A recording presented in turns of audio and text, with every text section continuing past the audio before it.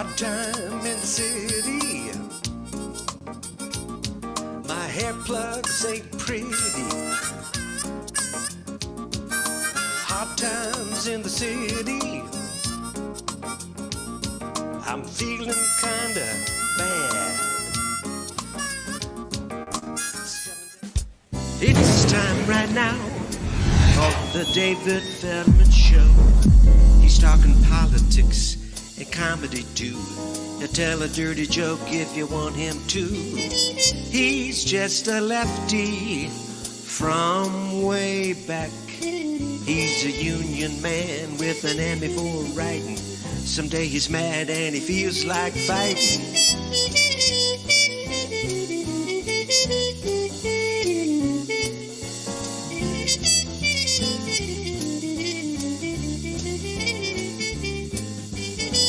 It's time right now for the David Feldman Show. So get your ears on right, buckle in real tight. He's got a lot to say and he's coming your way.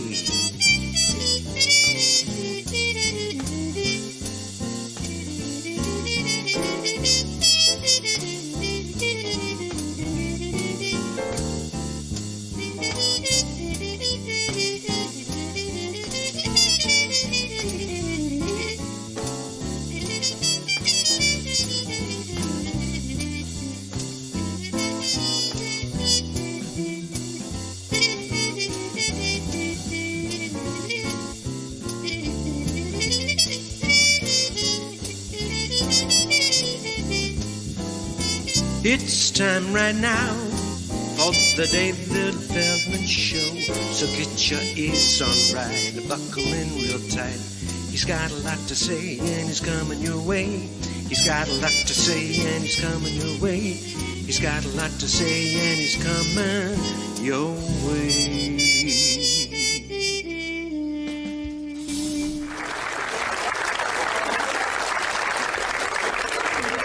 I was just telling somebody I love them. I don't think they heard me. Hello, welcome to the mop-up for October 28th, 2021. I'm David Feldman coming to you from an air shaft overlooking a parking garage somewhere in Manhattan where the temperature is 53 degrees and sunny. Coming up in an hour, hopefully, Christian Smalls, my hero, the most important labor leader of the 21st century, and I mean that. Christian Smalls is organizing the Amazon workers out at JFK.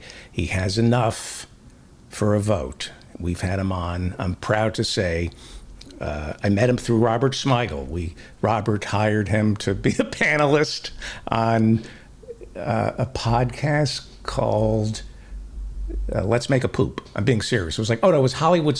I don't know. Christian. So I met him through Smigel, and Christian Smalls is my hero. In the past year, he has just taught a master's class in union organizing, and I am honored that Christian Smalls will be on the show in about an hour to tell us about what he's accomplished. Speaking of people who accomplish things, but not really, Joe Biden met with congressional leaders to announce a framework for Build Back Better. That's that massive spending bill coming from progressives in the Democratic Party, Bernie, who insist that this bill must be passed if Republicans and centrists in the Democratic Party want their toothless infrastructure bill to get passed. We've never seen anything like this before in our lifetime, where progressives are holding a bill hostage and saying, nope, you either go with our Build Back Better bill or you get nothing. This is pretty impressive. Unfortunately, it's getting stripped. Build Back Better, as Bernie envisioned it, was supposed to come in at $6 trillion. He was willing to settle for $3.5 trillion, and now Joe Biden and Pelosi seem to be coming in at $1.85 trillion. Not good enough. That's what Bernie said today, and whatever Bernie says, I go with. Bernie said, and I quote, "Clearly, to my mind, it has some major gaps in it." He's talking about this new framework for Build Back Better. He says, clearly to my mind, it has some major gaps in it. The American people are very, very clear that they're sick and tired of paying the highest prices in the world for prescription drugs. There is, to the best of my knowledge, no language in there that takes on the pharmaceutical industry. And Senator Bernie Sanders, who is chairman of the Budget Committee, the Senate Budget Committee, he is recommending that Nancy Pelosi in the House, she's the Speaker, that she hold off voting on the bipartisan infrastructure bill. The progressives, under the watchful eye of Bernie, the progressives in the House, are going to tell Nancy Pelosi, your bipartisan bill doesn't have our votes unless you come to the table and give us a Build Back Better that we can run for re-election on. Here is what's not in Joe Biden's and Nancy Pelosi's framework for a Build Back Better. Free tuition of public schools, not in Build Back Better. No paid family and medical leave. We would continue to be the only industrialized country in the world that does not provide paid family and medical leave. And Medicare and Medicaid would not be authorized to bring prescription drug prices down. They would not be authorized to negotiate with the pharmaceutical companies. David Dayen over at the American Prospect says there might be an Easter egg in this framework where, and this gets complicated, I'll go slowly on this. There might be an Easter egg where hospitals treating a Medicare patient could negotiate with the pharmaceutical companies on prescriptions for drugs that are generic, that have lost their patents. Maybe. I'll repeat that again because it's a little hopeful if you haven't just given up completely. According to David Dayen over at the American Prospect, there is a possibility that in this framework, hospitals treating Medicare patients can negotiate with drug companies on prescriptions for drugs whose patents have expired, maybe. Now, the American people want all of the above. They want it to come in at $6 trillion. They want what Bernie wants, but we don't have what the pharmaceutical industry has, what the oil companies have, what the health insurance and the hospitals have. We don't have lobbyists. We have public citizen. That's our lobbyist in Washington, D.C. Polling on Build Back Better is both popular and irrelevant. It doesn't matter what the American people want. We are not asked what we want. Call your senators, call your congresspeople. We are not really being consulted. I don't mean to be, that's not really true. So I shouldn't say that. That's a disservice to giving out the phone numbers of your senators and congresspeople. That is a rhetorical device to stir up rage and anger, when in fact they do care what we want. We just have to make it louder.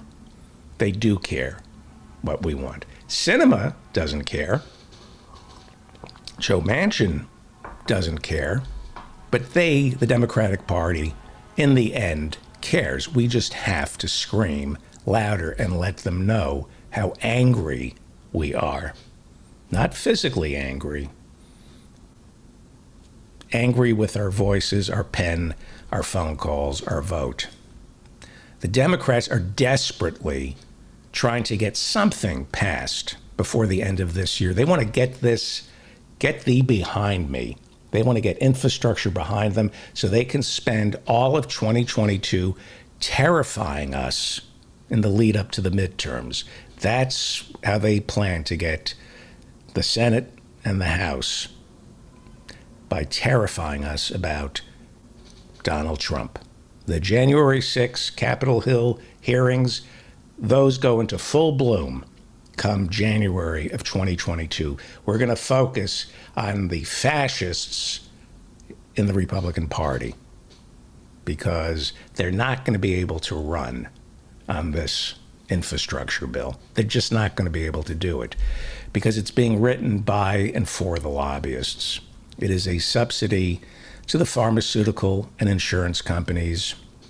This bill, the bipartisan bill, and Joe Biden and Nancy's iteration of Build Back Better, it's just a subsidy to the drug companies, the health insurance companies, the hospitals, to contractors, to builders, and it pays lip service to the people in need. The bill could be a lot cheaper. We could get a lot more done with $1.8 trillion if the government did all the hiring. I'm a socialist. I believe that that people should work for the government. I think the government should be hiring people. I think there should be corporations, but I think they should compete with the government. I think it should be 50-50. I think the government should do half the hiring in this country and then fight it out. Corporations versus the government. Let's see who's more efficient. I do know who's more efficient, the government. And there should be an army of builders, an army of home health care workers, an army of teachers. There should be an army of drug laboratories that are making our drugs. We finance these drugs. Why don't we make them? Or at least half of them.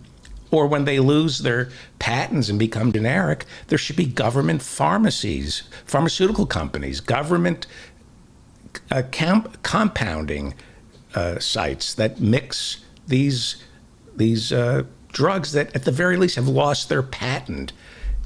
We should have an army of hospitals owned and operated by the government, just like the VA. And no matter how hard they try to destroy the VA, it's a government run. It is single payer. It is the best medical care in America. As much as the vets complain about the VA, and rightfully so, it's still better than anything health insurance companies can provide to veterans and to the American people. What makes everything so expensive in Build Back Better and in the bipartisan infrastructure bill is the government is not hiring anybody. There's some provisions for the Conservation Corps that will be folded into AmeriCorps. We think that's the government doing hiring, but they're not really hiring the contractors. They're not hiring the people to actually build the roads. They're hiring contractors, like Halliburton.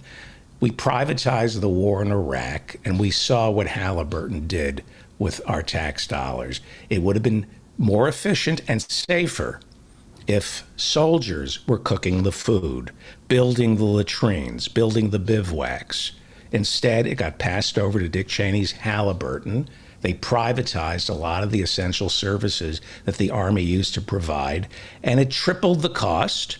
And it was dangerous. It ended up killing. Halliburton ended up poisoning our soldiers. They made showers that weren't constructed properly, and they died from parasites and infections.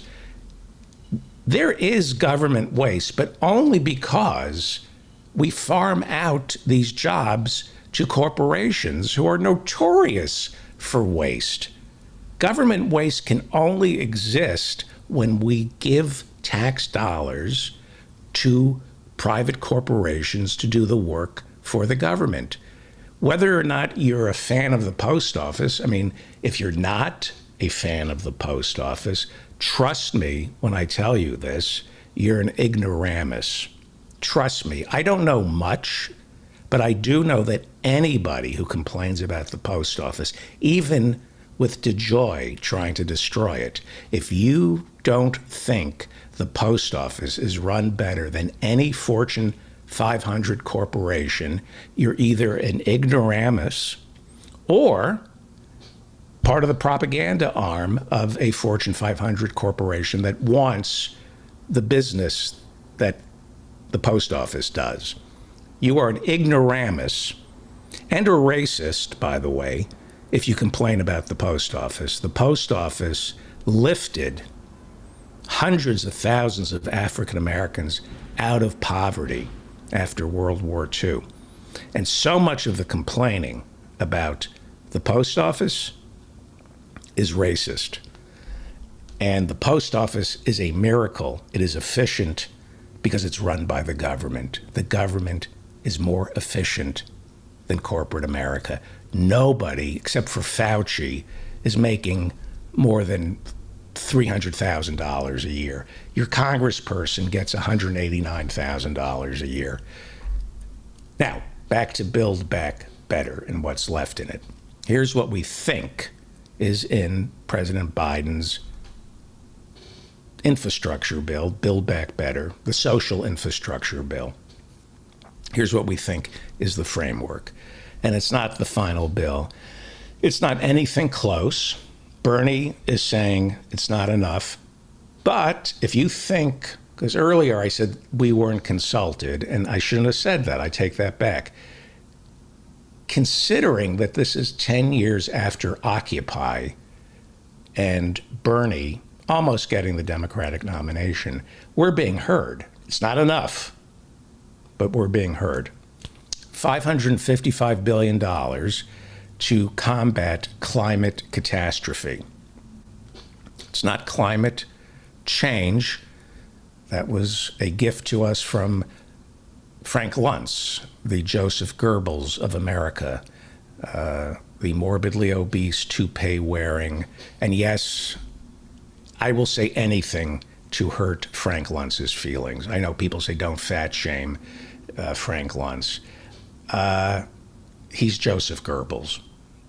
He's a horrible human being and is responsible for so much death and destruction in America and stupidity. So anyway, $550 billion to combat climate catastrophe. Unfortunately, it will be spent primarily through tax incentives given to corporations that produce renewable energy. And because this comes out of Joe Manchin's committee, I'm pretty sure ExxonMobil and the oil companies, which need to be destroyed, this is non-negotiable, and you can't be polite about this. Exxon needs to be destroyed. Shell, oil, destroyed. The same way Anthem needs to be destroyed. We need to destroy the health insurance companies. Anybody who says they're for Medicare for all, but isn't advocating for the destruction of the health insurance companies is yanking your chain. You cannot say you want to fight climate catastrophe and at the same time think that you can negotiate with ExxonMobil. They must be destroyed. And there was a story in Reuters yesterday about American investment funds. Now, the EU, as we're meeting in Glasgow in this big climate summit, the EU, their money managers are divesting themselves of the oil companies. Here in the United States, not so much. Harvard just announced that it's divesting itself of fossil fuels in its $60 billion endowment. They're selling all their ExxonMobil stock. There are two ways to destroy ExxonMobil. Stop buying cars that run on petroleum products, pass laws, but make sure that you're not doing business with any bank, any investment firm that owns stock in oil companies. The Rockefeller family built their fortune off Standard Oil, which is now ExxonMobil. The Rockefeller Foundation has divested itself, the family has divested itself of any shares of Exxon. So if you have money, you got to find out if your money is being invested in fossil fuels. For example, do not put your money in Chase. Jamie Dimon, among other things, he's the chairman of Chase. They are one of the biggest enablers of fossil fuels. They are one of the biggest investors in fossil fuels. They do the corporate underwriting for fossil fuels. Do not give your money to Chase, JP Morgan Chase. And the name of the person who runs JP Morgan Chase is Jamie Dimon. Look him up. Know who this person is, because he has hired thousands of publicists to paint himself a certain way. He's a bad guy, and these people need to be demonized.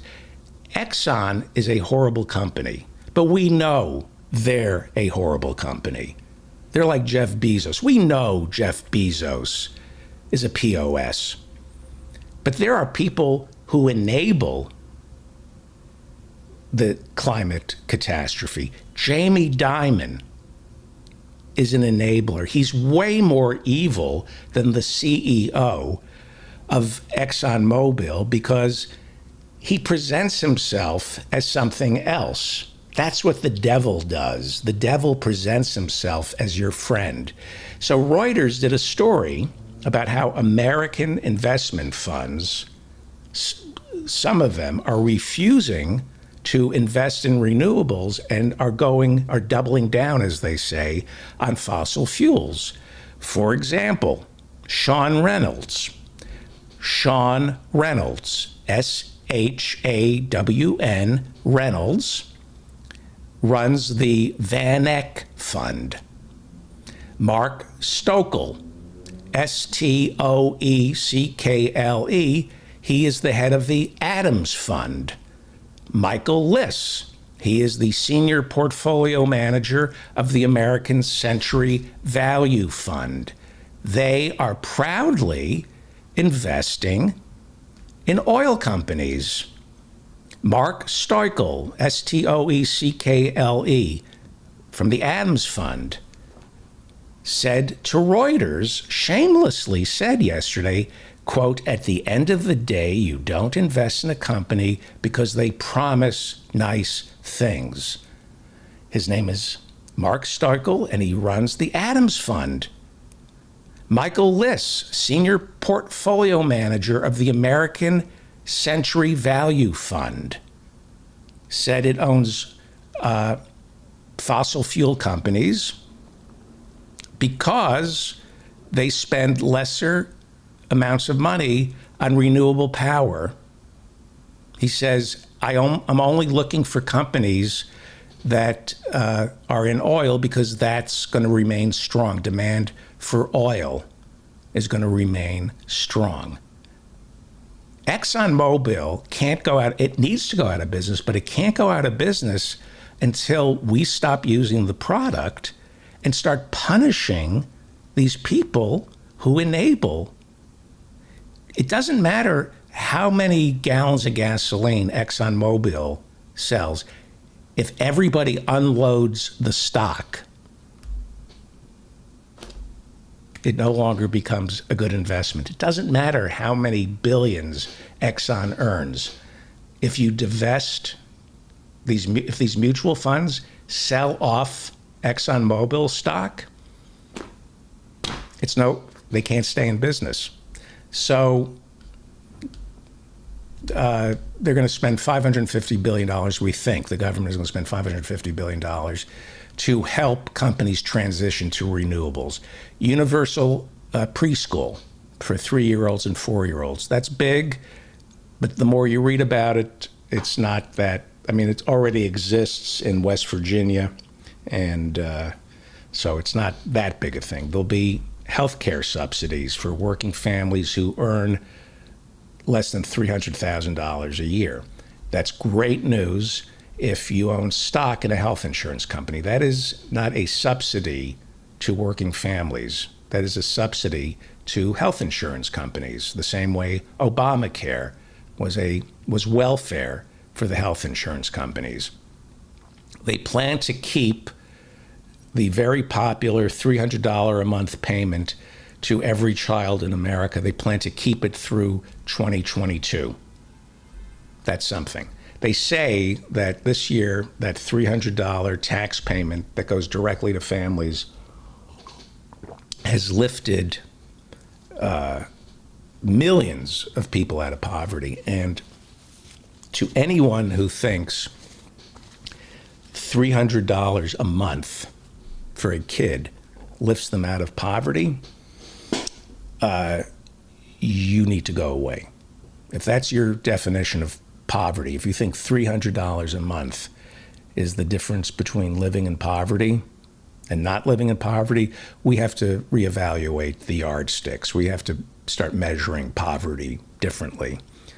There will be a $165 billion payment to reduce health care premiums for people who are covered through the Affordable Care Act. That's Obamacare. That's $165 billion going to the health insurance companies.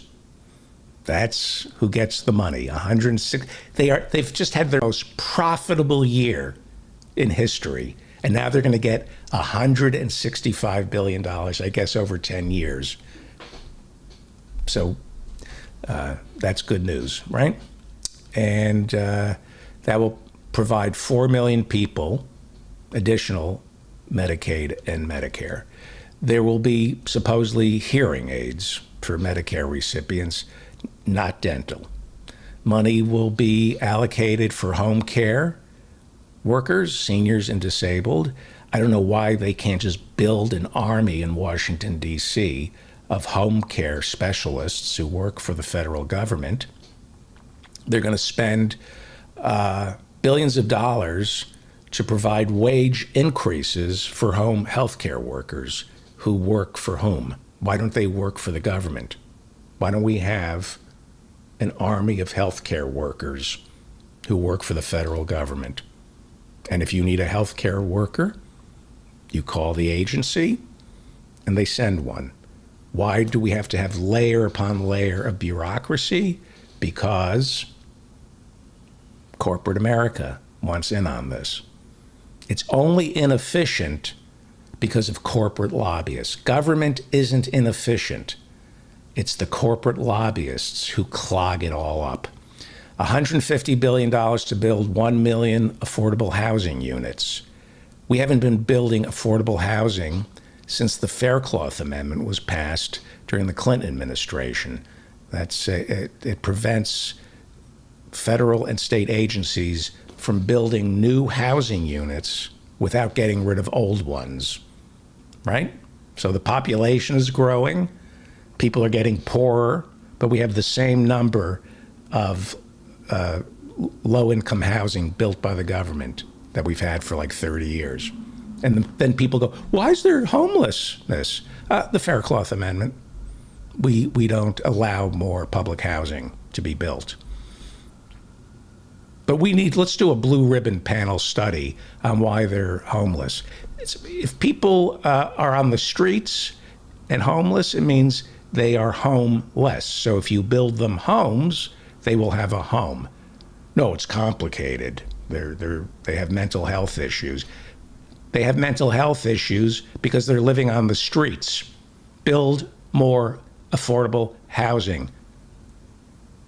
We've stopped doing that. $100 billion for something called immigration streamlining. That doesn't mean we're going to be helping the dreamers, which is the civil rights issue of our generation. You are on the wrong side of history if you are not paying attention to the dreamers. And it is the most important civil rights issue facing us right now. And doesn't seem to be in this bill. And it's a disgrace.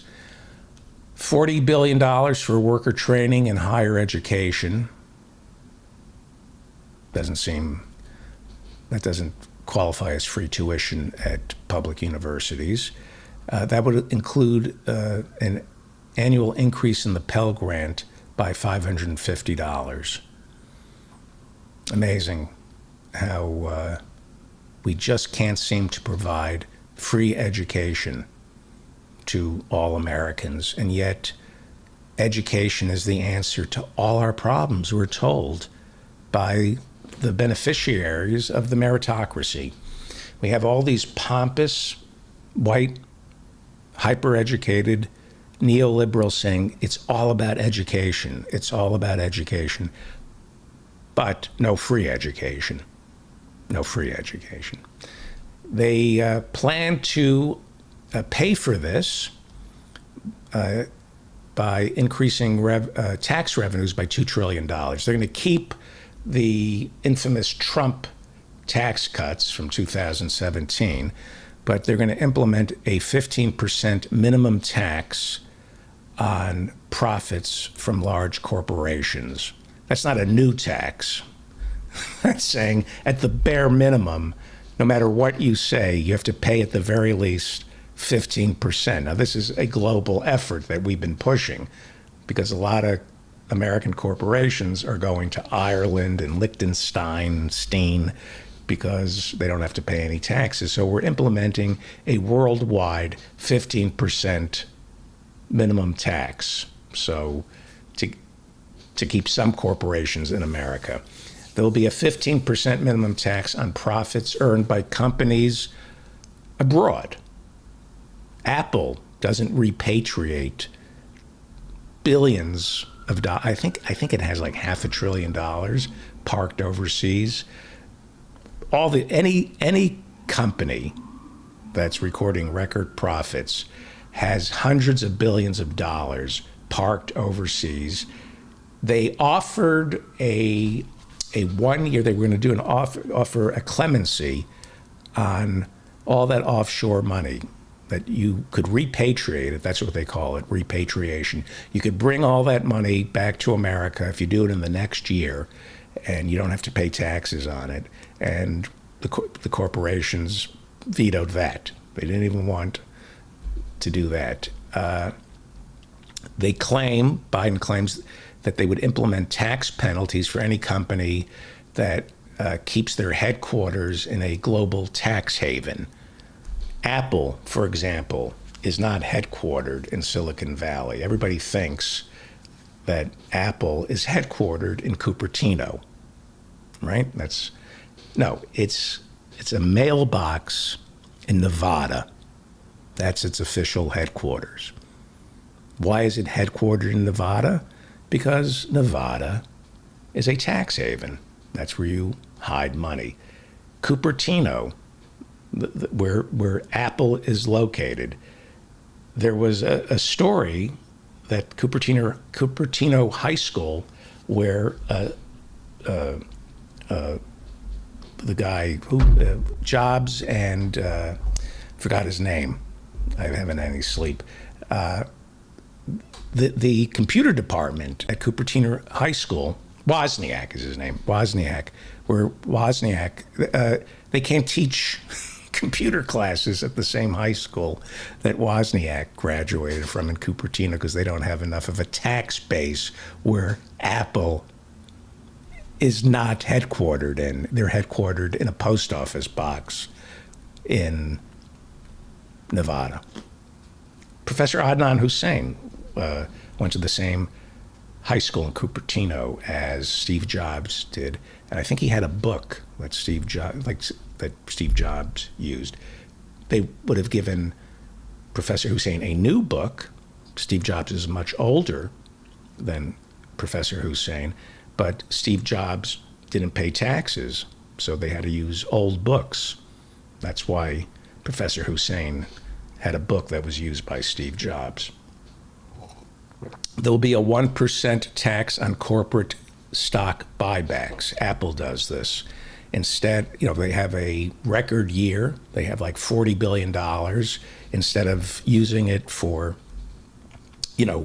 salaries for the Foxconn ladies who, are jumping to their deaths, they buy back more of their stock.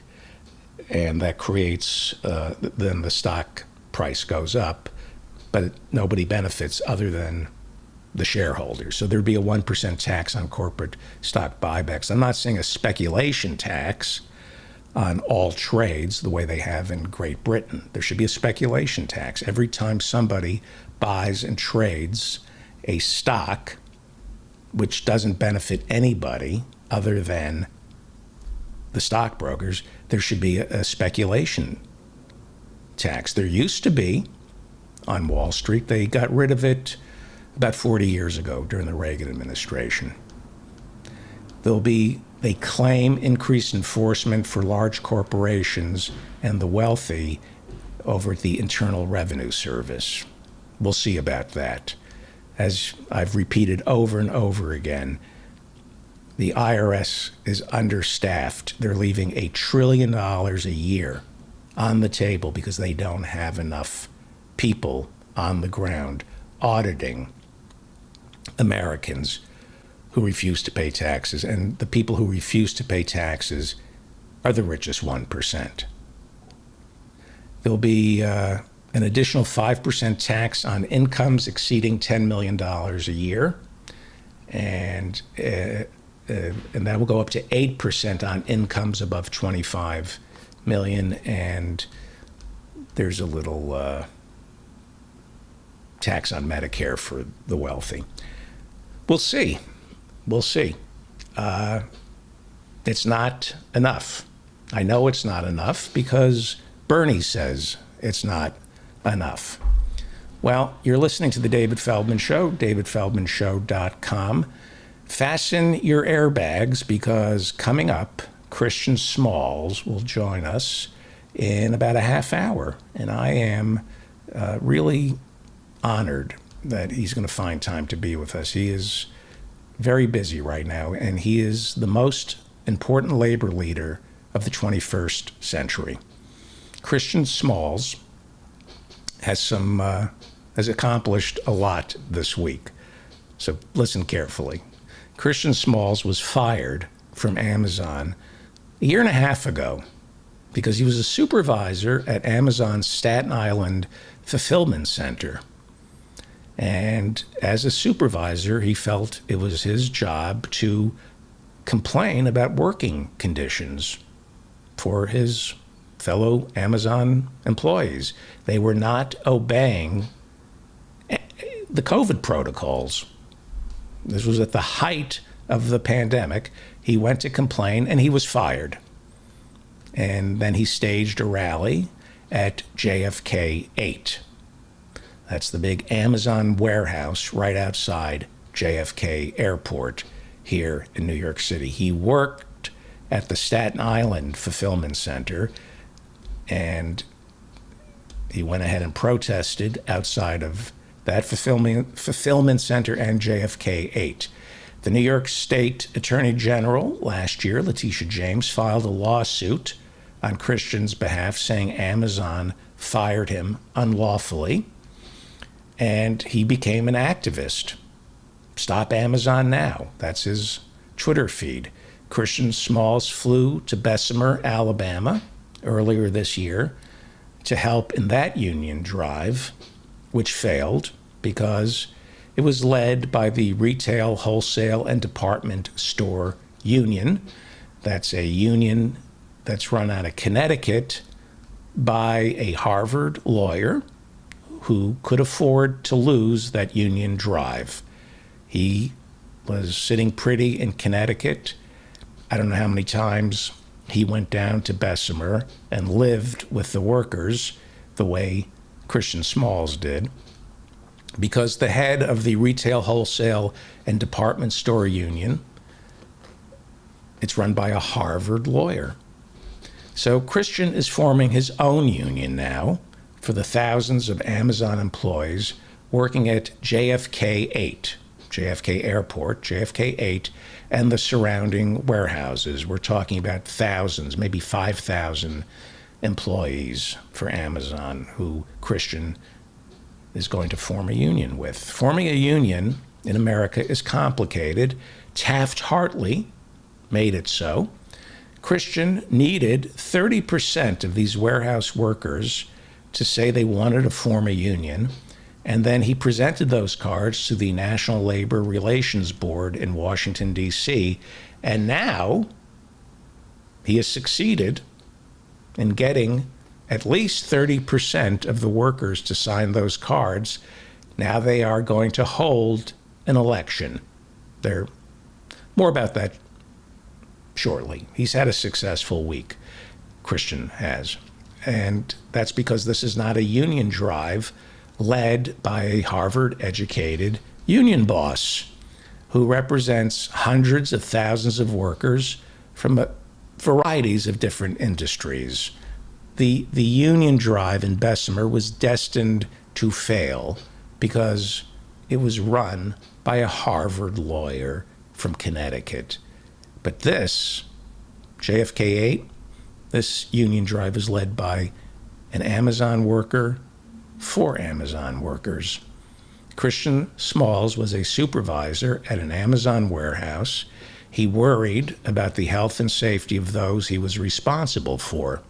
When COVID hit, when he and his co-workers were being hailed as heroes, he saw that his co-workers at Amazon, the people he was responsible for, were getting sick and dying because Jeff Bezos didn't care if they lived or died.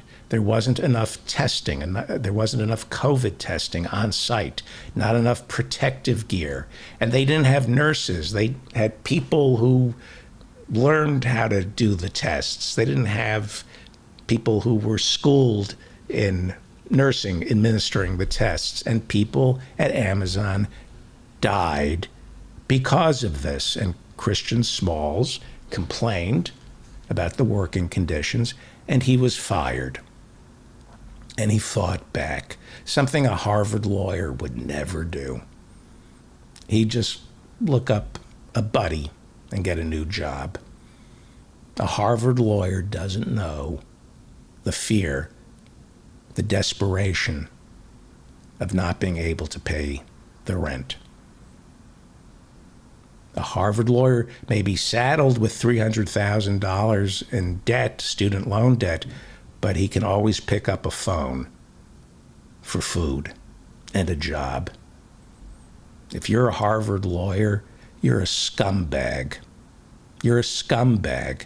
And you should find out if your lawyer graduated from Yale, if your lawyer graduated from Harvard, and then don't hire them because they are scumbags. These are not schools that teach lawyers how to enforce the law. These are law schools that teach lawyers how to get around the law. And the union drive in Bessemer, Alabama failed in April.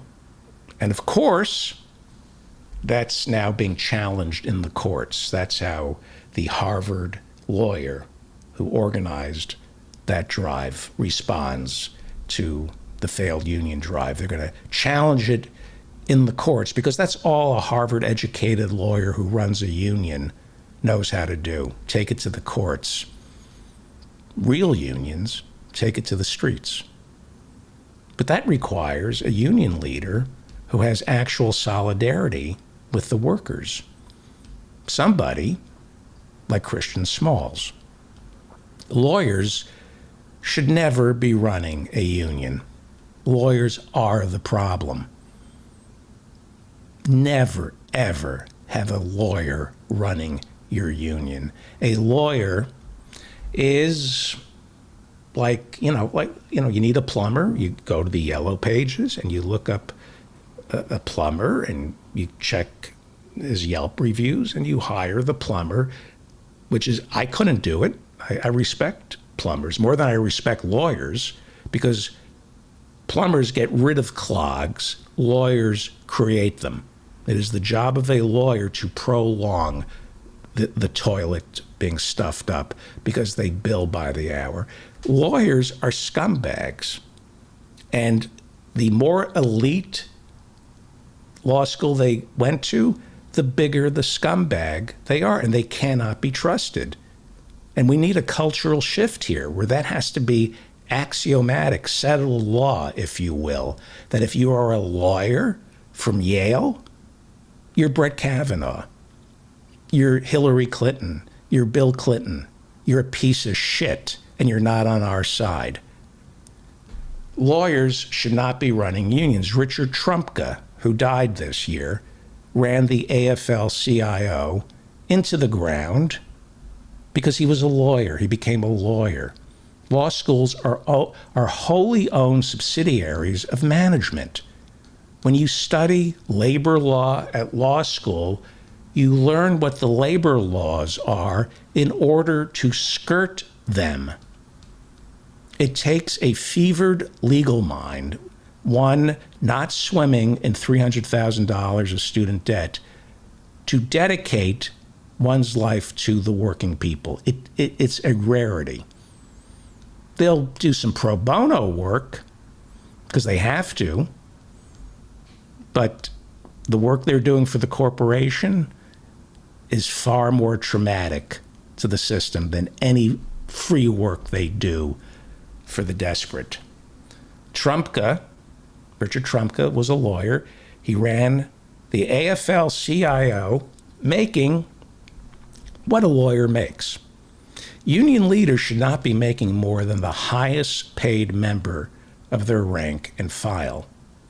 And if the head of your union says they can't live on your salary, then why would you expect that person to expect you to live on that salary? If you belong to a union, find out how much the union head earns and demand they take a pay cut down to what the highest paid member of the rank and file earns. They will say, and I have heard this, oh, no, we need to pay higher salaries to attract the most talented. Go F yourself. That's how unions justify paying their leaders 10 times what the rank and file earn. Unions don't need talent, they need muscle. Anyone who says it's complicated is lying to you. Your union doesn't represent you when your union president makes 10 times that of the highest paid member of the rank and file. So as we're moving forward, they've branded this Striketober, so let me say up front that there needs to be clarity about labor. This is about money. It's only about money.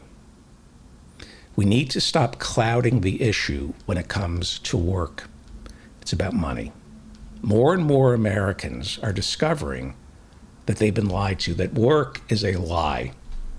More than 4 million Americans walked away from work in August, and they're just not, I don't know how they're getting by. They're just not looking for work because they've realized that work is a lie. And here's the truth about work.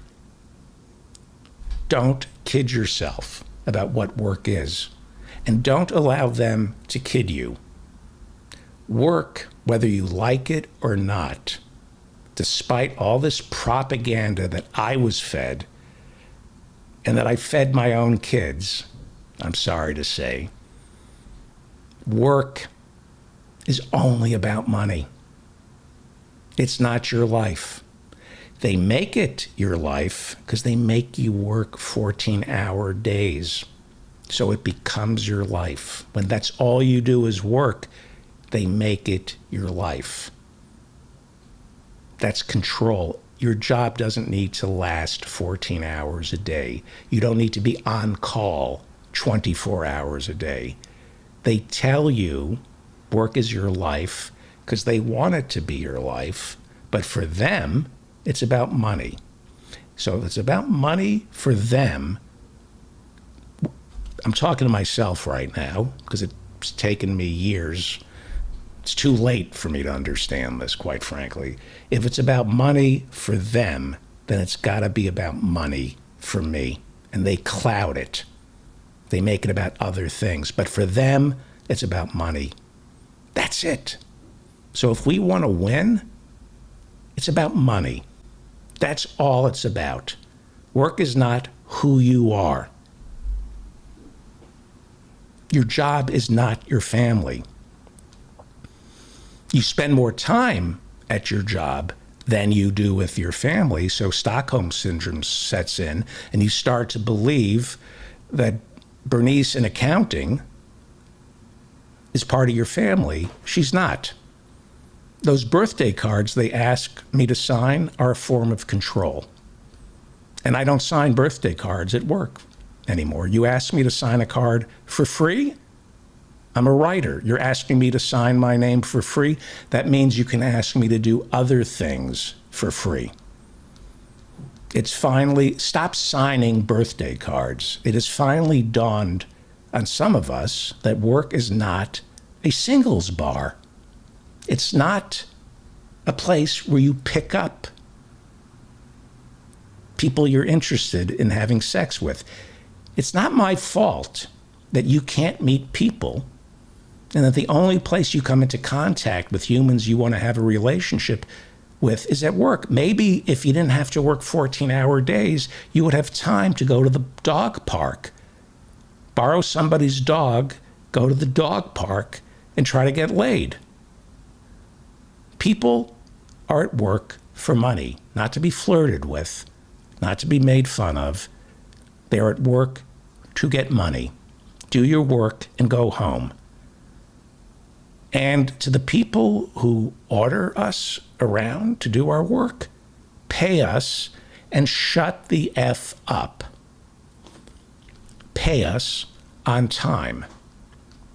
Just because I smile at you and ask how the family is, I don't, nor should I care about your family.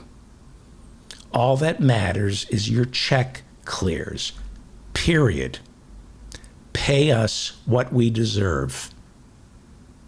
Everything else, the niceties, they are distractions from why we are there.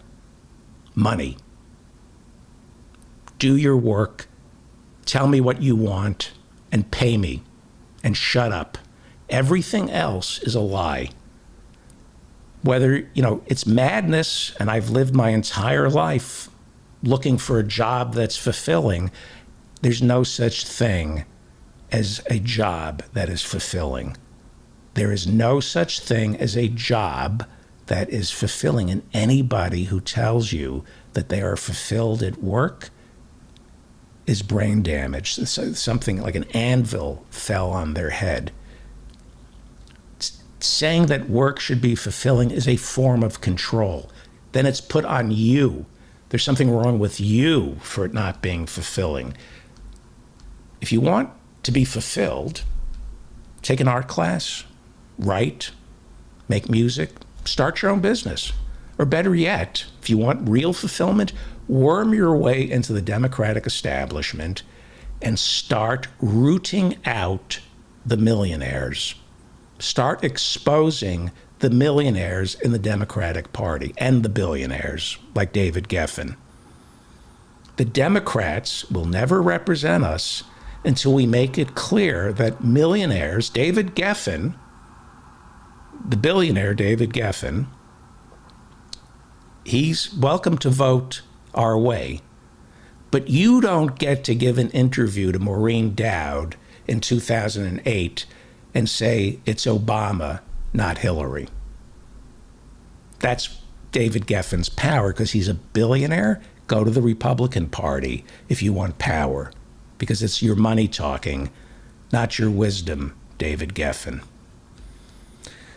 This infrastructure, this framework being announced by Joe Biden and Pelosi couldn't possibly give us, the 99%, what we need to survive, because it's being written by millionaires who control the Democratic Party. Biden, Schumer, Pelosi, the vice president. They're all millionaires who are married to even bigger millionaires. And I know Jill Biden is a professor. Trust me, there's going to be stuff coming out about the Biden family that people in Europe know. There's stuff about Hunter. It is the Biden family, Jimmy Biden. This is dirty, dirty Delaware money. Delaware is a dirty place. Delaware wouldn't exist but for the need of corporations to shelter money. It gets down to money, and they've made it clear to us. This Build Back Better, all we hear about is the money, not what's in it, the money.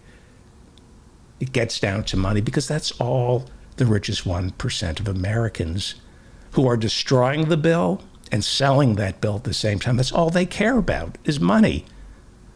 They don't care if you have paid sick leave. They don't care if you have dental care. They don't care if you have Medicare that covers drugs and hearing aids. They don't want you to get free college. They only care about money, and they also don't want you to be comfortable. They want you to be uncomfortable and unhappy, because then you buy things that you don't need. And if you're unhappy, you spend money, and you're broke, and you're desperate for work. And they want to hire people at the lowest possible wages. And they can't hire you at the lowest possible wages unless they make you desperate for money. They hate us because they need us. Think about somebody you need, somebody you can't exist without, and how terrified you are of that person.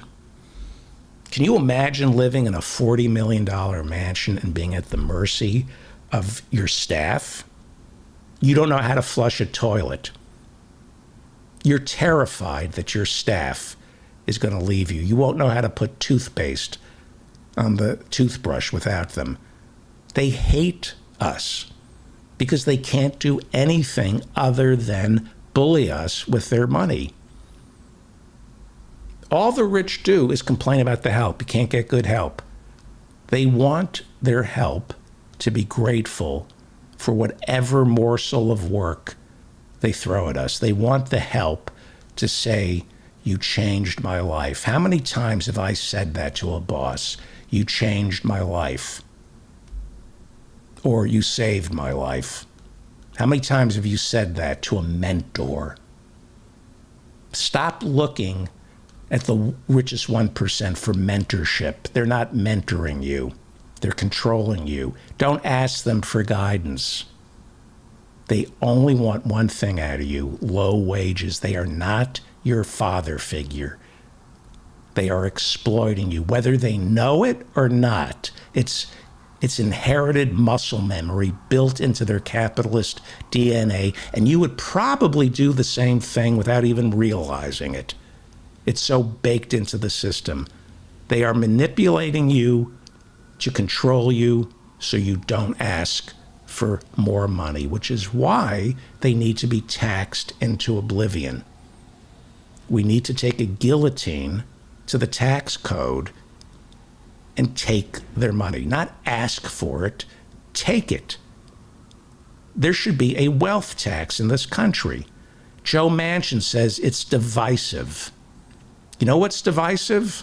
A real guillotine that separates your head from the rest of your body. I'm not advocating for that. But taking money from the rich, taxing them, is not divisive. Having money trickle up for the past 40 years and creating the greatest income inequality in the history of civilization, that's divisive, Joe Manchin.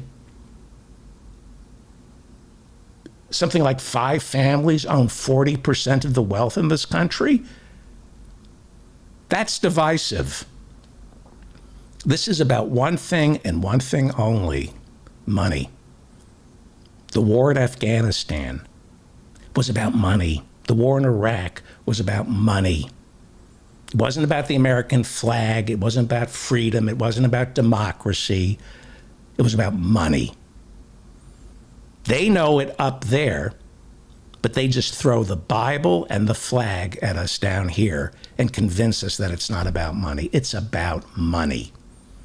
Stop expecting anything other than money from your boss. So, is Christian here? I want to make sure I'm not eating. He's a very busy man. Christian, are you here yet? Let me just check. Dan's here. Okay. Hey, Dan. We're waiting on Christian Smalls, and I hope he shows up. He's He is the face of 21st century labor. He is, and he's trying to organize Amazon workers out by JFK. On Monday, the National Labor Relations Board declared that Christian had collected enough signatures to authorize a vote. It took this man 6 months to get those signatures. He was out there every day with a bullhorn, gaining the trust of the rank and file, in the heat, in the cold. These Amazon workers out by JFK, they know Christian Smalls. They trust him because he's not a lawyer. He's one of them. As I said, too many unions are run by people who don't know how to do the jobs in the industry they represent. Now, to Jeff Bezos' credit, he's honest. He's fighting the union. He's made it clear through his actions, not his words, but through his actions, that he is against unions. He says, yeah, I like to think that I treat my employees so well they don't need a union. You know who said that? Joe Biden. For the first time in American history, the Democratic Party is seeing presidential campaigns unionized.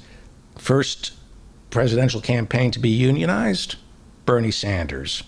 And then you had people like Pete Buttigieg and Elizabeth Warren who said, you know, yeah, we're for the idea of unions. And then they just prolonged the negotiating until they were no longer running for president when they finally ironed out a contract with the union. Bernie Sanders, his campaign was union from the start. Some of Biden's campaign workers were union eventually, but he said, this is what our president said, he said, I like to think that my campaign workers would not need a union, that they would be so happy working here, they wouldn't need a union. That's what Jeff Bezos says. And anybody who says that is anti-union.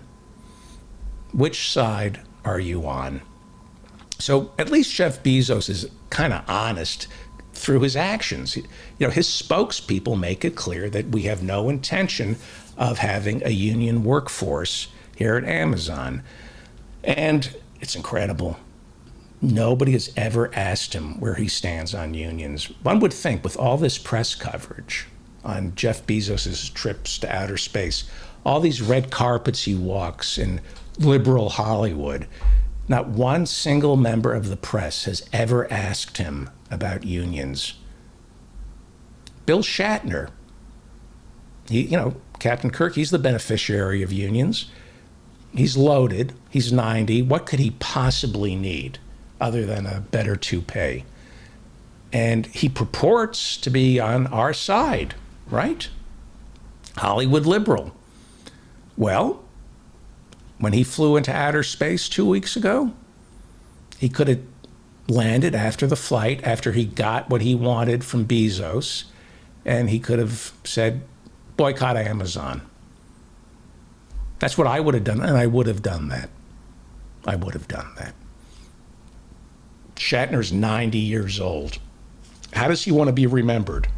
It's not like he's ever going to be remembered for his acting chops. Why didn't he say boycott Amazon? Thanks, Bezos. You're a pig.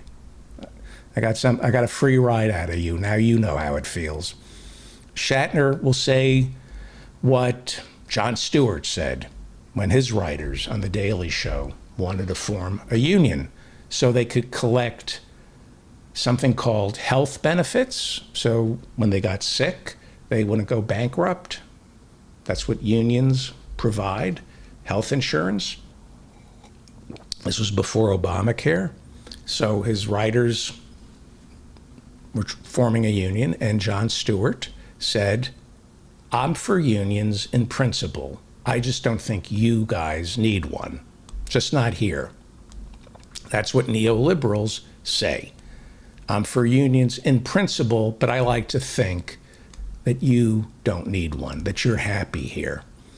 And then he did a full court press to destroy the Writers Guild. He hired a notorious, talking about Jon Stewart, talking about personal experience here. Jon Stewart hired a notorious union-busting lawyer. And when I had to work with the union, the Writers Guild, to challenge Jon Stewart, the first thing Jon Stewart demanded was a non-disclosure agreement from me. He wouldn't settle unless I signed a non-disclosure agreement, an NDA, which I refused to sign, and it prolonged the problem. And he was giving money to an anti-union law firm, while at the same time, Jon Stewart is busy holding a big rally in Washington, D.C. This was about 11 years ago, 10 years ago. Who's had that big rally calling on Americans to be more civil. He wanted to restore sanity. And all these white people showed up at his rally to restore sanity, which was all about let's be civil to each other. It's interesting. Now, meanwhile, I'm dealing with one of the biggest anti-union lawyers in Hollywood who was hired by Jon Stewart, and he's holding a rally talking about civility. And I talked to the president of the Writers Guild. This was while the rally is going on, or it's being reported on. And the president of the Writers Guild told me that Jon Stewart not only hates unions, the head of the Writers Guild told me that nobody has ever screamed at him the way Jon Stewart screamed at him, at the president of the Writers Guild. Jon Stewart is calling for this massive rally to restore civility, and the president of the Writers Guild of America is telling me that he has dealt, this is what he told me. He said, I've dealt with the worst studio heads in Hollywood, and that Jon Stewart was the most uncivil human being he has ever dealt with. While Jon Stewart is holding a rally to restore civility. Which side are you on, boys? Which side are you on? And I bring up Jon because, he's back on television. He's on Apple now and polishing Apple and presenting himself in a certain way when he's anything but what he presents to the American people. He is not on the side of labor. He is not on the side of unions. Jon Stewart will dance around the most important issue of our day. Which side are you on, boy? Are you on the side of labor or on the side of management? And if you're on the side of management, which Jon Stewart clearly is, he's the problem. He's the problem, and he's full of shit. So there's no nuance when it comes to labor relations. Period, full stop. Christian Smalls, on the other hand, is on the side of the worker because his self-esteem doesn't flow from what Jeff Bezos thinks of him. Jon Stewart's self-esteem flows from what Tim Cook thinks of him. Tim Cook runs Apple.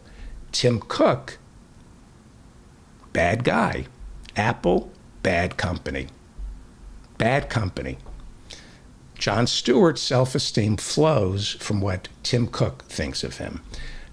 I've got news for you. If you care what Tim Cook or Jeff Bezos thinks of you, there is something deeply wrong with you. And you need to change your behavior. Because I used to think my self-esteem was determined by my bosses. That's the problem that all comedy, it's the nightmare of being a comedy writer, and it's why we need unions. Our self-esteem, it's an unfortunate thing. Our self-esteem flows from these showrunners. Or at least you have to pretend, that's what I do now. I pretend my self-esteem flows from the showrunner. You have to be a good actor and pretend that, what you think of yourself is in the hands of the guy at the head of the table who's saying, we'll use this sketch and not this sketch. We all of us need the approval of our artificial superior to feel good about ourselves. That's the trick that television plays on us, and the television industry plays on the workers, and that's the trick that all bosses play on their workers. We like to think that we're at work for a reason more noble than money. That's how we're controlled. That your job is somehow noble. You're doing something important that's beyond money. That's what they tell soldiers before they go and fight a war for money. Soldiers are told they're fighting for something really important. For 20 years, we lied to our soldiers about Afghanistan. If you ask our soldiers, they still think the Taliban attacked us on 9/11. They did not. We were there for money. But they convince us that our job is something noble. You're getting something out of this job far more important than money. Dignity, right? How many times have you thought that you could get dignity from your work? But dignity, and it took me a long time to learn this, and I'm still learning it, dignity isn't something that is given to you. Dignity is something that you're born with. Dignity is something that is taken from you, and you have to take it back. And that's up to you to decide whether or not you have dignity. A job does not give you dignity. But what I have discovered during my pretty mediocre career in show business is that workers in any field, we are searching for counterfeit dignity at work. It's counterfeit dignity. It comes with your ego getting stroked. That's a sin, to get your ego stroked at work, because it divides you from your coworkers. Every time your ego gets stroked at work, management is chipping away at our solidarity. I want you to think about every experience you've ever had at work. I want you to think about all the times, and this has happened to everybody who's ever had a job, every time you've been singled out by the boss in front of your coworkers and praised. How come you always felt like it was masturbating with sandpaper? That's what Robin Williams called show business, masturbating with sandpaper. How come when you get praised in front of your coworkers, it feels as good as it does bad? Because you're being taken away from your coworkers. They're chipping away at your solidarity. We are social animals. We want to be at one with our coworkers. We don't want to be isolated from them. When you get praised at work, it doesn't feel good, does it? It feels good when you call your mother and father or people who are genuinely rooting for you. They go, "That's it. I'm so proud of you." But somehow it feels empty because you're being forced to turn away from your coworkers. That's why it doesn't feel good at work to be praised in front of others, because in the end, nobody is better than anybody else. What differentiates people at work is whether or not they care. That's how you judge whether or not somebody's valuable. Who cares more about this job? That's the person who should move up, the person who cares more about their job. And there are many reasons people care about their job. Now, I want an airline pilot who cares, because accidents only happen when somebody stops caring. Every single pilot involved in a commercial airline crash knows every single thing there is for that jet to take off and then land safely. Somebody was careless. Somebody was careless. It's not about talent. It's not about what you know, who you know. It's not about your education. It's not about your smarts. It's about one thing when it comes to work. Do you care about this job? Do you care? That's all that matters. Because we can basically do everything that everybody else is doing. You could do brain surgery. You may not, you may not understand the neurons and the inner workings of the brains but somebody could tell you where to cut. So it's not about talent. It's about following the recipe. Most jobs, brain surgery, it's all like baking. Just follow the recipe. You don't need to know the chemistry of mixing flour with yeast. You don't know how to you don't need to know how to repair an oven. You can follow a recipe and bake a cake. And you can follow a recipe and fly a plane with a little guidance from ground control, as Karen Black taught us in airport. You can do anything if you follow the recipe. But in order to be successful, you have to care. You have to pay careful attention to the recipe and care. And how do you get your workers to care about their jobs? You have to pay them.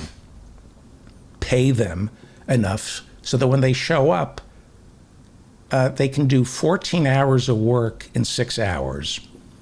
This idea of a 14-hour shoot, if you'll pardon the pun, on the set of Rust, the idea that the IATSE workers had to work 14 hours, it's because Alec Baldwin and that director, Sousa, were bad at what they do.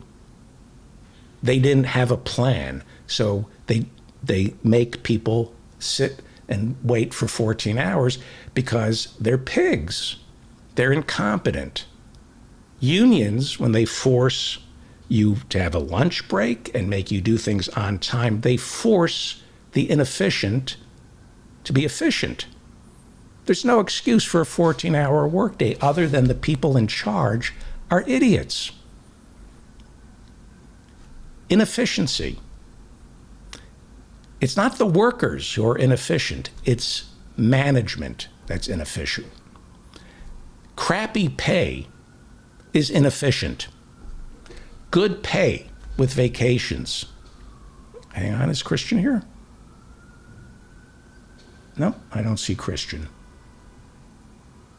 Christian, are you here? Okay. We haven't seen him yet, David. Okay, thank you. Crappy pay is inefficient. Good pay with vacations, that's more efficient because workers will then care about the company because the company cares about them. Amazon, one of the great myths of the 21st century is that Amazon is efficient. It's not efficient. It's destructive.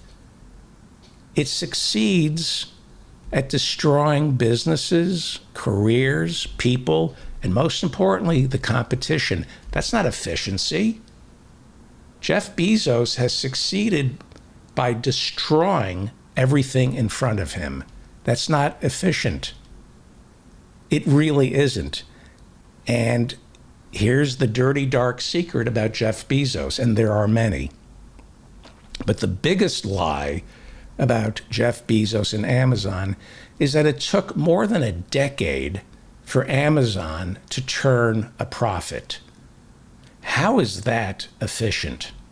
And when Amazon finally did turn a profit, it was a meager profit. It was unbelievable. It was unbelievable. They would report a good quarter. They would say we made $26 billion in revenue and $200 million in profits. Explain to me how that's efficient. How is it possible that you make $26 billion in revenue, Jeff Bezos, and only $200 million in profits? Sounds to me that you're not a genius. You're just venal and destructive, and you're a bully, and you're willing to do things that human beings would not do to other human beings.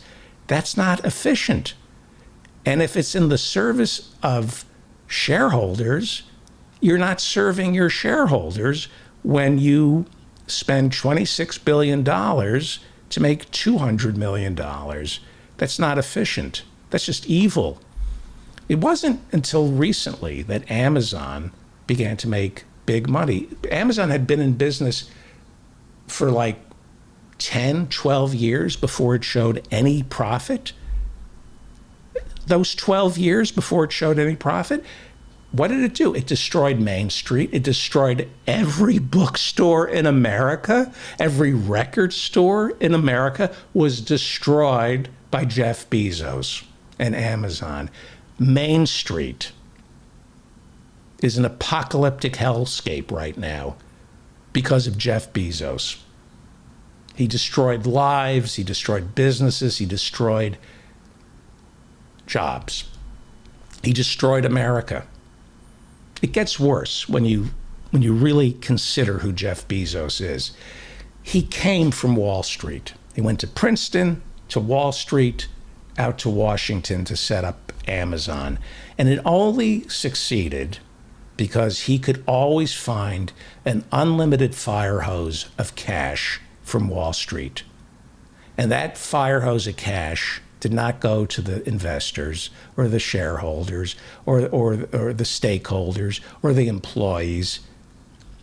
It went to Washington to destroy the laws. There are laws to prevent what Amazon did and is doing. The only reason Jeff Bezos is a trillionaire is because for close to 15 years, Amazon didn't pay sales taxes. I'm trying not to get angry. The only reason Amazon is where it is today is it didn't pay sales taxes. The entire business model was based on human nature. You go to Amazon because, unlike a brick and mortar bookstore, you don't have to pay a sales tax. Of course, you're going to shop on Amazon and not a brick and mortar if you don't have to pay sales tax. That's not efficiency. That's gaming the system. Amazon, its entire business model was, how do we not pay taxes? And Amazon doesn't pay taxes. Google it. Jeff Bezos, trillionaire. Amazon rarely pay taxes. And when they do, it's not anywhere near the rate you and I pay taxes on their Jeff Bezos' personal income and the corporate income. That's not efficiency, that's theft. This is mobster stuff. Jeff Bezos is a mobster with an amazing PR firm behind him. He has unlimited resources to get away with not having to pay sales taxes. You don't pay sales taxes, then you don't pay any taxes, and you're celebrated as a captain of industry who gets things done through innovation. Yeah, it's very innovative not to have to pay sales taxes. And then corporate taxes and income taxes, yes, that's an innovation. Good for you, Jeff Bezos. If you have deep pockets in America and contempt for both the law and humanity, there is no limit to what you can achieve. There's no limit to how far you can go even into outer space. And that's why we have laws. We have laws, but the laws don't apply to Jeff Bezos. We already have laws. The Sherman Antitrust Act, the Clayton Act, the Seller-Kefauver Anti-Merger Act, the Hart-Scott-Rodino Act. He's in violation of all these laws, including the law that you have to pay your taxes. We don't need new laws. We need an attorney general who will enforce the laws that are already on the books. We need an attorney general who will make Jeff Bezos obey the law. We don't need an act of Congress. We need an act of courage from Merrick Garland, from Joe Biden, to lock this MFer up and throw away the key. They got Capone because he didn't pay his taxes. How come we can't lock up Jeff Bezos for not paying taxes? Well, because Bezos owns the Washington Post, and he pumps money into lobbyists who convince politicians that he's good for business. Bezos, and there's no ambiguity here, and I mean this, he is evil. When you don't pay taxes year after year, you are evil. 0 taxes some year. Jeff Bezos paid 0 taxes. He is evil. When you destroy unions, you are evil. When you're Jon Stewart and you claim to be one thing, but fight the Writers Guild and hire union-crushing attorneys, you're evil, especially when you present yourself as an ally. When you destroy unions, you're evil. When you destroy Main Street, you're evil. When the people working for you die because you're too cheap to provide them with the PPE during a COVID crisis, you're evil. No amount of branding is ever going to change that. Jeff Bezos is evil. He's not to be celebrated. He's to be destroyed, not physically. We need to take a guillotine to his money. We need to separate Jeff Bezos from his money. We need to take it. Biden is never going to deliver for the American people because he began his campaign inside a union-breaking law firm.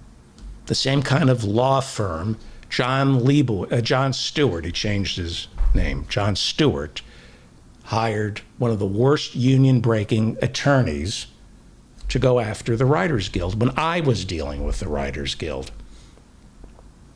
So most importantly, Biden, like Jon Stewart, is a problem because he presents himself as an ally, and he's anything but. He's a neoliberal.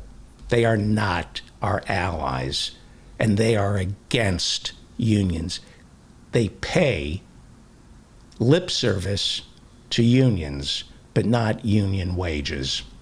And the world needs to know that people who can't wait to call people on their hypocrisy, we need to know who the people who call people on their hypocrisy are hypocrites. Rachel Maddow, hypocrite. MSNBC, the writers, got recognized as a union a month ago. Jon Stewart calls people on hypocrisy. Hypocrite. Alec Baldwin calls people on hypocrisy. Hypocrite. That was a non-union set. Rust. And that's why the gun was hot and Alec didn't know it.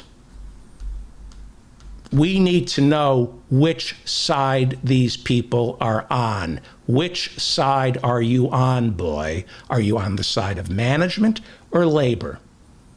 Which side are you on? It is a question that must be asked. How can you trust Lawrence O'Donnell and Rachel Maddow and Joy Reid if MSNBC just recognized the Writers Guild in August. Which side are you on?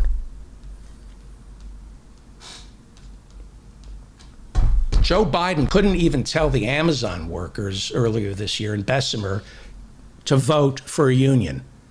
He made a statement right before the voting in Bessemer had stopped. Everybody had already voted by the time Joe Biden spoke. And he made a statement that I believe people have the right to determine whether or not they want to join a union. Go F yourself, Joe Biden. Whose side are you on, Joe Biden? You're either on the side of the unions or management. If you represented the working man, if you were middle-class Joe, you would have sided with the union. You just sided with their being allowed to vote for a union. All right. I don't think Christians here. Okay. Well, in conclusion, it's time to clean house. That's my message. It's time for the 99% to get inside the Democratic Party. I don't advocate violence. I don't understand violence. I just advocate for a very simple question. Which side are you on? Are you on the side of labor or are you on the side of management, period? That's it. And it's time to expose people's interests. Next time you're watching MSNBC and you see David Plouffe being interviewed as an Obama strategist, you need to know that he's a lobbyist for Uber and Facebook. And the fact that Rachel Maddow can talk to David Plouffe and identify him as only a former Obama strategist and not a lobbyist for Uber and Facebook, it tells you who Rachel Maddow is. She's full of shit. And so is Alec Baldwin. Right now he's narrating this big documentary about the water in Flint, Michigan. And I bet Alec even waived his salary for this documentary, but it's nothing more than a branding exercise. It's good to be on the right side. It's good to point out that there's no drinking water in Flint. But when it comes down to how you live your life, Alec Baldwin, you showed us how you live your life on that set a week ago, Thursday. A week ago, you told us what your values are. Your management. You're not on the side. You're not on the side of the working man. Before I bring in Matt Leck, I just want to show you the face of evil. This is the face of evil. This is David Zapolsky. He is the Amazon General Counsel. His Twitter handle is @David Zapolsky, ZAPOLSKY. He is Amazon's General Counsel. You should know who he is. That's the face of evil. David Zapolsky, graduate of Columbia, a lawyer, sharpened his teeth as a Brooklyn district attorney and went after our friend Christian Smalls a year ago. Vice told us who David Zapolsky is. A memo was leaked of a meeting between David Zapolsky and Jeff Bezos. And in the meeting, David Zapolsky, the Amazon General Counsel, said that we should root for Christian Smalls because he is inarticulate and not bright. And if he becomes the face, this is what David Zapolsky, Amazon General Counsel, told Jeff Bezos. He said, we should hope that Christian Smalls becomes the face of the labor movement at Amazon because he isn't bright and he's inarticulate, and we will win.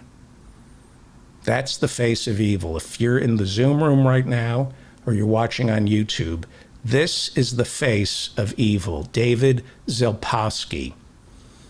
And he goes on Twitter, and on October 15th, at David Zelpowski, his last tweet is, "Great to be able to partner with our Seattle teams to support our communities in new ways."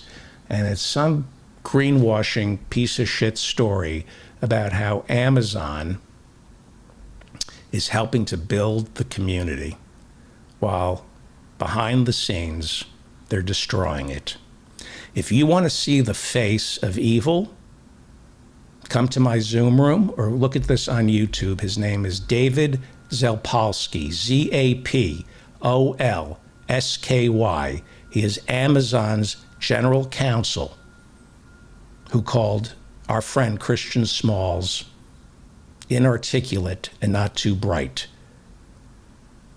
Okay, I'm going to get some water, and you're listening to The David Feldman Show, davidfeldmanshow.com. The face of evil, David Zelpowski, Amazon General Counsel.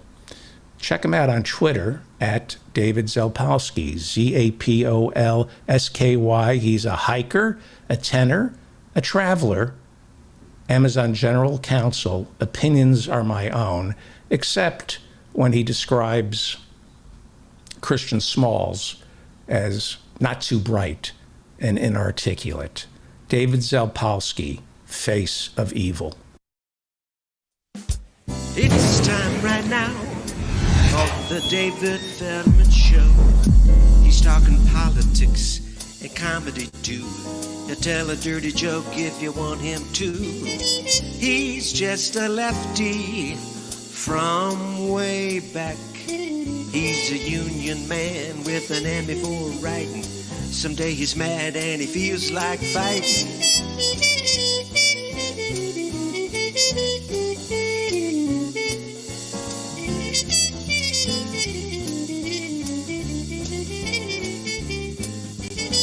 It's time right now for the David Feldman Show. So get your ears on right, buckle in real tight.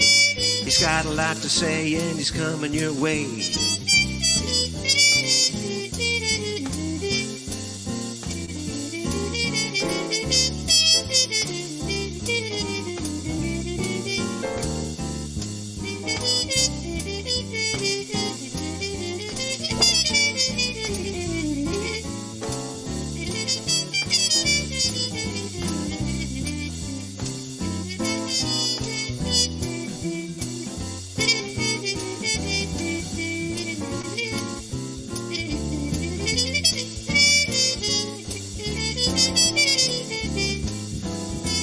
It's time right now for the David Feldman Show. So get your ears on right, buckle in real tight. He's got a lot to say and he's coming your way. He's got a lot to say and he's coming your way. He's got a lot to say and he's coming your way.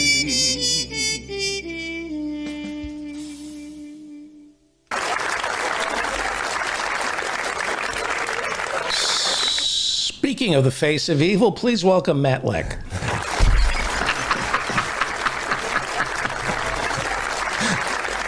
Hello, everybody. Hello. Matt Leck, I first met, he was the producer of The Michael Brooks Show. He is, of course, a producer on The Majority Report with Sam Seder. You can hear him all the time on the Sam Seder Show and Give Them an Argument with Ben Burgess, one of the most brilliant people out there. Hello there, Matt Leck. Hello. Also, it's Left Reckoning. I did just appear on Give Them an Argument, though, as well. Left Reckoning and Literary Hangover? And Literary Hangover. Literary Hangover has it's gotten the short shrift since Left Reckoning has taken off, but it is one of my favorite ones. I've been getting into Daniel Boone, so if you like Daniel Boone, look at the Literary Hangover feed coming up. We were just talking about the symphony in San Antonio going on strike. The symphony in San Antonio, Texas, is having a rally Friday. If you're listening to us, it's on a Friday. And I will give you more information. Dana, the newsroom, will give us information on how you can attend that big pro-union rally, the symphony's being screwed. And we were talking about Daniel Boone and the Alamo, and not a friend. Davy Crockett was the Alamo, if memory serves. Oh, who was Daniel Boone? Daniel Boone was this son of Quakers that sort of went around the Carolinas and Appalachia, trapping and killing bears and selling the hides and stuff. And eventually he found the way through the Cumberland Gap and helped settlers, about 200,000, get into Southern Kentucky. And so he's sort of known as sort of like a pioneer in that way. So that's Daniel Boone's Was story. he a good guy? I mean, well, I mean, to go from the top, he did make use of slave labor. He was not like one of the giant plantation owners, but when America was I guess pathfinding, a lot of the hard work is often done by slaves, you find, and Daniel Boone's case is no different.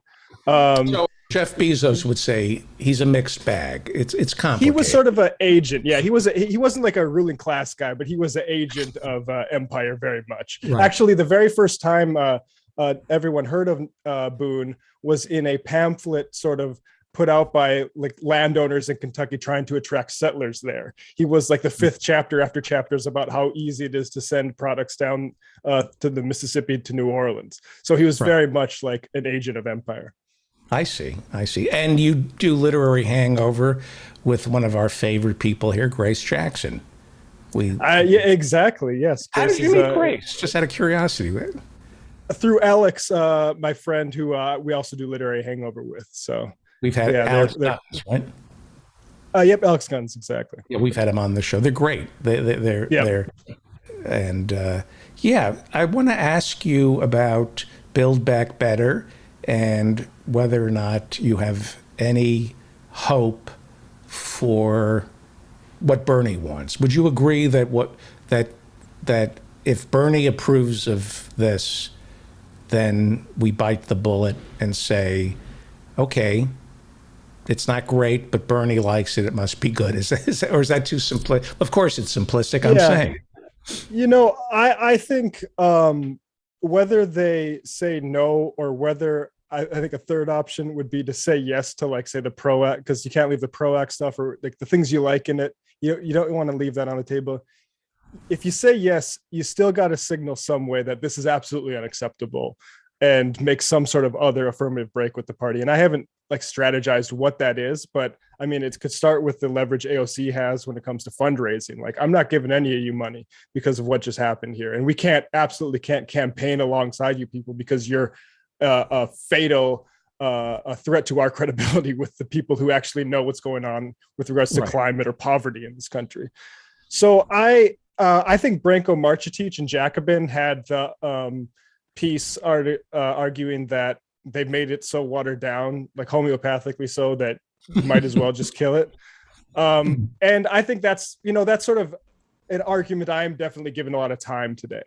But like I said, either way, you can't, what I don't like, and I understand like Bernie, I give leeway to politicians when it comes to rhetoric, but as far as like the left, they shouldn't follow Bernie if he says something like, this isn't a president problem, this is a Joe Manchin, Kyrsten Sinema problem. Because when the whole deal for 3.5 trillion came out, Bernie was actually pretty good saying, this is actually the compromise. This isn't my bill. This is a compromise. And that line wasn't held enough to the point where it became like the progressives bill was the 3.5 trillion and all the 7 trillion stuff was just forgotten about entirely. Or even Manchin saying he wanted a $4.5 trillion bill at some point in spring was forgotten.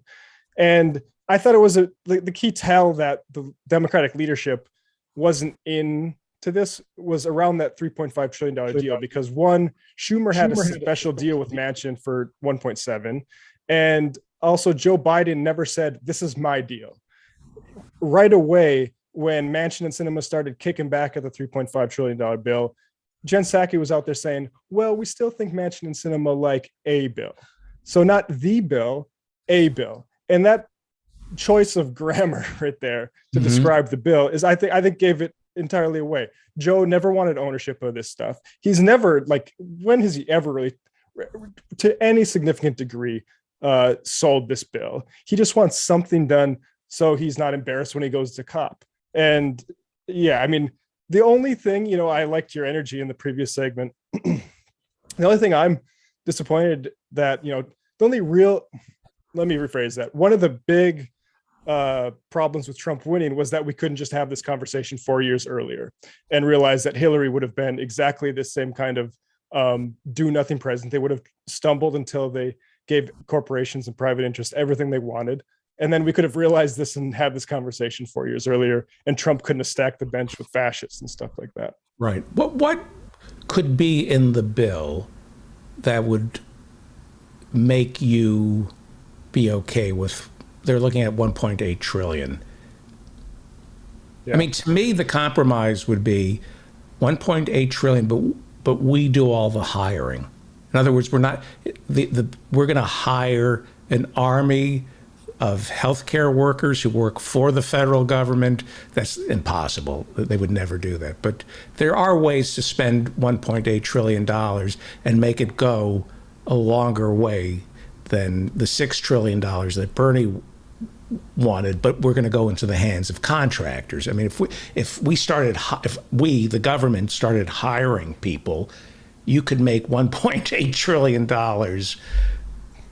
You or just gave that out in checks. If you just UBI'd that, if you just gave that out in checks, you sent that out to people, it might be better than what they're going to do to it. But I mean, what could be in it? The PRO Act stuff. There's some PRO Act provisions that look like they might get through.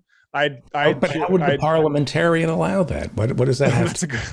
That's another good question. I don't know. I mean, and those sorts of things I'd have to hear from a union organizer to say, like, that is significantly going to make our job easier in a way that's structurally different. So, like, the dollar amounts are one thing, but if we can structurally empower working people to get in unions better, then that's something I listen to. But I don't know if like a quarter or half the PRO Act is enough for that. And then, like, the other thing that's in it is the pre-K, which is pre-K. Of course, we should have as much. We should have pre-K. We should have higher ed too. Like, all time people spend away from having to serve a boss is good, and the content of it we can haggle over, in my opinion. But that's also something that frees up parents to go serve a capitalist, right? And so I definitely support pre-K, but you can see like who gets served in this stuff, and I mean, having that confrontation is, I think, important. Yeah. And so I don't know, like, I don't know, like what, nothing that I've seen except for those couple of things that, like, cause even like the expansion to dental, like you're leaving out, or no, expansion of hearing service, you're leaving out dental and vision. Like, what are we doing here at this point? We're going to get a next time for this. Yeah. Yeah. So you knew Michael Brooks very well, and I'm not going to ask you to tell me what he would think. That's not fair to you or fair to Michael. One of the things Michael did say was, I think I'm right here, was support Bernie with all your fervor, but come November, vote for Biden? Yeah, I think where we had sort of gotten was, obviously, I think you just grant that it's like the situation we're in now. We're finding out how much of a reconciliation infrastructure package we're going to get, as opposed to the last time we were going to figure out if we're going to cut Obamacare or not. And meanwhile, so like that, I think it serves, frankly, GOP propaganda to make this all about like who you vote for in November, because the real and that also serves like liberals, because that's frankly a much easier thing for them to argue than. Nonetheless, this party is too corrupted by money to function as a leader in country in the world right now. Like, whether you look at climate change or really anything, like, it's a disgrace, and people are happy with it at the heads up of the party. So I know that, like, I mean, Michael would have been interested in what Bronco had to say. I mean, in terms of like regarding this reconciliation package, but I do think, like, yeah, you grant that he's better than Trump, right? Like, I think, like, I think the left gets too bogged down in that. And I'm not saying go vote for Democrats. I think it's the Democrats' job to earn your vote. I do think that. And I don't vote shame anybody or not vote shame people, right? But I think like if as an analyst, like I'm not going to argue that these two things are the same thing. And I don't think Michael would have either. Right. And Jacobin, as I understand it, would say we have to worm our way into the Democratic Party.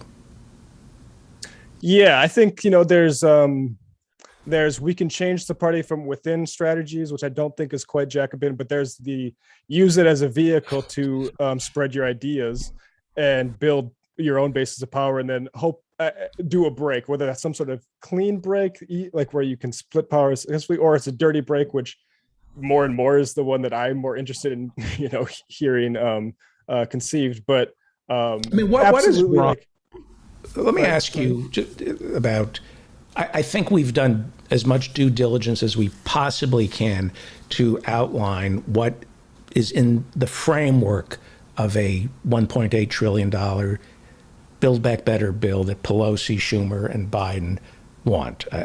So I think we've earned the right to talk strategy. And what is wrong with this position? I'm not leaving, you are.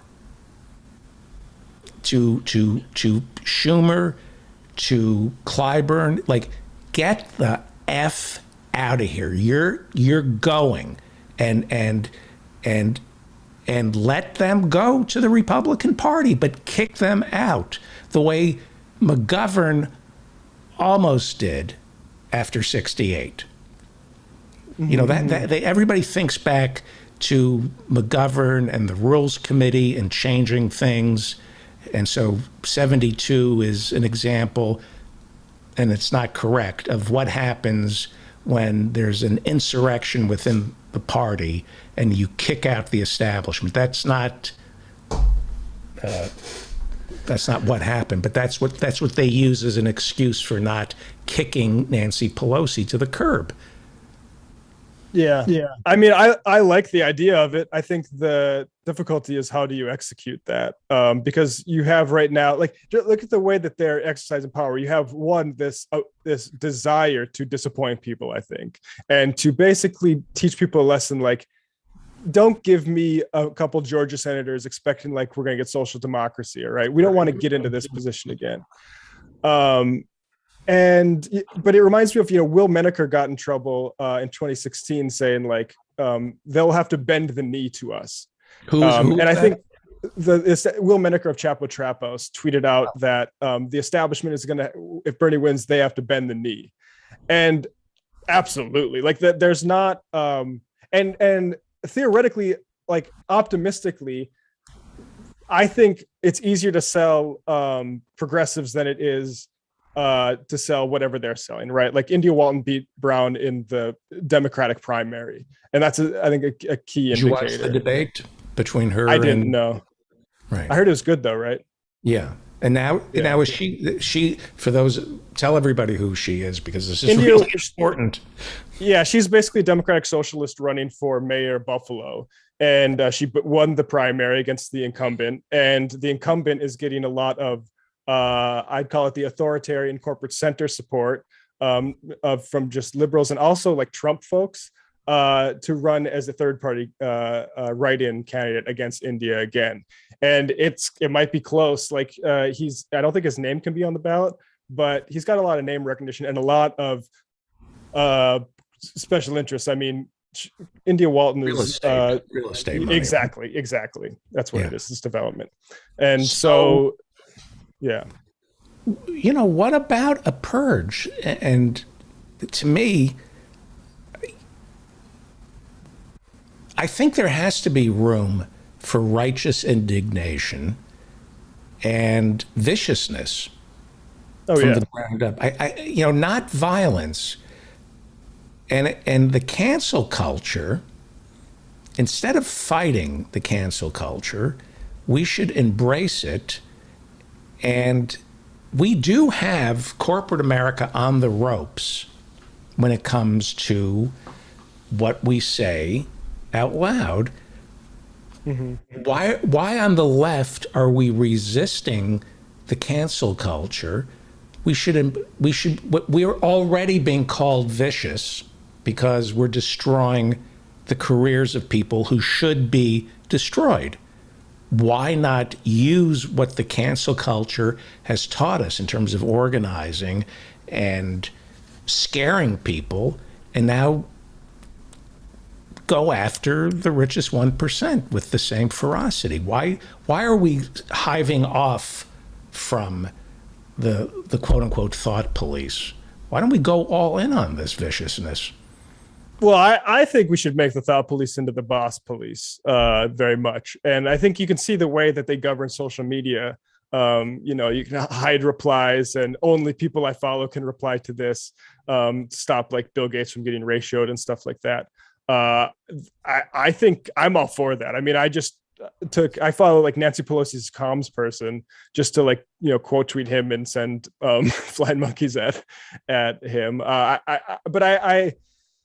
I wonder, like, ultimately, like, I don't think they have a whole lot of shame. Like because they have enough plausible deniability that this is about Manchin and Sinema, who have basically decided that they don't care about being responsive to their electorate. Right. Or like Manchin electorate doesn't seem responsive to what's going on here. I mean, maybe that will change, but Sinema is just content to tank. And they're kind of like, they're like a flak jacket, soaking up this shame from all the other people. So I think that strategy is just, it's look, I have enough vitriol to go around on my Twitter feed. Definitely support people doing that, but I think we before we get to Ben, I just want to say one point we talked about on Left Reckoning last night. Ben Burgess here. Hey, Ben. I want to introduce you to Ben. I'm going to introduce you to Professor Ben. I put people together. That's one of the things I do. I'm a Hollywood type, so I like to put people together. And so I'll introduce you to Professor Ben Burgess in a second. Go ahead. Yeah. But so we were talking about Peter Thiel, and before he struck big bucks and was this oracle in investment, he was just a right-wing hack talking about the diversity myth on college campuses and stuff like that. And he has this part where he's like, back in the 80s, people thought table grapes they were trying to cancel table grapes for being like racist or something like that. And actually, you look at a very famous speech by Cesar Chavez about the wrath of grapes, which is just about the horrible, horrible abuse and violence towards those workers. And it was collapsed into this little like culture, cancel culture thing. So I think we need more than we need thought police, we need boss police, and to find out who's part of the boss protection unit out there, and not so David Zapolsky, Amazon general counsel, who told Jeff Bezos that Christian Smalls should be the face of the labor movement because he's inarticulate and not too bright. David Zapolsky, if he had called Christian Smalls, made fun of his race or sexuality, he would be fired from Amazon.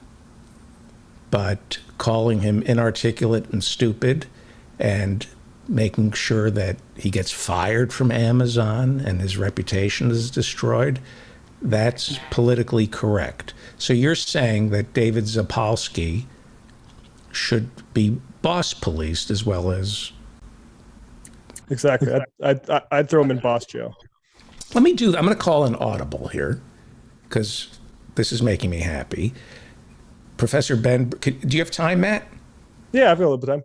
Let me introduce you to Professor Ben Burgess. He is a philosophy professor. He's written Give Them an Argument. He hosts Give Them an Argument. And his latest book is Canceling Comedians While the World Burns. He's got a new book coming out. Don't forget the year and a half of TMBS. That's an important CV line there. When you were on the Michael Brooks show for a year and a half, Matt Leck, Ben, I know you didn't get to meet him, but say hello to Professor Ben Burgess. Dr. Ben, your reputation precedes you. Don't be nervous around Professor. As well as, our relationship also precedes you. Sure. So in terms of, and he's a columnist for Jacobin. most importantly. Not most, where we were talking about Jacobin earlier. Canceling comedians while the world burns. Shouldn't we, I know you're going to disagree with me, but I was saying before you arrived, that we should embrace the cancel culture. And well, I mean, I think if our goal is to alienate as many persuadable people as possible and to help the right wing divide the working class, that's absolutely what we should do. We should embrace what they do and channel it into fighting David Zapolsky, Amazon general. Go after him with the same vitriol we go after Dave Chappelle for saying gender is a fact. And I believe that Dave Chappelle should have to answer for saying gender is a fact. But David Zapolsky should have to pay an even bigger price for destroying the unions. Well, I mean, my big take is that the best, it's like the line about, Kaiser Soze, about the best trick the devil ever pulled, right? The best trick the right wing ever pulled is finding ways to polarize the country along culture war lines, which helps keep it depolarized along class war lines. And so the more we're leaning into just presenting ourselves as an extension of Team Blue in the culture wars, the more we're feeding in to that strategy. But what we do want to do at every opportunity is, I think, two things. One is we want to reveal that all of the right wingers who just want to talk culture are actually people who are, as Matt says, on team boss protection. They're on the wrong side of the class war. They cloak themselves in populism by talking about culture all the time, but it's actually the least populist thing in the world. And then the other thing that we need to do is to push back against the liberals who want to frame issues of social justice in terms of whether the right people have been fired and maybe whether the board of directors of Amazon has the demographically appropriate percentages of people in every group in it, rather than raising the floor for the majority of the population. Yeah. Breitbart, before he died, said politics flows downstream from culture, that from culture comes politics. Do you agree with that? I mean, no, I think that's precisely the opposite of what I think, which is historical materialism. That I think that I think that the ideological superstructure of a society, culture, all that, is it's complicated, but largely a function of what's going on at the material base of society. That culture is very much downstream from politics. Culture is downstream, is informed by politics. Politics is informed by class struggle, basically, right? Yeah, basically, yeah. That's what and so that culture, when it's introduced into politics, is a distraction. It's to keep your eye off what's really important. Yeah. Can I make a historical thing before Ben? Yeah. But I've been doing a lot of reading about the English Civil War, Revolution, whichever terminology you want to call it. And they have a whole bunch of different classes there, right? The levelers, the ranters, and the ones that we kind of survived the longest are the most bourgeois ones, which are like the Puritans and the Quakers, which became more about culture ultimately, right? And I think that's the problem with culture wars, is it becomes like a vehicle for especially revolutionary time periods where there's a lot of stuff going on, to be used as basically a warrant for the bourgeois to get what they want. Yeah, I mean, I think that it is really remarkable the extent to which, and don't get me wrong, I think equal rights for everybody, is the a non-negotiable starting point. I think that's the sort of basic egalitarian impulses that lead you to care about socialism should also lead you to care about that. And so I absolutely think we should, extend, anti-discrimination ordinances to, protect groups that aren't protected right now, and et cetera.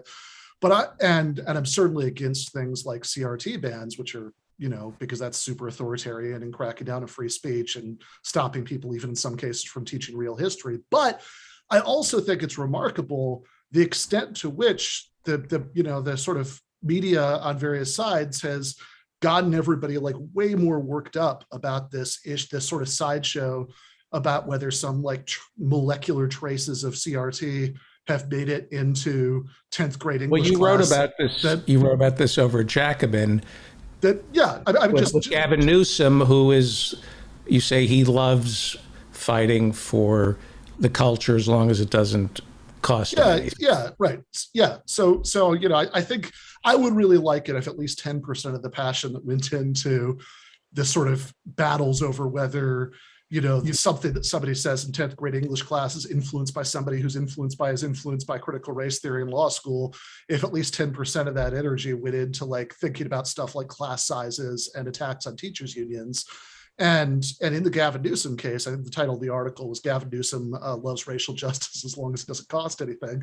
And it's about this really remarkable convergence between within days of each other. Earlier this month, he signed bills he signed a bill to require ethnic studies as a high school graduation requirement.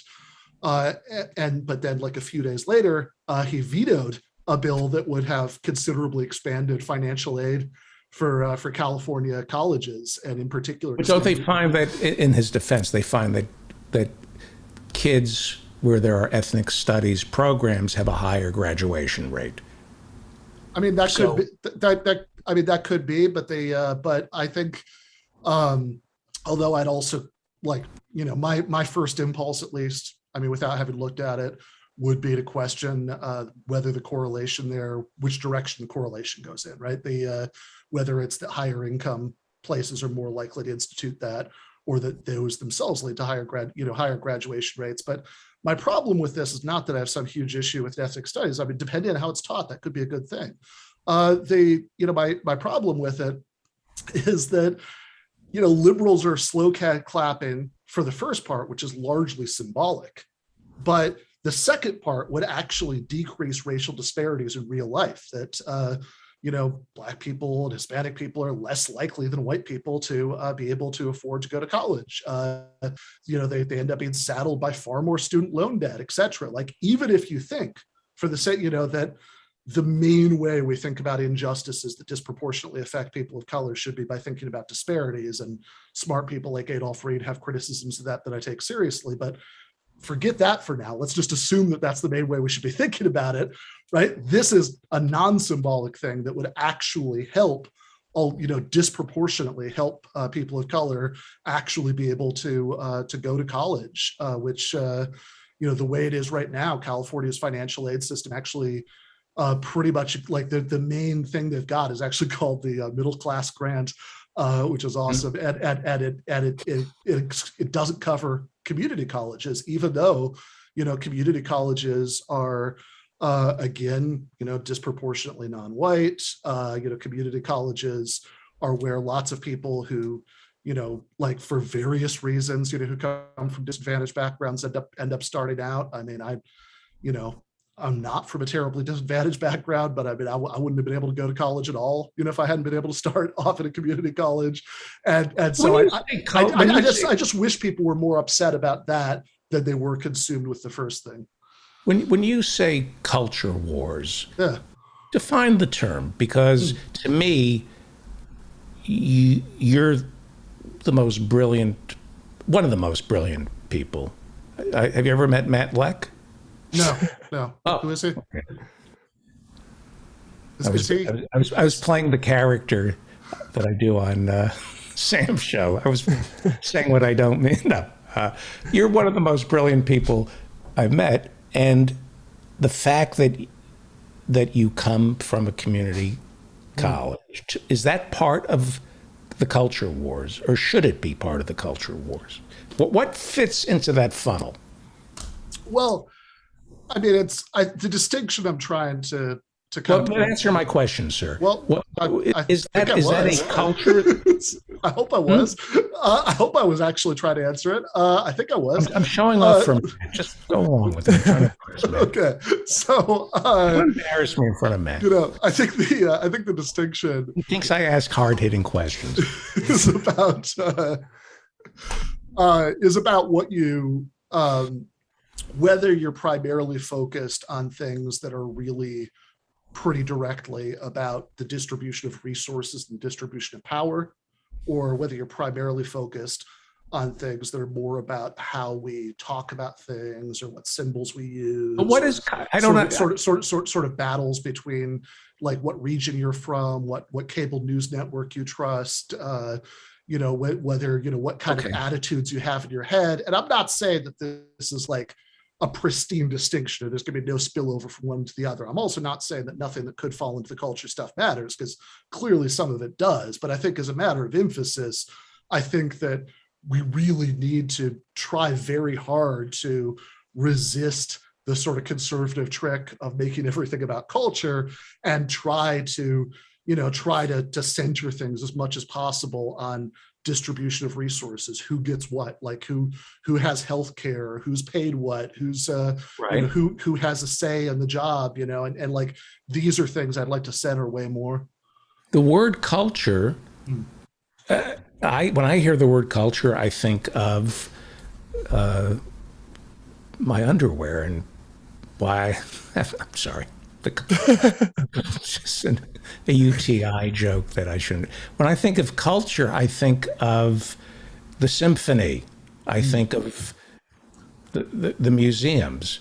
That's not what we're talking about with the culture wars. We're talking about it from an anthropological point of view, correct? Well, I mean, in some ways we are talking about the symphony of the museums, because those things are signifiers of, like in other words, a lot of times the way that right-wing pseudo-populism works is it's like, you should hate like fancy latte drinkers who go to the symphony and stuff, and who don't like, that's what they're trying to divide. That's what they're trying to divide people up on the basis of, is all of these kind of secondary signifiers that might be tied loosely to economic position, but are just different from it. And the difference is really important, because you could have people like George W. Bush, right, who's a scion of Texas oil aristocrats, but like he could like swagger like a cowboy and act like he really liked guns and pickup trucks. All right, so I think we're getting to something. This is very important to me, because the term culture wars, it's amorphous. It's a slippery term. It's not defined. And so if we're engaging in culture wars, we have to look at culture from an anthropological viewpoint. Is that fair to say? And then we have to say, which culture are you a part of? I don't think that conversation, quite frankly, is being had, because there's too much concision and precision involved. For example, what is my culture? What is your culture? If we're going to fight the culture wars, let's define who we're fighting. So Matt Leck, the culture wars, who's fighting whom? Well, I think it's got to be workers versus bosses. Look at like we got like Joe Biden and those type of Democrats to start saying the word structural racism. It's like, whoa, we might be really getting somewhere here.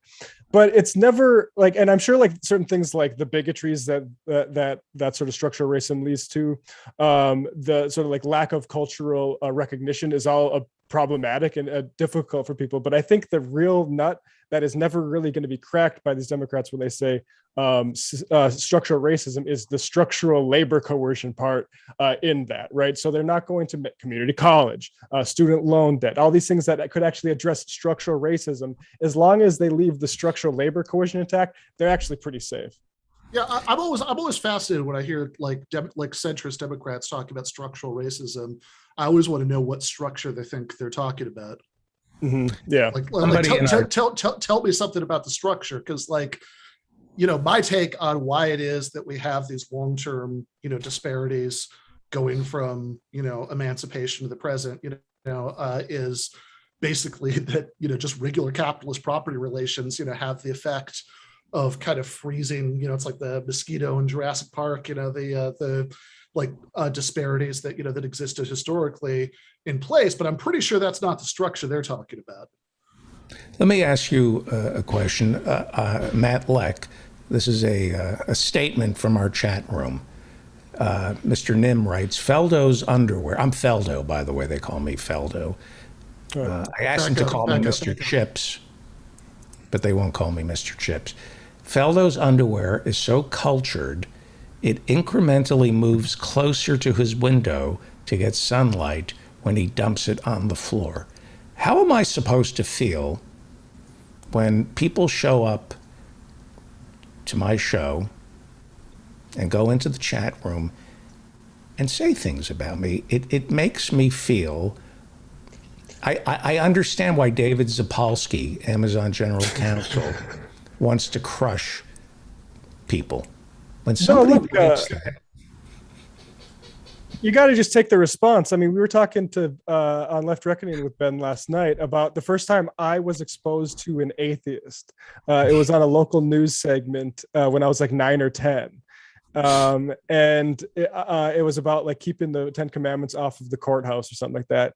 And I'm like, this guy doesn't believe in God. How dare he? How dare you, sir? And it really like caused a reaction to me. That strong reaction, if someone's compelled to like start sending you copy, I feel like that is that's an endorsement either way. Yeah, I like it. Somebody Hanley said, I'm Mr. Buffalo Chips. Where does rage and anger play into this? Shouldn't we be angry? Shouldn't we want to destroy things? We started talking about Michael saying that you fight with all your might for Bernie, but come November, you vote for Biden. Mm-hmm. I'm at a point now where I did exactly that. Mm-hmm. And now I'm ready to peacefully destroy the Democrats by not by any means peacefully, but now, even if it means I'm entertaining this thought, and I know we have Professor Marianne Cummings coming on later who will verbalize this, agree. I'm ready to destroy the Democratic Party, to just to do a crack up, even if it means just like mop the floor with Clyburn, Steny, just you get out of here. And then, yeah, we lost the House and the Senate. That's right. And we're also losing you. Get the F out of here. And we're gonna build this party the way it should be. And it might take 4 years, but go join the Republicans. And if you're worth $1 million, you can be a member of the party, but you're not running this party. I want to see how much money you have. You can vote for us, but you're not running the party. And forget Citizens United. We're not taking corporate funding, period. We don't have to overthrow Citizens United. We're not taking corporate money in the Democratic Party.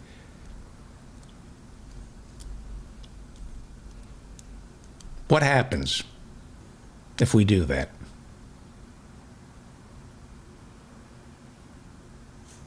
Do you want to start, Ben? I mean, sure. I mean, but isn't that what he was getting at with the fight like hell for Bernie part, that you also do the equivalent to get rid of all those other people? Like, I'm a little unclear about what the difference is. What's the new, like, yeah. Is it sort of, because I'm saying it now. It's okay. different because I'm saying it. Okay. Is it this thing like, okay, I'm so pissed, I'm going to let the Democrats lose. It's within my power to do this, and I'm going to let it's our power, let's say, and we're going to let the Democrats lose next election. I understand the emotional appeal to that. I don't think it leads to a better Democratic Party in the future. If we had a strategy and an organization to build from the ashes like that, then maybe that'd be something interesting. But I think instead what happens, like you saw what happened with Trump did. They got to they loved running on the opposition. They could kneel in kente cloths, but they like that's not actually it's not punishing Nancy Pelosi and Chuck Schumer to put them in opposition. So they could just raise money for for the next 4 years by off of saying, Republicans again. It's like, look Yeah, look how crazy Republicans are. It also, I mean, I would also just say, like, in regards to that idea, you just let the Democrats lose, that in, like, if you look at what happened in 2000, when inaccurately, in my mind, right, but like I would argue inaccurately, but Ralph Nader was blamed, for what happened in the 2000 election. And not only did the Democrats not like move to the left in response to that, it was kind of the opposite, that they used that as a cudgel to beat the left with, for the next 16 years. And the election immediately afterwards, they nominated John Kerry, who supported the Iraq War. And I would just say, like, something else I remember Michael saying, I don't remember if he ever said this on the show, he certainly said it to me, was that, like, with regard to the third party thing, like, you could absolutely have scenarios that are like high risk, high reward, that you are, that you're risking having the worst outcome, the Republicans win, but also you're maybe at a point organizationally where you could make some kind of breakthrough and it'd be worth the risk. But unfortunately, in the situations where it's come up in the recent past, as Jill Stein and Howie Hawkins or whatever, it seems more like, well, the risk is there, the reward is much less clear, because you get kind of like a couple percent of the vote, but like it doesn't really seem to change anything or create any momentum going forward. And I guess I'm just very, like, I'm open, like if you got an idea, like, obviously there's this horrible like double bind, because Democratic primaries are stacked against the left in many ways. General elections are even more stacked against third parties. And I don't have a great solution to it. If you do, I mean, I'm all ears, but I mean, like, I think rage is good, but I think that it needs to be channeled in directions that are actually going to do something about the things that we're mad about. We see rage on the... Go ahead, Matt. I just want to say, like, David Griscom always brings this up, and it sounds funny coming from the Communist Party of the United States, but I feel like, and Ben, if you can correct me if I'm wrong, but I feel like their line on elections is basically, we need to, similar to Chomsky's actually, is that we just need to beat the GOP and then have the larger fight. And I think I think that's really, it's a difficult argument to make, but if I could, like, just the way that I think, like, we'd be in a slightly better situation if Hillary won, because we could have realized this stuff about the Democratic Party we're learning about, how corrupt and by money they are 4 years earlier. Like, I think there's a something of a logic to that. And I think that's why the Democrats don't care about, protecting voting rights and delivering for people, because I think a lot of them in leadership don't want to actually put the Republicans away like that.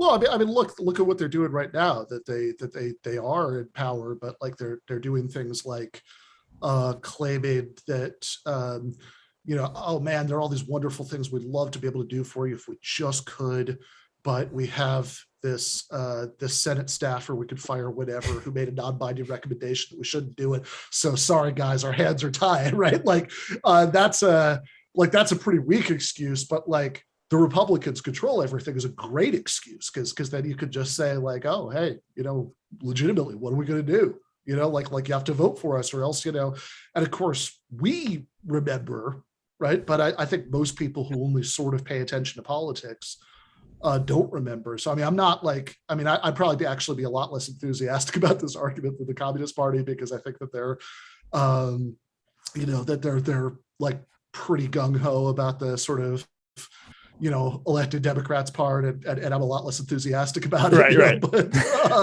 But like, I do think that it's very easy in these discussions to say things that feel satisfying, but there's no strategy attached to them. And I'm not going to like yell at anybody for how they vote. I never have, that like if you're, like, do what you got to do. It's like, probably, like, I also agree with what Chomsky says, that it's like the least important part of your political, activity.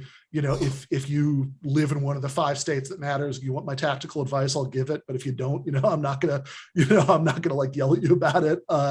But I just think that, like, I don't want to just like have this discussion as if we could wheel away all the obstacles. I want to have the May- discussion may I where make somebody a- can, yeah, please. I make a suggestion for either a magazine or a show, like a lifestyle of the rich and famous. Like everybody says, I don't believe in the politics of personal destruction. I do. I believe it. I really do. Look at that. That's adorable. Oh, the politics of personal. The politics of personal destruction that we should do. Put out a magazine like People Magazine, or Entertainment Tonight, or Entertainment Weekly, where we focus on David Zapolsky, Amazon General Counsel. We name names. We go after the head. We go after Schwartzman from Blackstone, and Jamie Dimon from J.P. Morgan Chase. Not focus on J.P. Morgan Chase. Jamie Dimon. Where does he live? What is his lifestyle? Let's put his face out there, like they do. The capitalists love the National Enquirer and People Magazine, and they make celebrities and they build them up and they tear them down, and that generates excitement. Why can't we start putting a face to this venality, which I'm doing right now? That is the face of evil. David Zapolsky, Amazon General Counsel, face of evil. Columbia, former district attorney in Brooklyn, the face of evil. People should know who this guy is. His children should change their names.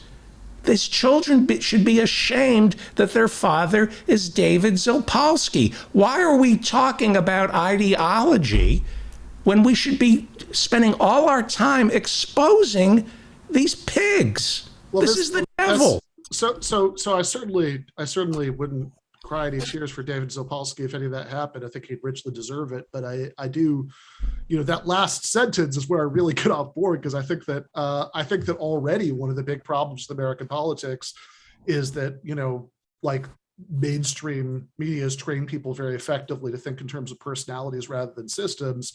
And that's a gift to the power structure, because, hey, it's always easy to replace personality, right? I mean, like you're really mad at this guy, at David Zapolsky, no problem. We can fire him, and we can find any one of 10,000 bloodsuckers, who are going to take his place the next minute, right? Like what we really want to get people thinking about is ideology and structures. No, and how we I can disagree tear with down you. the structure, because we've already got like what is the existing political culture in America teach people to do? It is 100% about personality and what we think that like individual people's good and bad values are, but that's their game, right? Like if you actually want to do something about capitalism, you have to move away from that. Matt Leck, put some reason into politics of personal. You know how Obama, I'm going to couch this is what he had. I'm not advocating. He had his kill list with ISIS, right? and they had the 52 cards. And every Tuesday, he'd go through his list and they go, get this one. We need trading cards. We need to put out trading card. Again, metaphorically, peacefully. That's where the metaphor breaks down, because why Obama's was so effective is it wasn't a metaphor.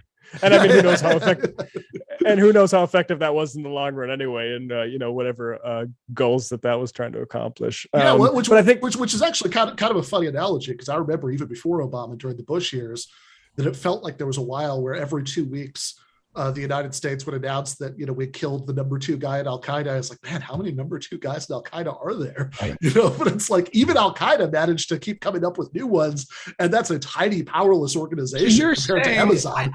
I disagree with you 100%. I think there's a place for attacking the system and pointing out these structural problems, but there have to be Nuremberg trials as well.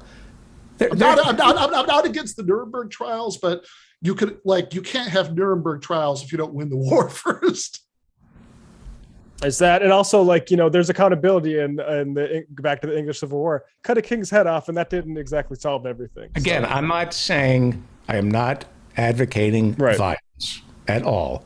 I'm just saying that David Zapolsky, Amazon General Counsel, is evil, and his children and his friends and family should know what he does for a living. He should not be proud of what he does for a living. And to me, that's part of the cultural war. He should be shunned. To the extent that the effect of that is to get people to focus on how fucked up it is that we have a system that allows for these people to get their riches and power in the first place, then it's a useful way of moving away from culture war. To the extent that it's a way of saying, oh, it's all this person's fault, it's a gift to corporate HR, because like all they have to, or PR, right? Because all they have to do is just replace that one guy, which is the easiest ask ever. It doesn't lose $1 for their shareholders. Yeah, I think that's right. You can make them as examples to lead to larger class struggle truths. But I think that is the important part, because what Bezos, Gates, all these guys are big time criminals, right? And if they weren't there, there'd be somebody else that was an IP pirate of operating systems in the 90s, right? That's just how this works. And they would just, and there are a million guys who would love to take that Amazon position from David Zapolsky. Yeah, you sound like Merrick Garland. You sound like DOJ. So Merrick Garland wants to destroy capitalism. Like I'm gonna, if that's really true, man, I'm happy, right? This is like what people, the Jordan Petersons and James Lindsays are always telling me that that like powerful Marxists are everywhere. Like I didn't think that was true, but if it's true, thank God, right? We're getting. You know what? We have to wrap it up, but I am leaving this conversation with clarity. I don't want to destroy capitalism. I want to destroy the people behind capitalism. I want to destroy. One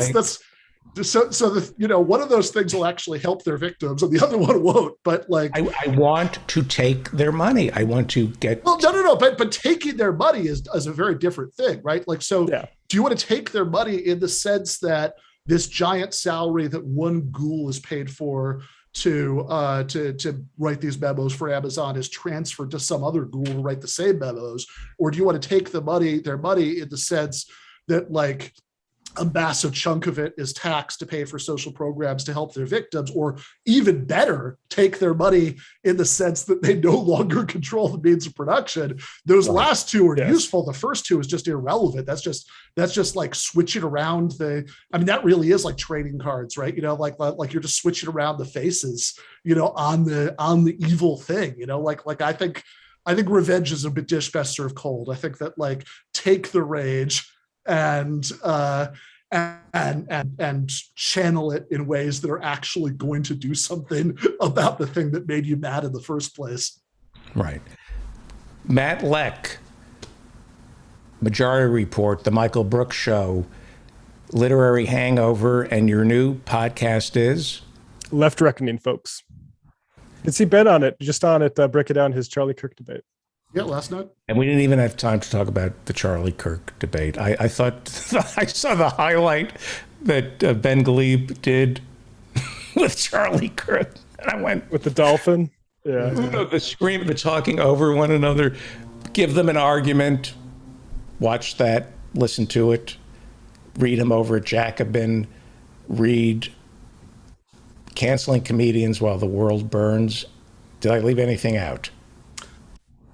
There's the Hitchens book that comes out at the end of the year. Am I blurbing that? Sure, go for it. I would love that. Okay. How about there's no hitch to his logic? All right. Get the gong sound effect for that one. Thank you, Matt. Please come back. You guys. Professor Ben Burgess, please come back. Look at that. It's Dr. Philip Hirschenfeld and Ethan Hirschenfeld, and they are together. They've reunited. What I need to do... We're together in the Amazon warehouse. Oh, good. What we're going to do... David Zapolsky is my father. Let me do this. Let me just grab something to drink. We will be right back with the Hirschenfelds. Stay with us. It's time right now for the David Feldman Show. He's talking politics and comedy too. He'll tell a dirty joke if you want him to. He's just a lefty from way back. He's a union man with an Emmy for writing. Someday he's mad and he feels like fighting.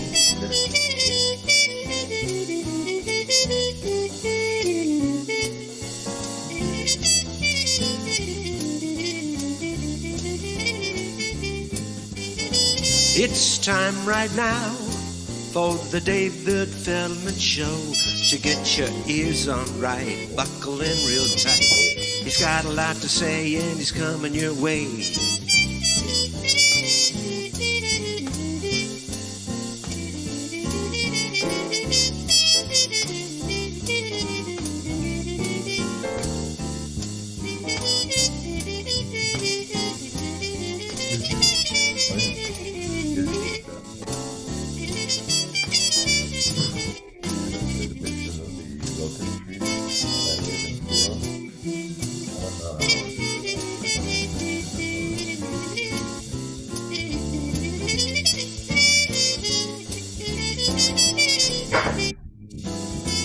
It's time right now for the David Feldman Show.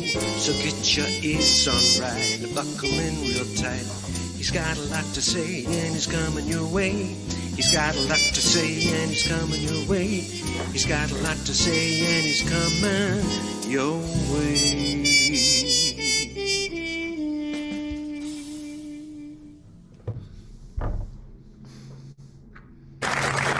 Welcome back. You're listening to The David Feldman Show, davidfeldmanshow.com. The Hirschenfelds are about to join us. Dan Frankenberger will be in the newsroom. Dan, at 7:30, before we bring on Emil Guillermo, can we do Community Billboard? It's been a while, and I'd like to talk about the San Antonio Symphony strike on Friday. Can we get some information on that, Dan? Yep, I'm on it. Thank you, sir. We can't do anything here without Dan Frankenberger. Well, this is special. They're reunited. Dr. Philip Hirschenfeld is a Freudian psychoanalyst, and his son, Ethan, besides being a brilliant, brilliant actor, he's an amazing comedian. Thank you. His Thug Thug Jew on YouTube is streaming right now. As we speak. And I'll be quiet, but my fear was that you couldn't possibly be as funny on stage as you are just in normal life, and you're funnier on stage than you are. That fills me with ambition to be very funny right now. I wanna. Okay, here I go. There's no way you're going to be as funny as you were last week. Did any of the stuff you said last week make it into your act? I'm just curious. I don't remember. I have just a terrible, my memory. I don't know what's happening. I have to go back through the tapes and just lift some of the things that we've said here on the show. And I'm going to steal from me, from you, from him, and just stick them into the act. Because I'm creating I'm starting to work on a new album, so I gotta pull from wherever. I thought October 8th was an amazing show. October 8th. Don't pretend you don't know by heart what the topic was, David, what the title of that show was. No. Because you brought it up. What was October 8th? Who knows? But we listened to it. You know what? It looks like, this is what it looks like, the Hirschenfeld. It looks like the two of you went shopping in Paramus, New Jersey, and decided We'll go over there. you're in an IKEA. You're in an IKEA showroom. Let me tell you where we are. We are at a gallery where my girlfriend's paintings. It's a show that's opening, but now there's a music segment, and musicians are telling us to shut up. So we're going to move to A safe house. crawl with us. We're walking to a back room. This is an art gallery. This is great. This is the rare action segment in the Feldman Show. A caper. It's a caper. Are we going to steal a painting? Oh, that's a real art gallery. Look at that. Is this the Hamptons? Where are you? No, we're on East. We're probably not far from you. We're on East 58th Street. Oh, In fact, Wow. I don't know. We're gonna break into this room. okay. Oh yeah, let's break in here. This is good. Is This there a is an light? art gallery. There's not a light. Oh, is that a light? No. Okay, this is a dark room. We don't want to do that. Why don't we write a movie where you and your father literally break into an art gallery and steal some priceless paintings? The oboist is telling us where to go. She says, "Go in there. It's the farthest away. Leave us alone." Okay, good. Oh, here we are. Nice. Okay. Now You that know everyone- what would be funny if Ethan and his father broke in to the Museum of Modern Art and rearranged the paintings, like it was your OCD was driving you crazy, and Starry Night needs to be on the northeast side of the gallery, and you need to replace. like it. Write that. Wouldn't that be funny if Dr. Hirschenfeld, the only way he could cure a patient is by rearranging the art at MoMA? The guy is just driving this guy crazy about the layout of the paintings. People do obsess on that kind of thing, right? This is why you're not a therapist, David. My friend Drew and I were writing a web series which involved a therapist who would take the patients out into the field to make progress. So it was sort of, it's a related idea where instead of just talking about stuff, it was like, Marlon Perkins, Wild Kingdom. You'd go out among the beasts and see how the patient would interact. Freud analyzed Mahler walking around Vienna. And all he figured out was that the guy had a limp. That's all he analyzed. The guy's got a limp. That's what he could tell from the walk. Who carried the couch? That must have been a strong guy to carry that. I think a walk in and of itself is curing. So I want to ask you about shame, because we were just having a conversation. But before you start on shame, I may interject. Yes. Shameless. Here comes a shameless plug. Because Okay. I've been plugging a gig on your show the last few weeks in the wrong venue. I'm covered in shame, but now I'm going to shamelessly correct it. 1 week from tonight, November 4th, it's at West Side Comedy Club, the 7 p.m. show, West Side Comedy Club. It's a big show, like they used to say. It's a really big show. And you can get the tickets on Eventbrite, but I have a promo code, which you just type in the word half for 50% off. And it's a big show. It's November 4th, Thursday night at West Side Comedy Club. Okay, moving on. I want to say that's why you're more successful than I am. What's your promo code? Half. Mine are pinworms. Type in the word pinworms, and it doesn't play. So, where you? So, give me that again, please. Where so I The can. West Side Comedy Club, which is on West 75th in Manhattan, New York, West 75th Street. West Side Comedy Club, Thursday, November 4th, 7 p.m. show. Get your tickets on Eventbrite. Promo code half for 50% off. But if you message me, and you can find me through my website, if you message me, I have a promo code. You're not going to believe this. It's even more than 50% off. I mean, it's shocking. It's ridiculous. It's idiotic, actually. You lose money as the comedian with this kind of promo code. But message me, and I will hook you up. As a fan of the David Feldman Show. He doubles the price beforehand. That's how he does it. And are we going to go see Renan tape his special on the Yeah, we got to 21st? do that. Yeah, Renan Hirschberg, who's been on your show, he's going to be taping at the Comedy Cellar, his new album. Yeah. Right. He's really And funny. you get a free suit with this offer. That's great. So let me ask you about shame, because we just had a conversation, Dr. Hirschenfeld, about shaming the system or shaming the people who enable the system. Now, this is David. I was reading about David Zapolsky.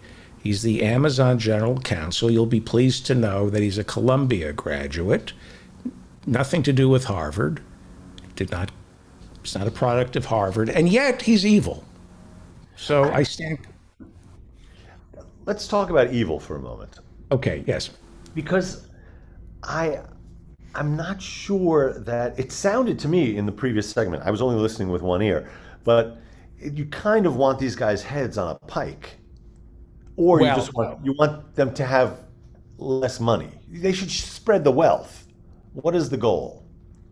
Look at this What's guy. evil about them? That they have too much money Look at that this they guy's head. I don't want to see his head on a pike. I don't want to. It's a perfectly good waste of a perfectly good pike. Why would I waste a pike on this piker? By the way, do you prefer pikes or flaming torches? What do you think is better? I think he. How about a flaming pike? That's a kind of invention. A flag. Yeah, you could sell that on Amazon. That would. There's a business. Again, I do not believe in violence. No. But I do believe in the politics of personal destruction. I believe that Joe Manchin's political career should be destroyed, and he should be shamed, as his daughter should be shamed for what she did at Milan with the EpiPen.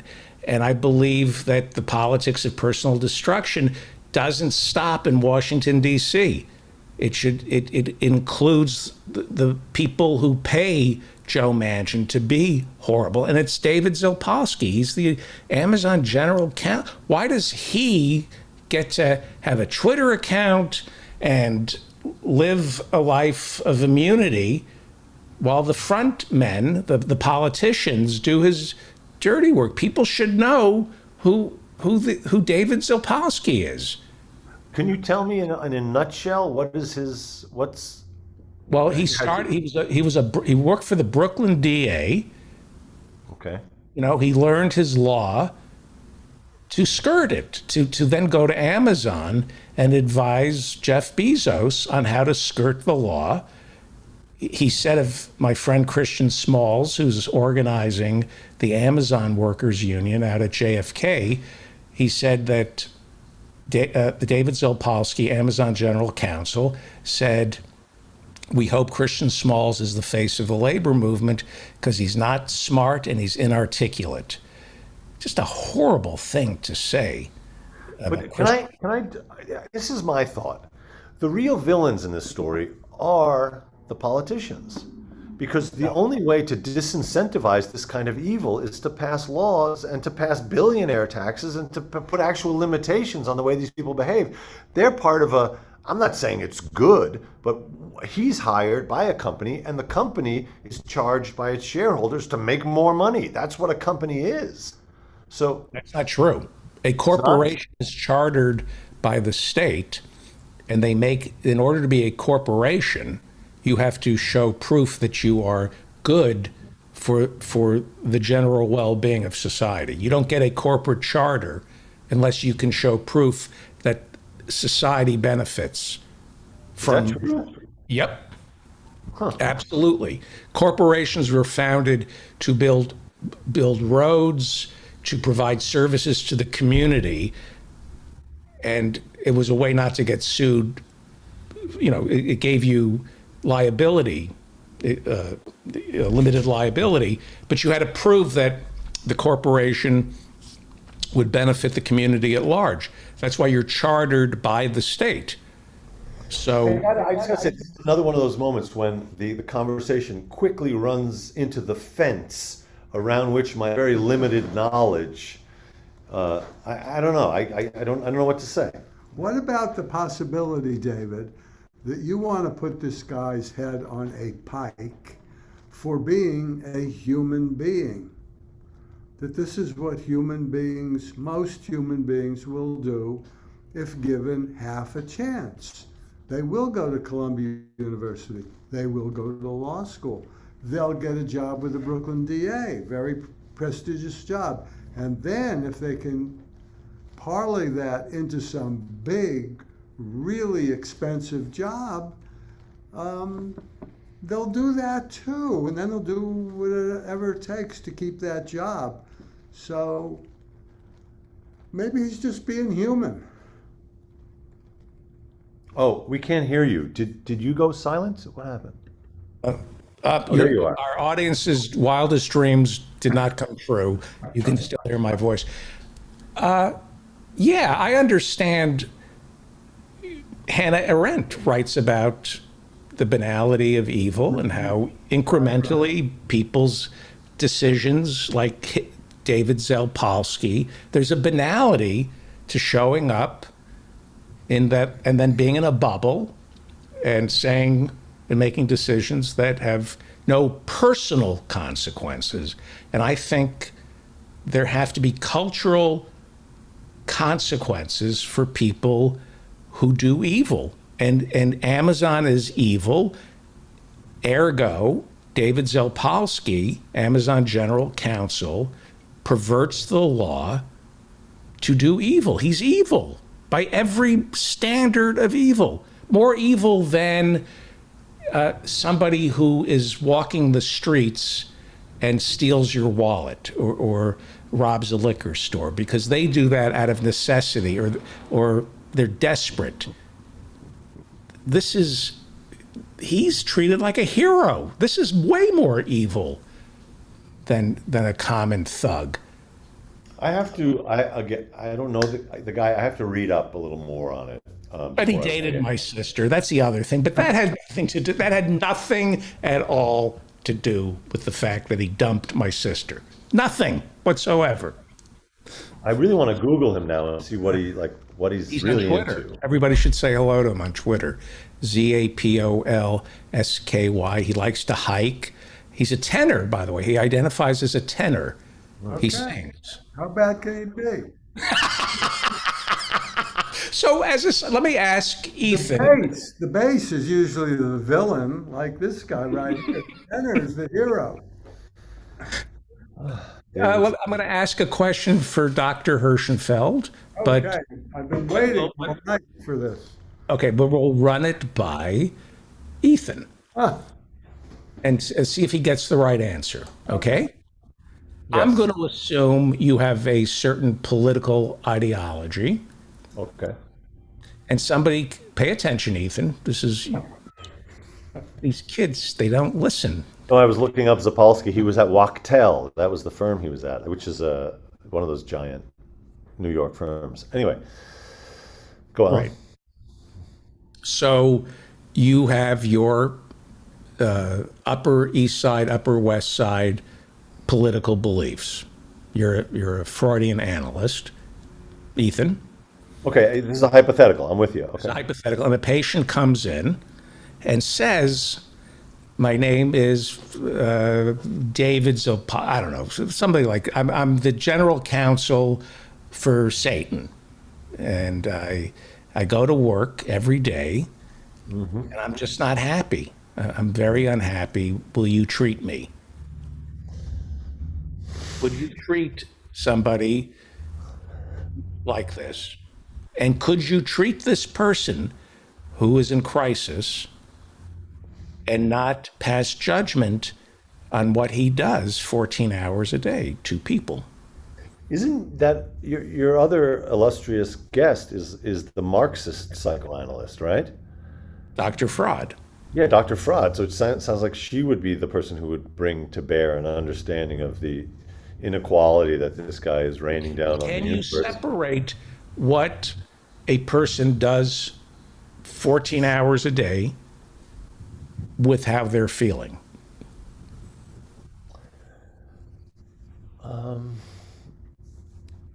You got the bell ready?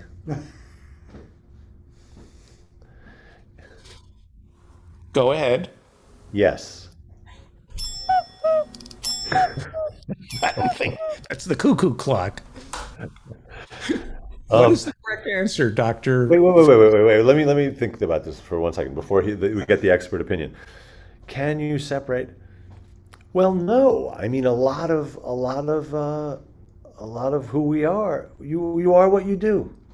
Is that true? You are what you wear. No, you are what you eat. No, you are what you think. You are what you say. What are you? I don't know what. What are you? What am I? What is?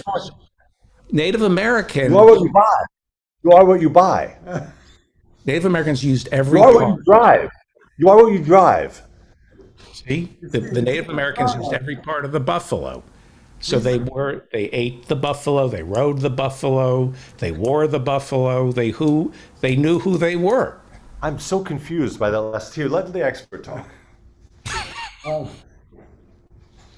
He's a product of American advertising. So this is what you see here. Right. Okay, so I am in an old tradition. I am going to answer your question with another question. What if you're the emergency room doctor and David Cebulski has just been stabbed with a pike through the chest? God forbid. God forbid. God forbid. No one here is advocating violence By or. some maniacal comedian. God forbid. God forbid. What, do you treat him or not, or do you say, I disagree with his politics, send him to another hospital? Well, this is the classic. This is the Hippocratic Oath. I don't remember what that is, but I know it's related to a president. I think I hereby something. But the point is, if your job is an emergency room doctor, you better treat the guy. That's not your job to decide life or death. That's a much. Now, if somebody, but preventive medicine includes maybe you should what? Okay, I won't. Okay, but if he go ahead. Let me muddy the waters even a little further and say, okay, somebody with a pike in his chest, God forbid.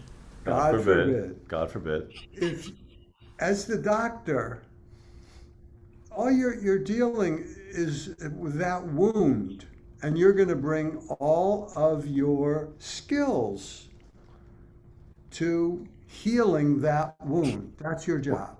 Right. However, if you're somebody who is supposed to be sitting with this guy and empathizing with him and listening to him and Transference.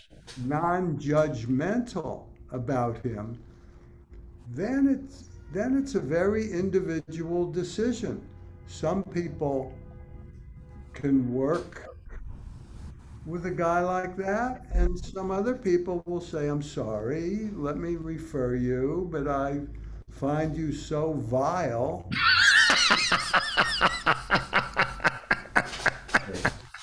And I'm being serious. And some people might actually, some of your colleagues, I won't name names, but some of them might actually treat him and try to take advantage of the situation with very deeply discounted Amazon coupons. Promo code nuts. Yes, promo code half on all items on Amazon. Yeah. Is it so? How do you break up with a patient? You say, I'll ask Ethan first. How do you break up? It's actually, people are not aware of this, but this question goes to the very heart of romantic relationships and others. The breakup phrase that everyone knows, it's not me, it's you. Mm-hmm. That these guys invented that. No, it's not you, it's me. It's not you, it's me. I cannot treat you. You're fine. I mean, you're not fine. You're a mess, but there are other people who can deal with your mess. I can't, for reasons that are very, very personal to me. What do you owe the patient, seriously, in terms of an explanation for why? Honesty. I once treated a seriously anti-Semitic guy. And Hang on. I mean, a seriously anti-Semitic guy would be the opposite of Ethan and I, who don't delight in anti-Semitic humor. He just, to me, the joy of anti-Semitism are the Holocaust jokes. I mean, that's the whole. It's all about the laughs, but this guy was serious. he was sick. not Is this the guy with the pneumatic tube? Yes. Oh, I think this is I very told funny. the story. Oh, you told us. I think I did. Yeah, this is the guy who would say to him, he would say, "Doctor, when I don't know how you do it. When I write you a check, I don't know if you have pneumatic tubes under that chair straight to the bank, because the minute I write it to you, you've already deposited it." He actually said, "Do you Jews have pneumatic tubes?" Wow. Right to the bank. He was not bashful about this. Wow. But it was clear to me that this was a defense against his really pathetic feelings, his helpless feelings, his inferior, all sorts of stuff. Oh, they're frozen. They froze. We need to thaw them out. Aw, this is like a bad Twilight Zone episode, Dan. When I'm looking at the Hirschenfelds and they're frozen. Ah, well, it's 7:30. Can you hear me, Dan? I can hear you just fine. Okay. How are you? I'm doing wonderful. How are you? I'm very good. I'm very good. It's time for Community Billboard. We've missed you for the past couple of weeks, days. I don't know. I'm discombobulated. I was getting sick of you. I know. Thank you. We have office hours. Tell us what's going on. Well, in the David Feldman community, what we have going. Let me. Goodbye. Oh no! When did it cut off? Did you hear his the You guys punchline? froze. You froze. He was anti-Semitic. Next week, you're going to have to wait to hear this till next week. The Hirschenfelds.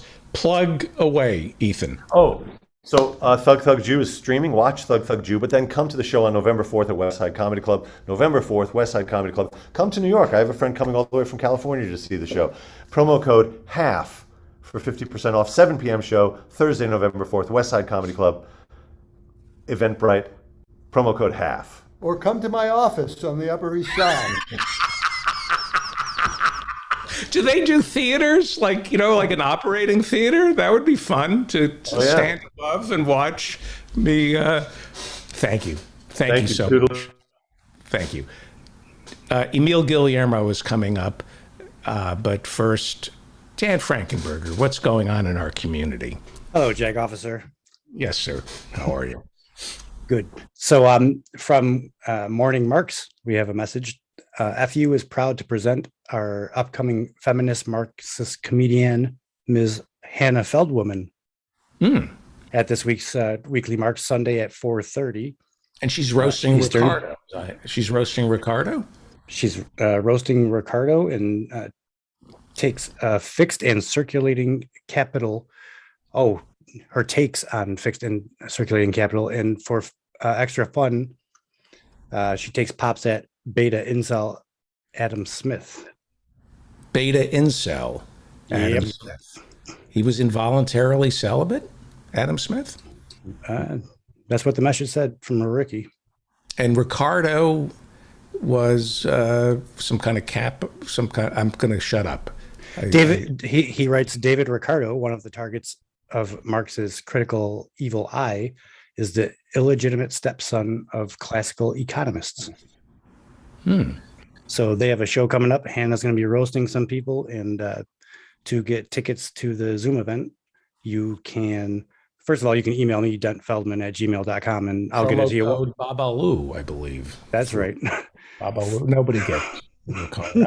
I'm my brain. I'm going Ricardo, Babalu, Desi Arnett. When you said that, I was thinking Baba Booey. Babalu. Yeah. Fa Flowly. And then also you can go to @MorningMarks on Twitter, and they might have it posted, or you might have to message them, but we'll get you the link either way. Right. And we're going to make it easier. Andy contacted me. We're going to make it easier for people to see Tom Weber, as I understand it, right? Yeah, we have to figure out a good way to communicate to the masses how these shows are being disseminated. We'll Right. get it done. Yeah, we should. We're going to have a meeting. I hope. I said to Andy, we're going to have a meeting. If you would like to attend Morning Marks, and the best way to do all this stuff is to come to office hours on Friday, and then that will get you into the Discord and the community. I guess it's a gated community in a way, right? Yeah, you don't want some random trolls showing up to all these things. Well, Yeah. yeah. We kind of use office hours to meet you if you're, you know, left of center, you're welcomed into the warm embrace of office hours. But if, you know, we're kind of, it's a selective group. What else is going on in our community, sir? Did you get the pictures I sent a little while ago or no? Well, yes, but I can't show those on our. Oh my. Oh, my God, they'll shut us down. Hang on for 1 second. Christian Smalls is okay. He's a He's a busy guy right now. he's very busy. I was amazed that he could even write to me. And no, I didn't get your. There it is. Community billboard pictures. Here we go. And then Emil's coming up, and we're running pretty much on time in a way. When we're 5 minutes behind, so we'll make it up. Feel like the. Okay, so community billboard. I should be more prepared. Here we go. Well, coming up, we have Glenn Costick's. He calls these the late maters. So there hasn't been any frost yet, and he's still getting some tomatoes in his garden. Oh, maters. Yeah, Those aren't real. look how red they are. Yeah, that's why I think it. Wow. I hate when I go shopping in the grocery store and they're still kind of orange. You're like, but yeah, those look fantastic. Did he grow those? Yeah. Wow. Yep. I wish I were he. Look at that. Oh, we'll live there soon. No big deal. Yes, we're going on a crime spree. Okay, love that. What do we have? Oh, we have a painting. This is from Tom Weber. It's an older drawing that I think he did a year or two ago, and I might have even had it up on Community Billboard before. But since it's Halloween, here's the Wicked Witch of the West, and he imported it into his iPad and added the color, which you see in the finished piece. Margaret. As always, you can check out Tom at tomweberart.com, and he and his wife Barb do weekly concerts on Facebook. You can search for singer-songwriters Fair Weber, and they do that every Tuesday night and every once in a while on Saturday nights. Right. Hey, did you watch The Wizard of Oz when you were a kid? All the time, every year. Did it scare you? No, didn't scare me. It scared me. So this is from Lane. He posted this a week or two ago on his Facebook. He was saying this is just a quick sketch of an idea that he had that he might refine here soon. Lane is an excellent artist, and planes is in his life throughout his youth, and he draws them very well, and they're fantastic. So here's an example of just an idea that he might go full throttle on. Holding down at office hours. It starts at 8:00 on Friday night. I will hold down the fort from 8 till about 9:30, and then Lane comes in and does some stuff, right? The fast lane, we call that segment. Yep. So next up, we have a message from Kristen Calabrese, otherwise known as Chartreuse in the Feldman community. Wow. She has an art show going on right now, and the gallery is called AF Projects, and it's in LA, and the hours are Tuesday through Saturday, 11 to 5, and the show is running all the way through November 21st. Her painting show within that gallery is called How Things Feel, and this particular one is called No to Self. That's funny. That's kind of like a Norm Macdonald reference. He always did note to self. Self. I love that. Yep. I remember the last time we brought up one of her paintings, either last week or the week before, that sink image where like you really couldn't tell it was a painting. It was like, wow. But that's on Sunset. It's on Sunset Boulevard, 7503 West Sunset Boulevard in Los Angeles. And you can check out the website. It's www.com, www.afprojects.com. AF Projects. Fantastic. deep into history. Yep, we have a message from Arjun Hundal, and today is the 3rd anniversary of the first episode of Deep in History. This is a successful podcast he's got. Well, he writes that he'd like to thank everyone who listens from the bottom of his heart. Deep in History has gone from a tiny podcast with 3 listeners to one of the hottest indie podcasts in the world, and he owes it all to the listeners. I've gone from 3 listeners to 0. I wonder what that's like. This Halloween, tune in to experience the true hauntingly beautiful love story that gave birth to the vampire in the West, Necros. Okay, I believe it's he talked about that. I'm going to tune in. So that's a deep into history podcast. Ralph Nader and David Feldman. Who's That's on the right. Nader show this week? So the most recent post is Randall Kennedy, a Harvard law professor and author of a collection of essays entitled Say It Loud, which deals with race, law, history, and culture. And it reads, join us for the full hour to talk about his views on race, class, corporatism, Clarence Thomas, and much more. And you can check that out at ralphnaderradiohour.com. And while you're checking that out, sign up for Congress Club. Yep, Congress Club. Off to the right, when you go to the homepage, there's a big blue banner that you can click on and sign up and get involved with that. And earlier you mentioned that you wanted me to bring up the symphony strike. Mm-hmm. And I've read 3 articles in the last 20 or 25 minutes, and I'm having a hard time even understanding it. There's a symphony collective they're putting together a package to try to allow things to go forward, but the union is rejecting it somehow. And I was like, man, so they have around 72 musicians. They're willing to come down to like a little over 40. They're willing to take an 80% pay cut, and the deal still isn't working out. And just after a quick read, I'm even having a hard time understanding it. Well, if you live in San Antonio, you want to show support for the musicians in the San Antonio Symphony. They're having a big protest this Friday. And do we know where that is? I believe it's outside the hall where they perform. I don't have the name of the hall in front of me. Let's find out what the name of the hall is.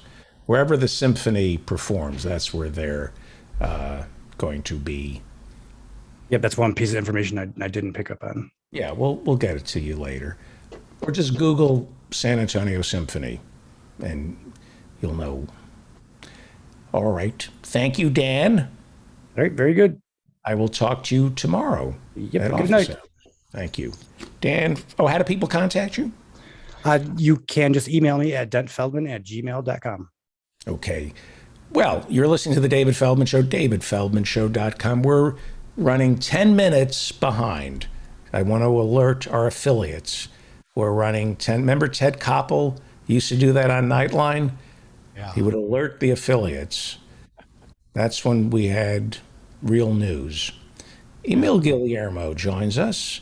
He is the host of the PETA podcast, People for the Ethical Treatment of Animals. He's also a columnist for ALDEF, the Asian American Legal Defense and Education Fund. And he did something that I would not allow my significant other to do, but your wife, Yeah. once again, Yeah, she did it again. Yeah. did it again, and she's got some splaining to do. She spent time with Tucker Carlson this week, didn't she? As I like to say, she came on Tucker Carlson, or she comes on Tucker Carlson, and I have to pull her off, and I have to, quarantine her for the week. And she comes home, I make her stay in an extra bedroom, and it takes a while, but I'm it's going off. to assume your wife is with PETA. Yeah, my wife is an executive. She's a senior vice president for PETA, one of them, and People for the Ethical Treatment of Animals. I am going to assume that Tucker Carlson found common cause with PETA because Tucker Carlson does not like Anthony Fauci, and we are discovering that Anthony Fauci approved some experiments on beagles. Is that Well, correct? see, here's the thing. The common ground is really the experiments. The Fauci thing is really incidental.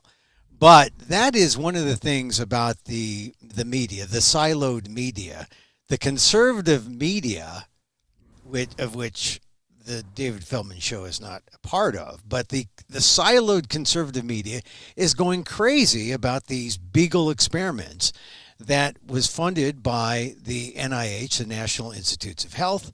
It took some beagles, sent them. These are experiments in Tunisia, so a foreign country, American money. I don't know what kind of the nationality of the dogs, but the dogs were somehow sequestered and subjected to sandflies and the bites of sandflies. And that was the experiment. $375,000. And Pete has been exposing things like this for years. And everyone has ignored it pretty much. New York Times, NPR, all the mainstream players. It's why we talk about it on the PETA podcast. But when other groups, other animal rights people talk about these experiments, they blow up in conservative media. And pretty much now it's because of that Fauci connection. And that Fauci connection So how do you, if Fauci were here, yeah. would he say, yes, I funded this research? Well, this is a big, there's a lot of dispute here now because the Washington Post, Dana Milbank, who is a liberal columnist pretty much for the Post, he took the story to task and said, well, NIH has denied that they funded these tests. And Milbank says, well, look, I talked to NIH.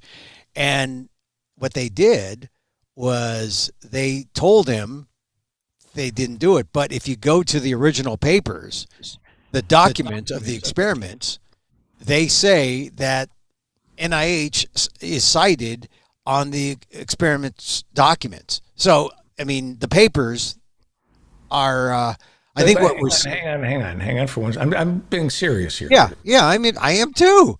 I think what you're seeing is when Steven Spielberg is making a movie, he'll say, I've got Clooney. And he'll put Clooney's name. He'll lead people to believe that he's got Clooney in order to get Kirsten Stewart. Yeah. So people put people's names, they'll say, nobody checks. Isn't it conceivable that somebody who would spend time putting, what is it, sand flies? What are they called? They put beagles. They somehow restrained beagles so they could be bitten by sandflies. Now, who are we more concerned about, the sandflies or the beagles? We're concerned about the $375,000 that. But what is who is suffering more here, the sandflies or the beagles? I'm kidding. I don't have the. If you're the kind of person, who has no problem keeping beagles alive while sandflies eat away at their brains, you're not going to stop. You're not going to go, oh, I can't put the NIH's now. That would be dishonorable to wait a minute. David, the thing is, these are bad people. They're going to lie and say that Anthony Fauci supports this. Look, these are bad people. Here's the thing. The thing is, NIH. To that though, doesn't that? No. It's not. You're attempting an analogy that isn't really appropriate right now. I mean, it doesn't really apply. Because the experiments, the documents of the experiments cite NIH as the funding source of this. And now what NIH is doing is they're coming back and trying to revise history and saying that, there was some kind of mistake. Those monies didn't come from NIH. And, what they need to do is they need to disclose the original documents that show that the money did come from NIH. But guess what? It's very difficult to do so because doing that requires it requires a Freedom of Information Act. And that is something that PETA and other animal rights groups have been very expert at because NIH is not forthcoming with the information. So NIH has really no credibility here just to tell a reporter offhand, oh, no, we didn't fund that. Well, show the documents. And right now, probably what it is it's fungible funding that went to some lab in Tunisia, and they're probably on some back channel saying, hey, look, just move that money around and say it didn't come from us. The experiments happen, and that's the most important thing. These experiments are wasteful, cruel, unnecessary, and they waste a ton of money. With you. I agree with you 100%. I also know that nobody ever admits they're wrong. That is true now. That is true now. It used to be, yeah. It's unfortunate. It's unfortunate. Okay, so let's say we catch them red-handed with the sandflies and the beagles. And I have to confess, I read a little bit of this, and it was too upsetting. So, so you catch these people red-handed, they're torturing beagles. Yeah. They are sleeping at night doing this. Oh, yeah, these are vivisectors. And what are they going to say? They're going to say, we're doing it for science. And so give me, okay, but what is the science behind it? Behind this experiment, I don't know this one specifically, but basically in general, what they say is we're doing it for science. We need to find out. I mean, if you want to give, I'll give you these torturous experiments in chapter and verse about what they say and how they justify it, and they have no, none of these experiments bear any kind of benefit to mankind, to science, to anybody. It's just a way to keep the scientific welfare gravy train open for these researchers in colleges and research institutions throughout the in this case, the world, because the research took place in Tunisia. And that's what $20 billion of NIH funding. They're funded to the tune of $41 billion. Half of it goes to these kinds of experiments. Pete has been exposing them for years, but for some reason, the conservatives don't care about people on the border. The conservatives don't care about, extracting young children from their mothers at the southern border, but they care about animals. And that's why on my Emil Amok Twitter show, I said, hey, look, maybe this is the thing that will bridge the chasm between the donkey and the elephant, the love for the animals, because it's the only kind of common ground that exists in our current political environment. And where we are today with the Biden thing, where we are today with the progressives and the Democrats and the mansions and the cinemas. It's a terrible politics. Makes no sense. No one wants to move. We no longer have gridlock. We have something worse than gridlock. We're like further apart. Gridlock at least presumes that, oh, hey, we're touching. There's some contact. But now we're so far apart, and it's so frustrating to look at politics today. So that when someone talks about politics, like for example, another thing I wanted to talk about today is how Nick Kristof is leaving the New York Times. Probably the best job in journalism, right? You get to sit on the New York Times masthead, spend their money, go anywhere in the world, and then give your opinion. He's a good guy. I mean, Kristof's a good guy. I mean, I had only one run-in with Kristof in 2015. He tried to recast the idea of the model minority. I mean, and Kristof put sheets over you, right, and call it art. Yeah, no, it wasn't that. It says that's Christo. Oh, the running fence. Yeah. Oh, that's the run. Boy, he's still going. That Kristof, by the way, Christo. It's Kristof. Oh, did he die? I think yeah. The fence is still alive. The fence is still running. Christo, I have his burial shroud. Oh, you do? You do really? Anyway, it's Kristof 1F. So it's Kristof, not Kristof. Yeah. So anyway, Nick Kristof, smart guy. He's been at the Times for 37 years, right? And why would you leave a job like that where you can say anything you want. You're free to say anything you want. You can like tweak everyone left and right. And the one column I had a disagreement with on was the idea that he tried to recast the model minority issue, saying that, well, maybe, it's the end of Asian American discrimination because look at Asian American success, their success stories, which struck me as kind of odd, except maybe he was just trying to be a provocateur. He is married to an Asian American, has Asian American kids, so I thought it just didn't make sense. This was in 2015, and you can look it up on the ALDEF blog, aaldef.org/blog. But anyway, so I haven't had much run-in with him, but he's done some great columns. He's gone to the front lines of places. The columns I like that he's written have to do with taking his kids on hikes in Oregon, which is where he's from. He's from Yamhill, Oregon. Mm-hmm. And he wants to run for governor of Oregon now.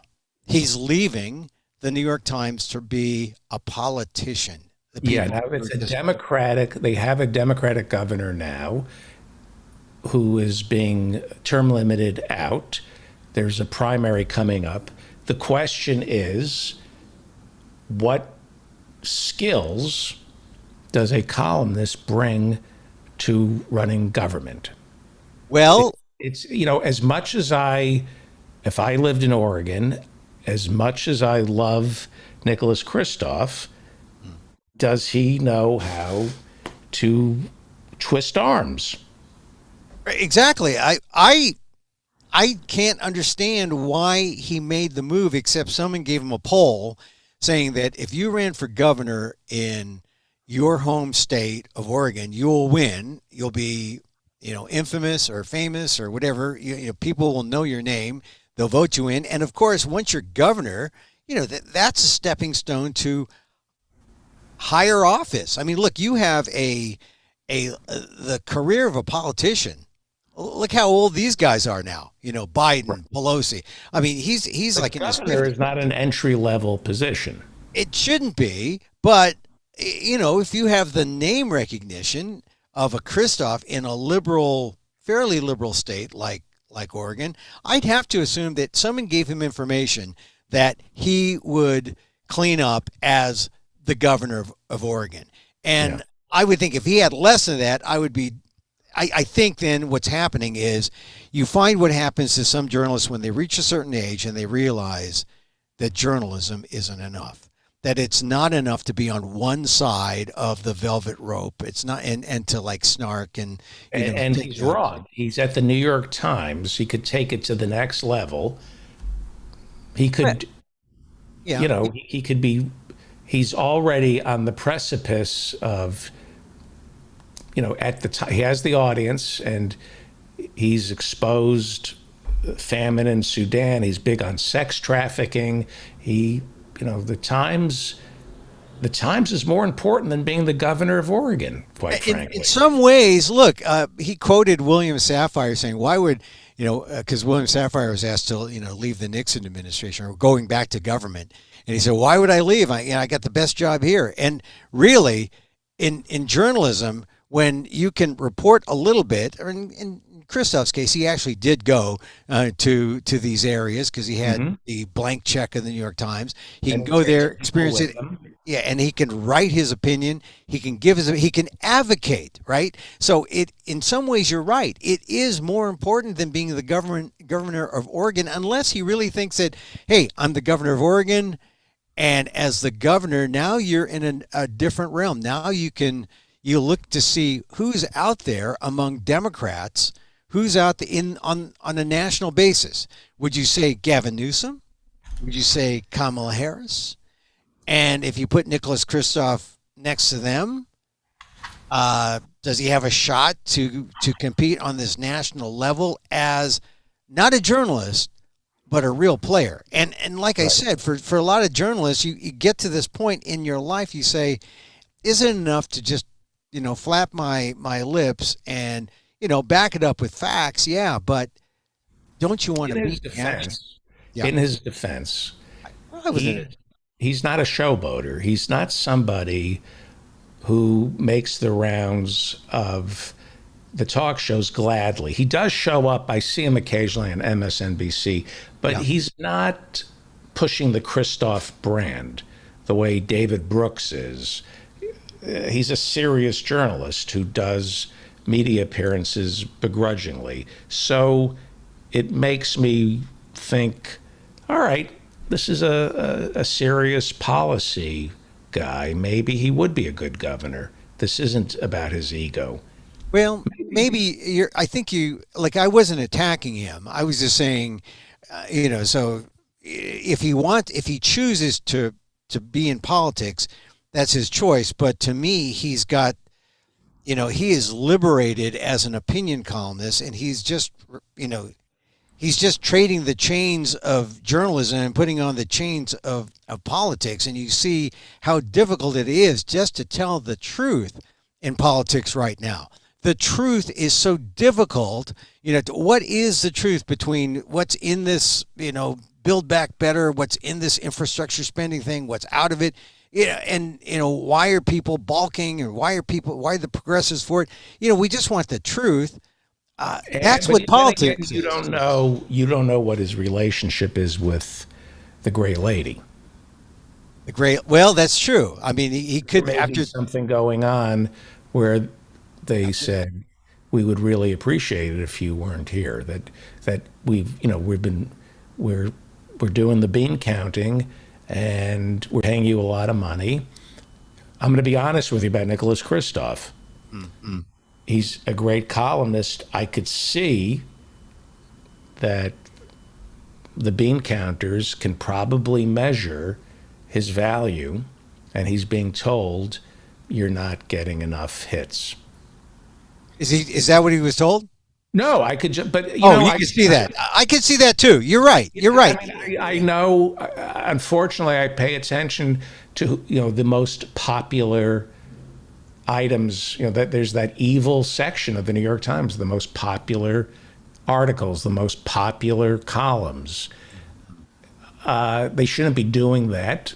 Just because a column is popular doesn't mean it's worth reading. In fact, it's probably more suspect because it is the most popular. But I'm sure that the New York Times is neoliberal corporate atmosphere. I'm sure they can make you feel unwanted.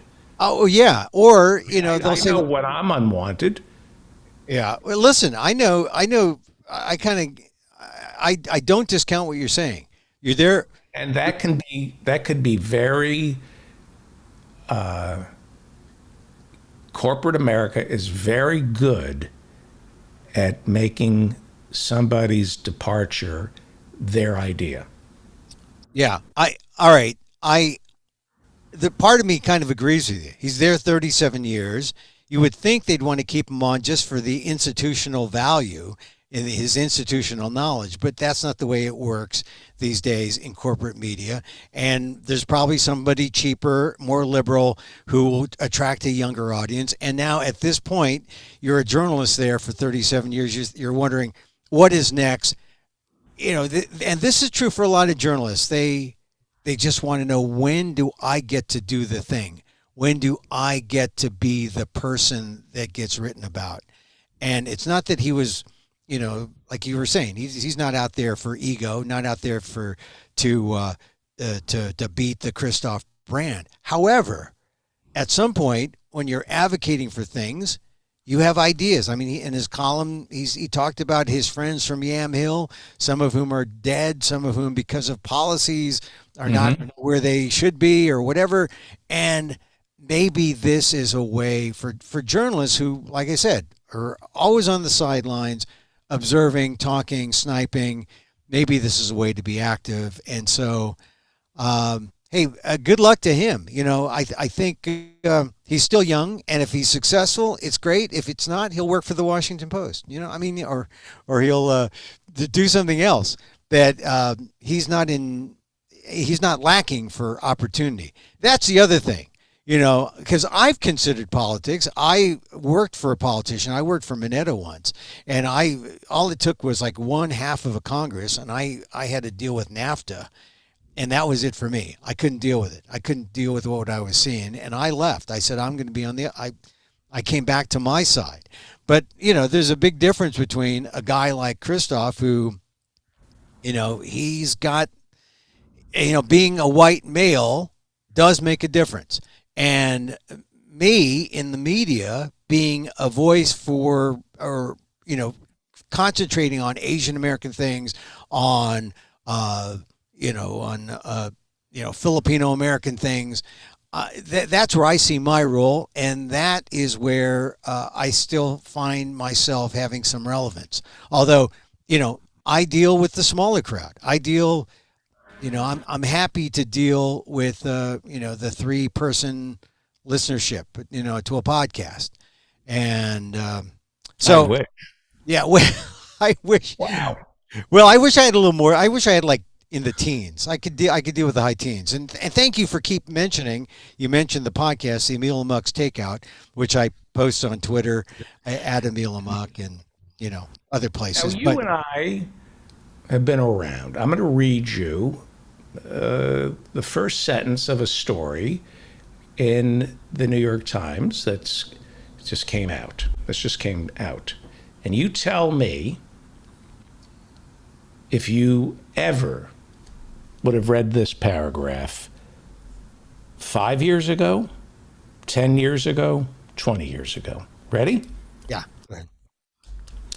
This is from the New York Times. It just came out. Former Governor Andrew M. Cuomo was charged on Thursday with groping a female aide's breast inside the executive mansion for the purposes of degrading and gratifying his sexual desires, according to a criminal complaint filed in Albany City Court. So, let me just say, yes, get him. We had Lindsey Boylan on this show a year and a half ago. Get him.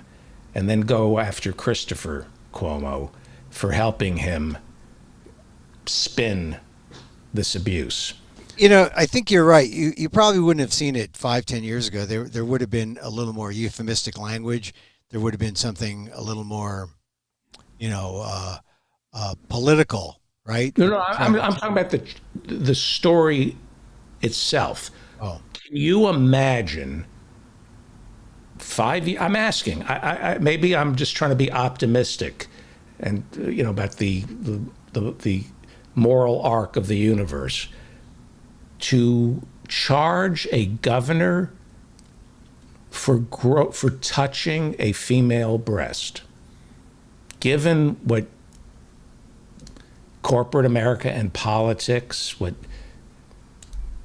we know goes on, the idea that a governor could be charged with assault for groping a woman's breast, well, that is a major step forward. yeah. Sign of the times. It took courage on the part of the woman to come forward, make the charges. Right. I mean that really is what that speaks to.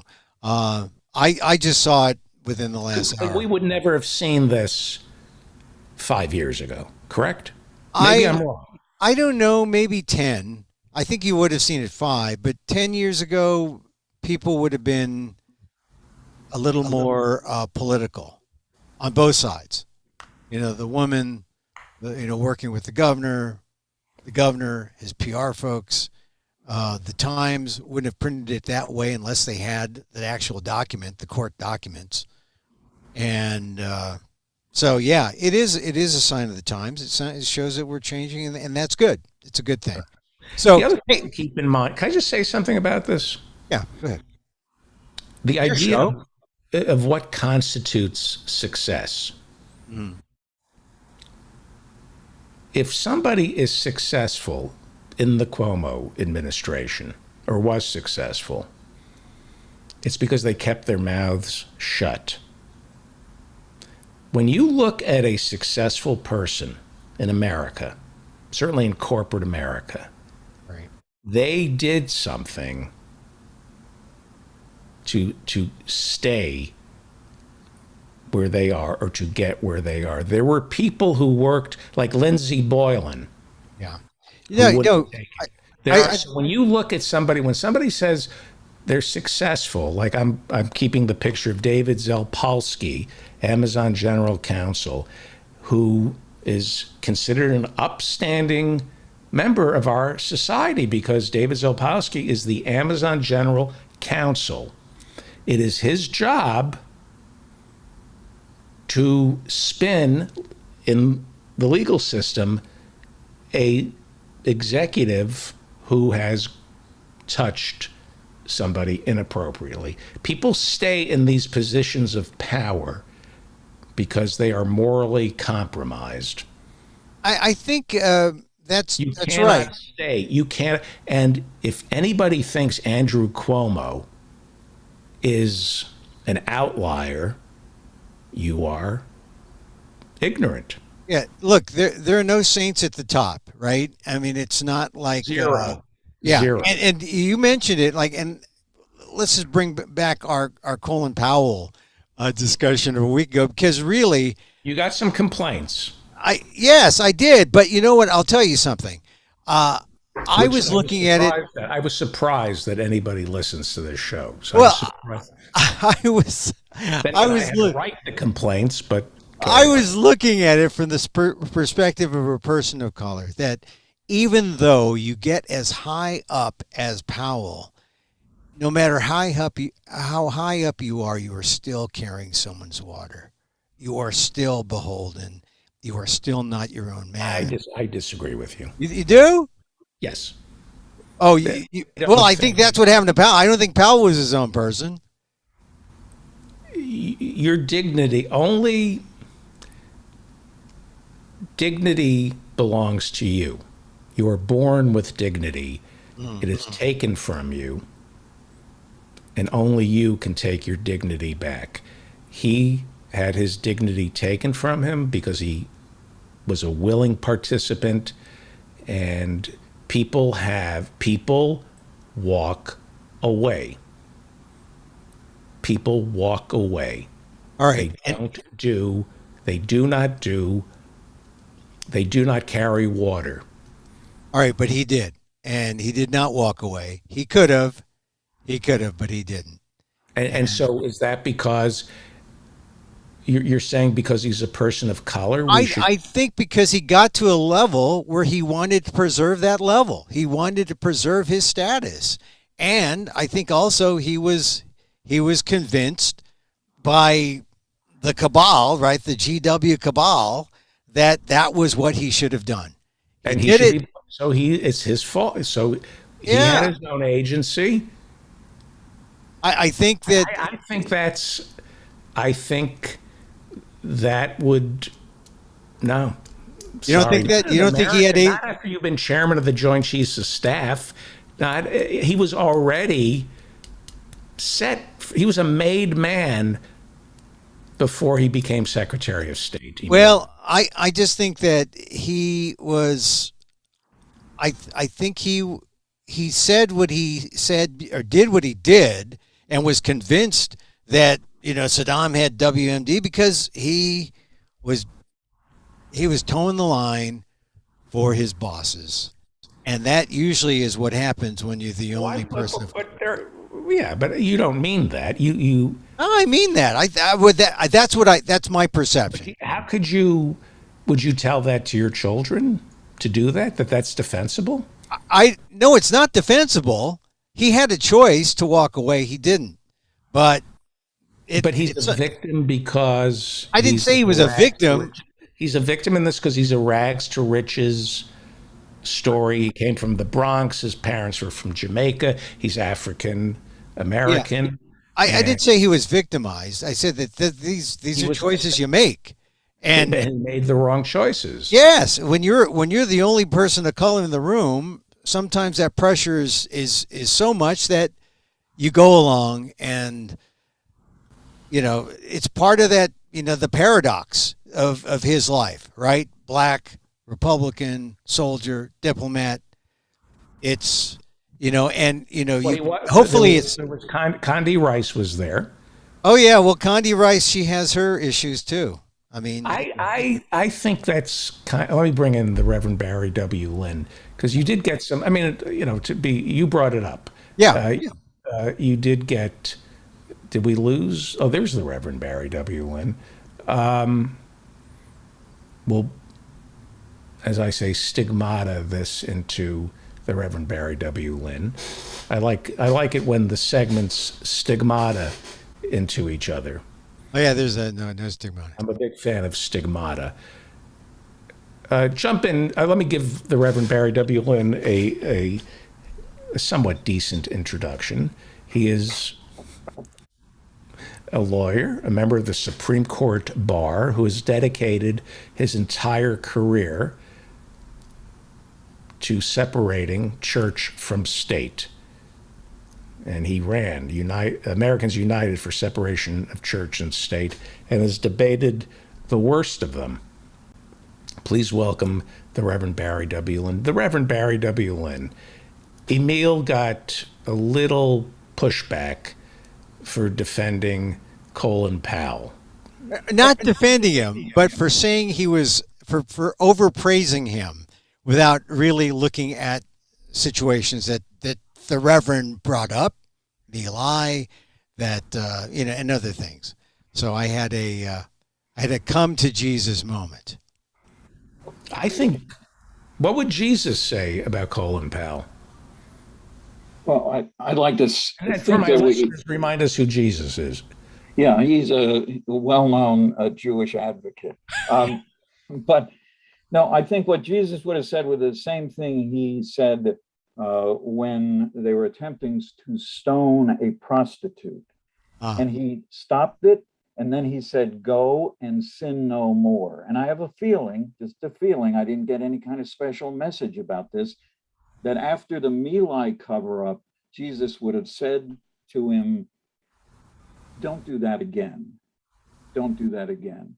And put him on notice when he was starting to talk about weapons of mass destruction, that maybe they too were just not there. He was covering up their absence. That's what Maybe Jesus about meant. stoning the prostitute in the New Testament. What is she charged to be? Did she charge for that, or was that? Yeah, that was. Were they passing judgment on her? What size such a stones good- were they using? Yeah, they were big ones, actually, because the only way you can kill people, if you throw pebbles at people or animals, you often don't kill them, which is why you shouldn't throw stones at animals. Right. There you go. Hey, Barry, Yeah. you're. Throw a stone at a prostitute. Why would you throw an animal at a prostitute? Is that what you said? Throwing an animal at a prostitute? No, you Why don't would throw. you stones. What to punish her? What? Why would anybody throw stones at a prostitute? To kill her? Oh, not to bring down the Kill her. price. Okay. No. Oh, No, I I don't. can't believe I don't you. look. I don't know that much about prostitution in general or prostitution at that time, because Jesus and I didn't really live at the same time. But I'd like to think we're familiar with each other's work. I will not do a getting your rocks off joke. That would have been funny in the 70s. Yeah, but but see, the not kids today funny don't now. say getting your rocks off. Hey, Barry, you're a veteran of the Washington D.C. talk shows, and we began the segment. Thank you for your service, by the way. when David and I A began. lot of those veterans have been discarded, cast away. They have been. Yeah, Paul well, yeah. Zavala. Oh, yeah, that's true. You just don't see. What's his name? Carville. Carville. He's got. I saw Jim Carville outside my house on the street with a little cardboard sign. We'll lie for money. We'll speak for money. Hey, can I tell you something? Oh, go ahead. I used to see Carville on the Red Line in D.C. after I did my show in Washington. Anyway, look, Barry, Yes. you were on these talk shows. My wife, who's she works for PETA, she was on Tucker Carlson's show on Tuesday. Yep. And she was out there because the conservative silo has glommed on to the idea that animal experiments are bad. Everyone thinks animal experiments are bad. The conservative media wants to own that story, and they have now made a big deal about it. But what happened to the mainstream? The mainstream isn't talking about that. The mainstream isn't talking about animal experimentation. I know that the conservatives want to get after Fauci, and Fauci is part of the story, but it really is about experimentation and the wasteful spending at the National Institutes of Health. What is wrong with our media when the mainstream media can't even glom onto this story? Yeah, well, I mean, it's because, as you know, a lot of the mainstream media did just what happened to the mainstream. But it did just what the person you cited from the Post did. Goes to the NIH and says, "Is this true?" They say no, and then they say, "Well, it's obviously just a rumor," because they believe that. They believe that people in Washington or people anywhere actually always tell the truth. So they don't do a good job. If they did have a reason for doing that despicable experiment, presumably they'd be willing to talk about it. The one thing I don't understand about this Fauci, that you should watch that new documentary called Fauci, because it has a lot of stuff that neither I nor my wife really knew about him. And I had forgotten just how incredibly distasteful members of the gay community were with his initial comments about AIDS. And what he did was he went to ACT UP meetings in New York. He became friends with some of the leaders in the AIDS advocacy movement at the beginning of the epidemic. And he's become a good friend, and they like him. It's because he said, "I want to understand this at the root level. What is it that I'm doing wrong? I don't come just to lecture to you. I come to listen to you." And I have a feeling that if Fauci was involved in this, that he would be, frankly, happy to talk to Peter. I want to change the subject. Why? Go ahead. Here. Okay. Okay. Facebook. Oh, Yeah. I want to show you, if I can, something that I keep seeing. And these are advertisements on Facebook. And I want to do a screen share because I can. And I want to show you the scam that is Facebook. And okay, so let me zoom. Let me see if I can zoom in here. Do you see this? There's a picture of Dave Chappelle on the far right corner. Do you see it? Right. Yep. And there is an advertisement that says Netflix severs ties with Dave. Okay? And it's a sponsored story. Is that true? Did Netflix sever ties with Dave? No, they didn't. But I'm seeing on Facebook right now, I'm seeing a picture of Dave Chappelle. Now watch what I'll click it. And it's taking me to a Time Magazine article. Do you see this? Yes. Netflix to terminate Chappelle contract over his newest business venture. And now it's written by Alice Palmer, Thursday, October 28th. And now there's a fake Dave Chappelle tweet. Well, it happened. They found a way to hurt me again. I want to thank all my fans for support of my new CBD product, my gift to the world, and they're trying to use it against me. But what is made to heal can never be used to harm. And it says it has 18,000 retweets. And there are more pictures, and it's Time Magazine, and it's an advertisement for Green Canyon CBD oil. And they say it reduces chronic pain, supports joint health. Dave Chappelle's new line, he has a new line, it says, of Green Canyon CBD oil, and phony testimony from John Krasinski. There's Paul Rudd endorsing it. Hugh Jackman.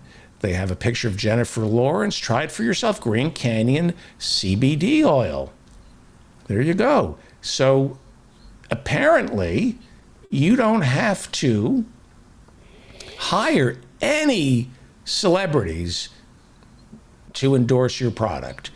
You can say that Dave Chappelle is selling your CBD. Like Dave Chappelle is behind your CBD oil. Hugh Jackman, Jennifer Lawrence. What, as a lawyer, Barry W. Lynn, forget disinformation, forget anorexia and bulimia that Facebook spreads, forget disinformation with politics. How is this legal? How is this legal? How is the Federal Trade Commission allowing what I just showed you? Well, assuming that they've seen it or that someone's complained about it, and I can't believe that Hugh Jackman or any of the other people that are misrepresented in that advertisement, that fake ad, don't have access to, shall we say, multi-$1,000 an hour lawyers who should be sending a letter. And this has happened with some of these fake CBD ads saying, cease and desist, stop this. Now, if they didn't, there are circumstances under which if they didn't attribute, I couldn't quite see enough of this picture to know whether they attributed certain statements to Hugh Jackman. That's clearly illegal. They do. They just, well, then they ought to get a lawyer. They ought to cease and desist. It's Time Magazine. They're using Time Magazine. But Time Magazine, that's a fake ad. That is not in Time Magazine. Correct? I know, of course, they've mocked up. They're misrepresenting. Well, they ought to stop it. But Facebook ought to know this too. I mean, they shouldn't be doing this. The only thing that's worse in all of the discussion of Facebook is having these nitwits in Congress have some kind of say-so over the responsibility of this publisher. Despicable as they frequently are, I don't want to see Lindsey Graham, Kristen Sinema, or any of these other clowns that have recently been attacking Facebook to have any role in deciding what should and should not be printed in. We have a Federal Trade Commission. Yes, you're a we do. lawyer. What the hell do we need the Senate to? There are laws. It's like murder against the law. Fraud is against the law. What are we having hearings on this for? This is against the law. What you just showed is against the law. Lawyers should go, and if they do anything right at their $2,000 an hour rate, they will be able to get rid of that for their client, any of those people. But there should be damages. It's not just the civil courts. This is doesn't the FTC and the Justice Department? Is it Lena Khan over the new lead lawyer over at the FTC? Couldn't the government take them into civil court? Yes, I think they could, assuming they know. I mean, remember, a lot of the things that Facebook is alleged to have done, and which I do believe it has done, are not so clear cut. They don't misrepresent anything. They just are working with algorithms that make young girls appear to be less than perfect in comparison to the people that are showing up constantly on Facebook or Twitter or TikTok or whatever that thing is called. But yes, the FTC ought to be looking at that. You, as an American citizen, could write directly to the Federal Trade Commission. Well, there's your problem right there. The first clause. You, as an American citizen, could write. You lost me at American citizen. Writing. Okay. Well, it will spell it differently. The old America with a K, like a Ku Klux Klan K. But you can write. You can write as. I know you haven't founded your church yet, but because you won't do what I say, but you could write and insist on that and copy your senators. I mean, these are two people in the state of New York who allege themselves, profess to be progressives, and demand that somebody do this. And if enough people from New York State wrote to Schumer, wrote to Gillibrand, this is what they do in most Senate offices.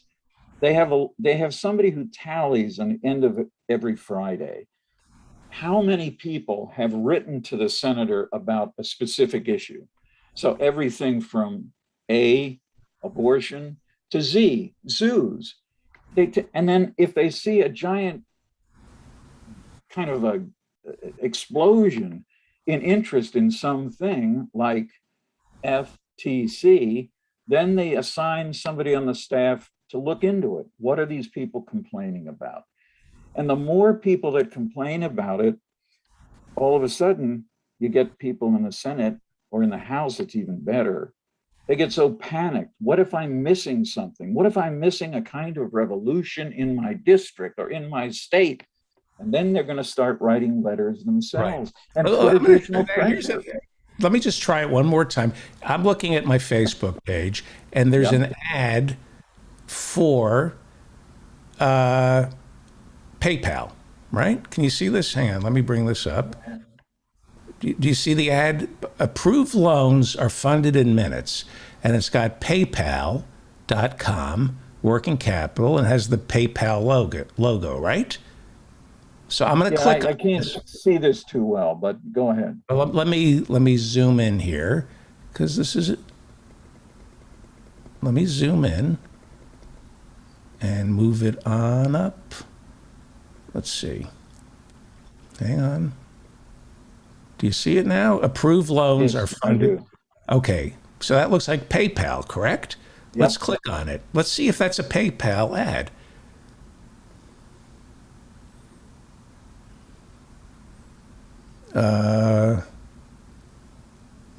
Maybe it is. I doubt it. Let me see. All right. Okay. That was legitimate, I guess. But I certainly don't want to click on it in front of anybody. No, because it could lead to pornography. It doesn't look, actually, I'm on it, and it doesn't look, it looks like a bogus Facebook account. Mm-hmm. It's fake. Anyway. Okay, but David, yes, look, sir. Let's assume it is fake.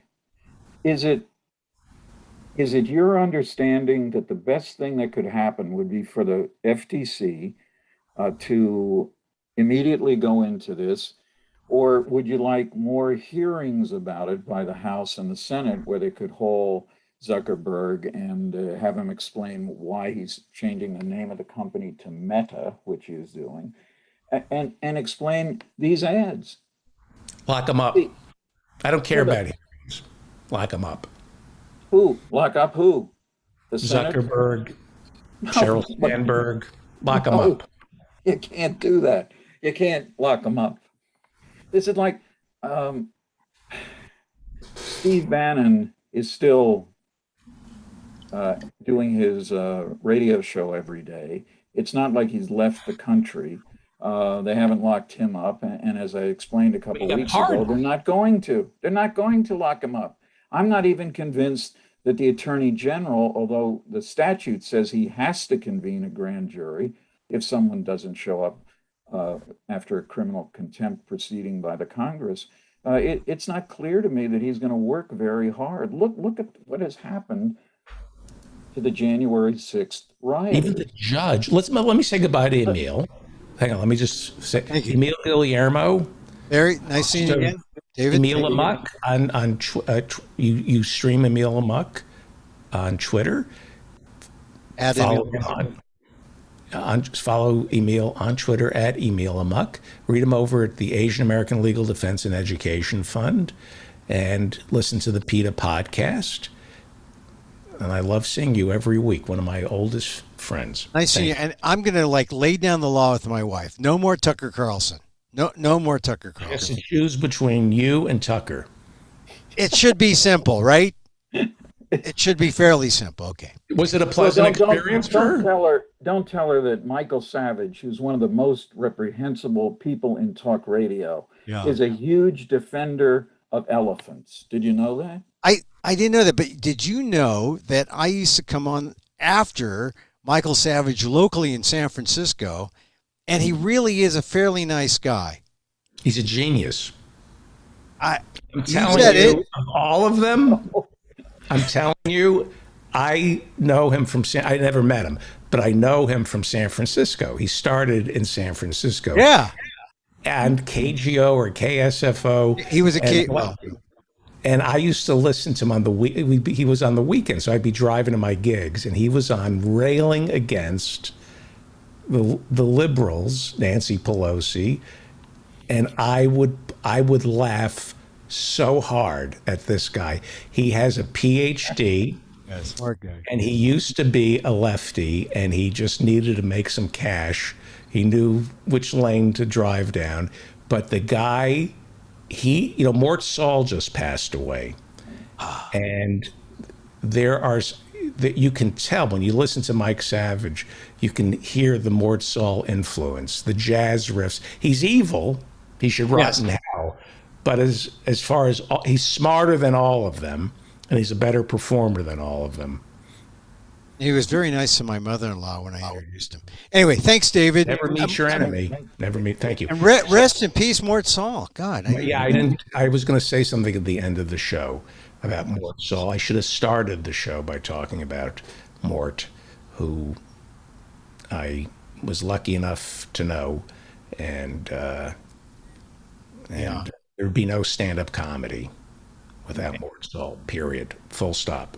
Mort Saul, Barry, correct me. He did a talk show on WRC in Washington too. Yes, he did. He did. He did. He was hilarious. If anybody that doesn't remember seeing Mort Saul or hasn't seen him, there's a marvelous video called "At the Hungry Eye," and that contains an entire routine. I don't know when it was done, in the early '60s. But it's as funny if you watch it today as it was back then. Tragically, Mort Saul then came to Washington. He did a talk show on WRC where Emil was, and he became so anti-woman. He was a sexist, and his show was terrible in Washington. He wasn't funny. He was very, very vindictive about women. He hadn't quite become as obsessed with the John Kennedy assassination as he did also. The last time I saw him perform was in New York City, and half of his show was very funny, and half of it, he just went on to... he was friendly with you after. With Jim Garrison. But he was also friendly. The misogyny came from Hugh Hefner, who he was good friends with.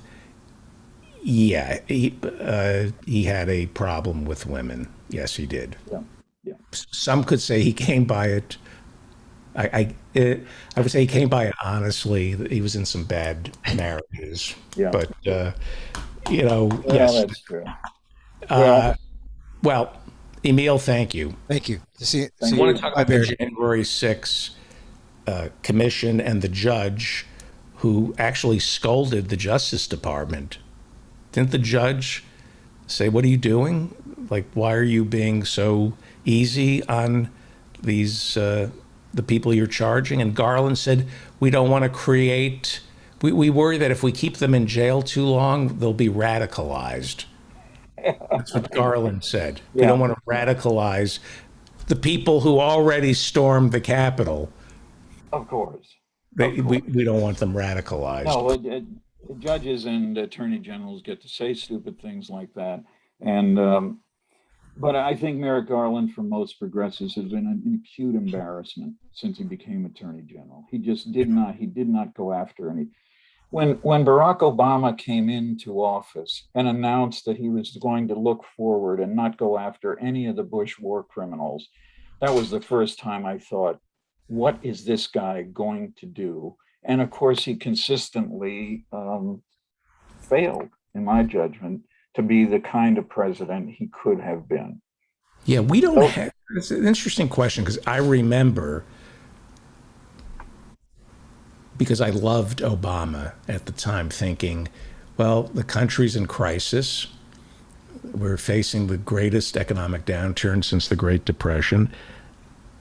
There are forces that he's up against. This is what I told myself, that should he start locking up the John Woo, the torture memo, and setting his that he would be, they would come after him. You know, they would. Somebody said he would be. I think he said, I want to watch myself here, that he feared for his physical safety if he had gone after the Bush administration. I'm pretty sure I read that. And I mean, I don't know. Presidents should, on the basis of recent history, be concerned about their physical safety. you're a minister in the United Church of Christ. Yeah. Okay. Barack Obama gets rid of the Reverend Jeremiah Wright Yeah. for saying, not God bless America, God damn America, taken out of context, but I've thrown him under the bus. I need you to be my minister. I need some advice, Reverend. In my late 40s, I'm married. I love my wife. I've got young daughters. One is in elementary school, another one is in high school. I want to be president of the United States. What would benefit my wife, my kids, and me? Should I run for president at this point in my life? What would you counsel? I have a couple more questions. I want to make sure that you were going to be doing this for the right reasons, that you had a plan, that you had a sense of the future and what needed to be made better.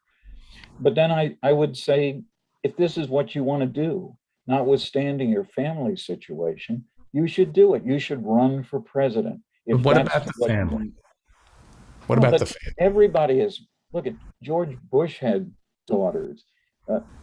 Carter had one daughter. And they were ridiculed. I mean, when, forget, what was Carter's daughter's name? Amy. She went to an elementary school a couple blocks from the White House. A public school. She got a lot of nasty comments, a lot of pictures of her that were certainly not conventionally attractive, and they made fun of her. And this is when I think a lot of people rightly said, look, this is a little girl who didn't do anything except happen to be the daughter of the president. You've got to lay off her. And I think in general, that's it. And they did the same thing with the Bush daughters. But I don't think you can go into politics, have a family, and not think about what's going to happen to my daughter, what's going to happen to my son. What am I getting myself into? But if you feel that this is a calling, and I think that there are plenty of times when Barack Obama must have said, this is my calling. This is what God wants me to do. He wants me to clean up this mess. He wants me to run for president. He was a wonderful orator. And, yes. Sorry, I was just, that was my lunch. Sorry, I apologize. That's how I do. That's how it's, no. I remember thinking, why can't you wait until your daughters are out of the house?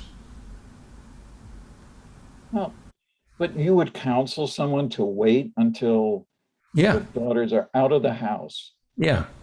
But not out of college. Where do you draw these lines? See, I think there is a character flaw when somebody runs for president with two small kids. I think it says a lot about who you are and what you value. How can you preach family values if you're George W. Bush and you're running for president even though your kids are still in high school? No, I don't see this connection. I don't think you can wait for people to get into their 50s or 60s, depending on when they had their kids, in order to consider a political job. I mean, I do think Barack Obama believed that he was an excellent president, believes he still is, and this is why he's got these, elaborate real estate around Massachusetts. And also, I saw a documentary. I'm a big Apollo guy, and then we'll change it. So an interview with some of the engineers who put the men on the moon. Yep. There was one guy who said, if I had to do it all, it was the greatest time of my life. If I had to do it again, I wouldn't, because I paid a big price because of the way my family turned out by not being there. And I have a problem with people running for president with small kids. Okay. I think that says a lot about who you are and what you value. You don't? Well, we may have to disagree with that. No, I don't. I don't think that has anything. I have a serious problem with your moral values. Let's go ahead. I'm Good. sorry. No, you know what? Here's what I'd like to talk about in the moments remaining. We have I time. want to talk about BBB, Build Back Better, because I think now it's become BBB, TTBB. That is, Build Back Better, too tiny bit better. Because when you take out of all of these things, first, free community college out, most of the new climate programs out, Medicare expansion for hearing aids, eyeglasses, dental care out, and now They're keeping hearing in. That's what I heard. Seriously, I think keep hearing in. that's what I hear. Yeah, that's what. Well, then maybe the hearing aid people don't have the great lobbyists. Well, they're holding hearings on it. No, seriously, I think they're keeping it. They might. Go ahead. They might. And then medical and family leave, according to what I've heard a few hours ago, that's out too. That's 4 strikes. You know, only 3 strikes, you're out. That's 4 strikes. That's the end. I don't think any progressive should support this. Not because they may never, this half a loaf, it's now really about 20% of the loaf that it started with when Bernie came up with $7 trillion. Then it went to 3.5, then it went to 1.9. But nobody, I think 3 of these, community college, family medical leave, the expansion of Medicare, these things are things that are easy for people to understand, and people need them. When you talk to audiences of elderly people about what they want but don't have in Medicare, it's almost always hearing aids, dental care, and eyeglasses, none of which are covered. And even if you go to one of the people that advertises, I'm sure they even advertise on Facebook, and you get your eye exam and 2 pairs of glasses for $69, that's all a con. That's not what you get. That's not what you need. And I would prefer if, instead of worrying about being blamed for the collapse of both of these bills, progressives in the House and Senate should just make it clear they don't care about these bills. They don't care about taking a tiny bit of good stuff out of it, because they lose everything. If progressives cannot apply pressure against Sinema and Manchin and a couple of clowns in the House who are bought and paid for by the pharmaceutical industry, when the hell are we ever going to get a better opportunity to say, and then here's what you do when you campaign. If you're campaigning against an incumbent Republican senator, you said, you know, your senator did not want childcare. Your senator did not want elder care. Your senator did not want anything that would make your life better. Essentially, they're saying that I would have a tagline. I just made this up, so I just jotted it down. You say, Republican, fill in the blank, has said to seniors who are constantly and properly complaining that Medicare does not cover hearing aids, dental work, or eyeglasses, you can just not respond to those people at Thanksgiving dinner because you can't hear them. Hope and pray your teeth don't rot and you don't get infected so your heart stops, and just sit closer to the television. That's an ad. Right. It's about incumbent senators. There are certainly incumbent senators who are at risk, who happen to be Republican. Just do that. Just make that argument. Make the argument that the real culprits here are not somebody You don't even have to mention Sinema and Manchin. You can say we had almost all the Democrats and not a single Republican, including Senator Dimwit, who's running again, would support it. Why can't you do that? That would be a good test. We talked about tests last week. What is the test that where you can have a moral basis for saying no to something and see if it works? Because this stuff, what's left in this bill is just not worth approving. Right. It's just not worth it. And the spin will be radical Democrats like Bernie destroyed two perfectly good bills. They took their ball and went home. They will spin this against the radical left.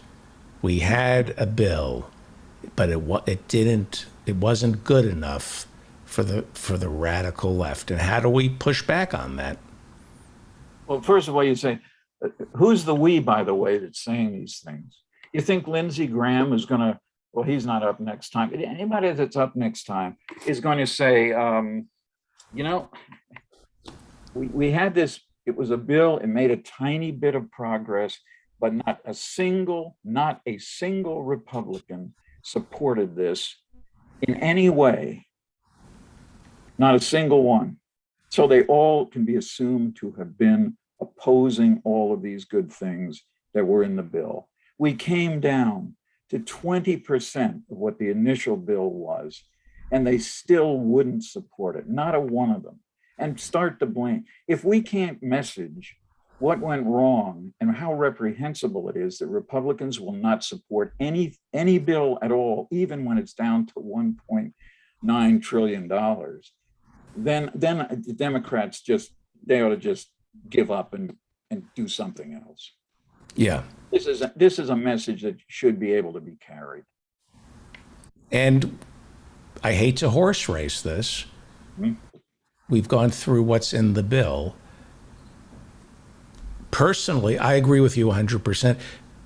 I said this earlier, that we need to go in and get rid of Hoyer, Pelosi, Biden, Gottheimer. I mean, we need to show them that you're getting nothing.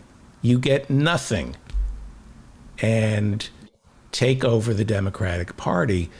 However, we're going to be going up against some pretty powerful forces at CNN and MS. I can see Gloria Borger. I can see Larry. I mean, Lawrence O'Donnell is selling this. This is the greatest thing since JFK, since LBJ, and they're going to blame. It's going to be interesting to see who will have the courage. None of them will, to side with Bernie. Right. And then it will be interesting to see what Bernie today said. He's telling Pelosi not to introduce the other bill because we don't have a bill. We don't have a Build Back Better bill yet. Right. Well, 2 days ago, he said if it didn't carry this Medicare extension on those three things, and I'm not, well, you might be right about hearing aids, but that's really kind of the cheapest thing. You know, you can get hearing aids for a couple $100. This is not like dental work. You go to a dentist lately, they find something wrong. And I mean, I just have to, I ask people, how much is this going to cost me? Because I don't have dental insurance and I don't have any way to, I mean, I'm 73 years old. I mean, how long is my teeth going to last? And we talk about taking out this and putting in another bridge and all that. These are thousands of dollars. Most people can't afford them. Most people don't even have access to the places where you can go in dental schools and get quality care from people who are young. But and of course the ADA, the dentists, the ADA was against putting it into Medicare because they lose money. They can't charge what they charge. Exactly. So it was killed by, you know, doctors and your dentists, they're not your friend. They're not for Medicare for all. They complain about the insurance companies. They know the symptoms, they know the disease, but they're not willing to isolate the cure, which is Medicare for all. They're not willing, because they're not that bright. They know their medicine if you're lucky, but they don't understand the economics. They don't understand that they'd actually be doing better and they'd be happier with Medicare for all because they would be practicing dentistry and medicine, and all their money would go towards paying a nurse to practice medicine, not an entire billing department. Doctors spend, I mean, they really are stupid. Doctors are stupid and dentists are stupid because they know one thing, not except for your wife. Yeah, that was going to put a little bit out there. Yeah. And I mean that. Yeah. Most doctors have an entire support staff that's spent collecting money from insurance companies. Of course. How is that? So that money could be spent building your practice. Yeah. Getting more patients, hiring another doctor to bring in more business. Of course. How is this good? How is this? You're stupid. The AMA, the ADA, they are stupid. They're owned by the hospitals. They're owned by the health insurer, and they give the doctors just enough. The hospitals and the insurance companies, they give the doctors just enough financial incentive to think they have a financial interest in the well-being of Anthem or Blue Cross. They delude these doctors into thinking, if we do well, you do well. Exactly. Some of them do. Some of the doctors do because they're immoral and they're money-grubbing charlatans.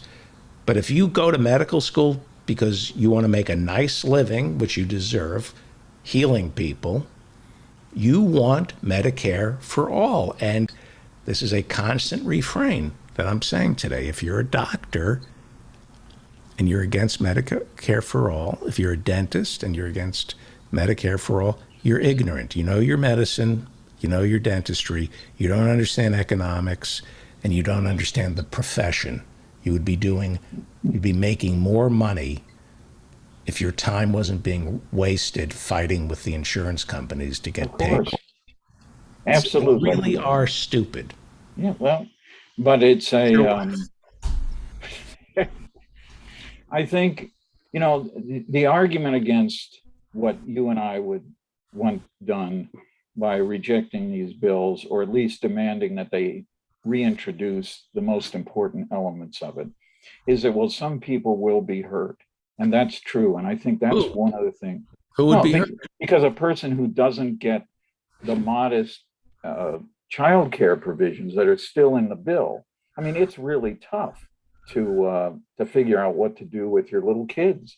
And they need childcare. And as I explained a couple of years ago, there was this one moment, a couple of sessions ago, wonderful opportunity to put daycare into elementary schools. It was scuttled by a bunch of progressives of all people.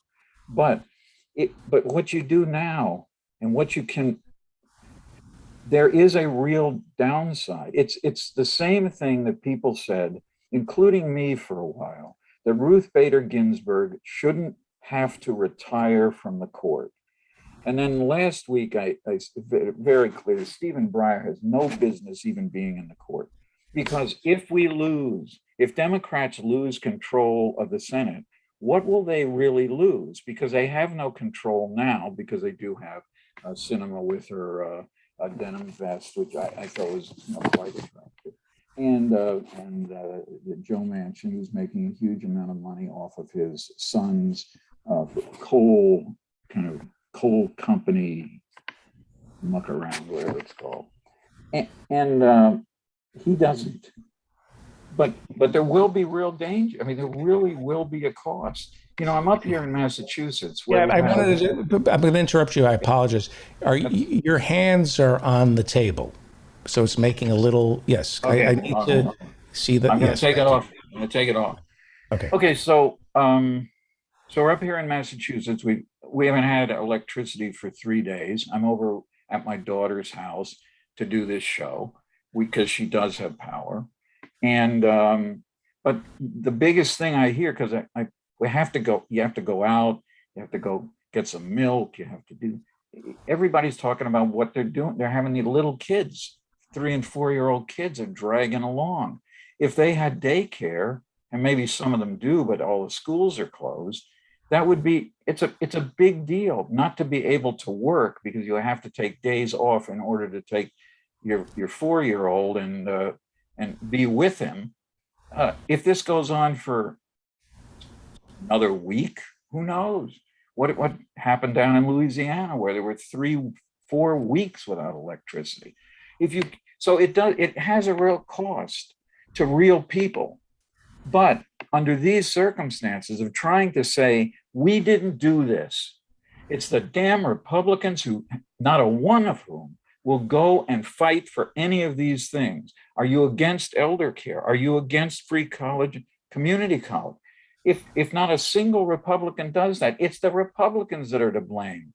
And we better get better at messaging, and we better get better at making it clear that it's not the fault of even those 2 creeps who call themselves Democrats, but the entire Republican Party. Why is Mitt Romney, who's considered a moderate Republican these days, why doesn't he say, I could go along with this bill? Let's put back medical and family leave. Nobody says that. No Republican says it. Mitt Romney is who he was when he ran for president in 2012. Bad.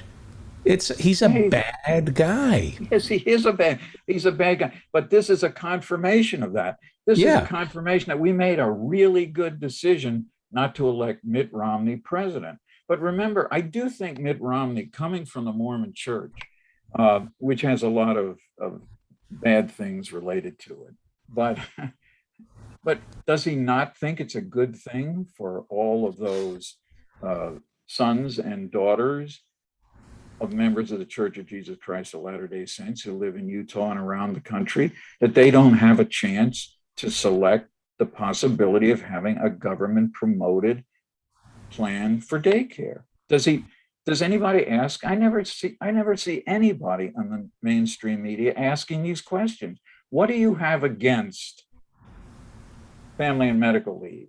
And Manchin has an answer. He said it's going to cost too much, and companies will go out of business. All of that stuff's debunkable. It's all been debunked. Right. And if he still believes it, then he's delusional. But nobody really says, nobody pushes back. They take that answer, kind of like the answer they give about the sand fleas in beagles. Hands, your hands on the table. Oh my hand. Well, see, this is what I get for having to borrow a table with power. But it's the same thing. They just say, no, it's not. They just listen to them. Then that becomes the soundbite. It will cost too much. And there's no follow-up. It's not just with Fox, CNN, there's no follow-up. They don't have experts on. They only have other politicians on to talk about it. People spend their life studying the effects of something like family leave on companies. And there's data, and it shows that it helps. It doesn't hurt the company. In the long run, it helps the company. But where are the experts? We don't even have any experts. I used to be on CNN all the time because I knew stuff about certain things, military law and other things. And that's why they had me on. But now they just have talking heads, the same David kind of Plouffe. People. David Plouffe. Gibbs. People who served briefly in the Obama administration to give us insight into what the establishment is thinking. What are they, as opposed to, we have to know what the establishment is thinking, as opposed to the establishment finding out what we want. Exactly. They don't have any labor activists. No. Reverend Barber is rarely seen. It's always top-down coverage, access to the same people with different names and faces telling us what they want. as opposed to giving an opportunity to somebody who is struggling to sit on the same set with Chris Christie. You know, the single mom who's broke, George Stephanopoulos should have the single mom who's broke Yep. sitting next to Chris Christie on the Sunday show and Exactly. and explaining, but it's just a top-down approach. This is what the establishment thinks, Yep. and that's the news. We're covering what the establishment wants. Of course.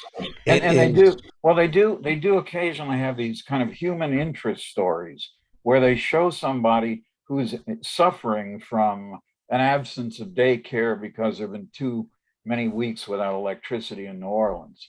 But it's treated as a human. Look at this person. It's tragedy. If there was a collection made after some of those somewhat effective CNN and MSNBC pieces about someone living in poverty, you'd probably collect a little money, have a page to give donations to that person. But Reverend, as far as changing policy, this is not what you do. This is what you need. You know, when I was doing talk radio for that Pat Robertson controlled, people think I'm joking about that, but I'm not. I love the picture you sent me. Picture. On Twitter. Well, one of our listeners actually put that together and sent it to me, and I sent it to you.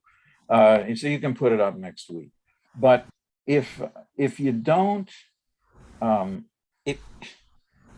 if you don't show that there's a person and then the facts to back up, this is not just an anecdote. You know, it is often said, you know, one anecdote is not evidence, and two anecdotes aren't either.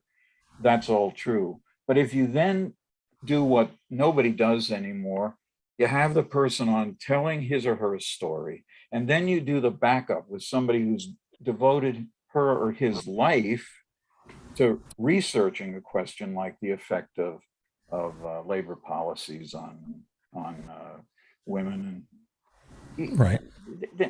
We get nothing. We're Here's wasting. the story. How many times have you seen this story? Billy and Bob lived next door to Carol, and Carol had cancer. Billy and Bob spent the entire summer with a lemonade stand raising money so they could go to Disneyland. When they found out that their neighbor Carol had cancer and her health insurance company wouldn't cover it, they gave up their trip to Disneyland so Carol could, from a lemonade stand. What is that going to cover? Yeah. I won't. I was going to say something really terrible. I won't. The Onion should do. The Onion should do a story about two kids who had a lemonade stand for a woman who was dying of cancer, and they decided to go to Disneyland instead. That would make great. I'm sure they've done something. Well, they probably should have. We're and squandering this. They cut back to everybody at Good Morning America, and they're going, isn't that great? Kids are great. Aren't people great? They go, no, this is... No, it's not. It's ridiculous. There's a famous travel writer who wrote a book about it 5 or 6 years ago on the most dangerous places to visit. And he went to Mexico City, just walked around all these places in Asia, had no problems. In the last chapter, he goes to Disney World. And then he's really scared because of all the weird people that he comes across and the vast amount of waste and money being spent and just general bad messaging. So that turns out to be the only of his 10 most dangerous places that's actually dangerous. When my kids were growing up, I was a full-time comedy writer. Mm-hmm. I could not afford Disneyland, but we took them to Disneyland because and I just looked. It reminded me of Vegas. You walk around Vegas, nobody's smiling. It's the happiest place on earth. No clocks, and every father and mother was walking around like this. I'm a bad parent. I can't afford this. Pretty. Yeah. You don't need Disneyland. You don't need. No, You don't need to take your kid. I mean, I have happy memories of Disneyland. I do. Sure. I think we all do. Your kid is not missing out if they never have been to Disney. In fact, it makes them actually better. It's a better story to say when you're an adult. My parents couldn't afford. Don't you have more respect for somebody who says to you, I couldn't afford, my parents couldn't afford Disneyland? Of When you course. hear that, you go, I like this person. I go, oh, I have respect. There's nothing at Disneyland that is going to shape your character or educate you or make you better in any way. Having parents who couldn't afford to go to Disneyland, go on. I'm interested. Sounds like you have. There's some events shaped your character. Nothing at Disneyland shapes your character. Nothing. Well, Zero. Does that include the It's a Small World After All ride? Because if that gets in your head, which I hope I they'll be singing it all the way. When I go back home where I have no power and it's cold, all I'll think about is I can't go to sleep. It's too cold, and I'll start singing "It's a Small World After All." Right. So going without power, Reverend. Yes. Not to discount people who can't afford to. Again, I'm coming from a place of privilege because my electricity is not being turned off because of lack of payment. I'm coming from a place of privilege because I haven't gone through the cyclone bomb? What do they call it? Yeah, this is one of them, a cyclone something. All that being said, I've lived through blackouts. I've had earthquakes in my life where the electricity was shut off, and you look up and you go, oh, I can see the stars in the sky, and my neighbor isn't blasting his television set anymore. And what do you feel when you are without electricity? What is it terrifying, or is there some virtue to it? I'm having a hard time finding any virtue in it, but it's not that terrible. I mean, it's so the house is 49 degrees or something. I'm not going to freeze to death. I know that I have things called blankets you put on. Mm-hmm. But if you think about this, what about a person who can't afford electricity ever? What? What about a person who can't afford to heat their house ever? I said I already qualified by saying if your hands weren't on the table thumping, you would have heard what I said, Reverend. Okay.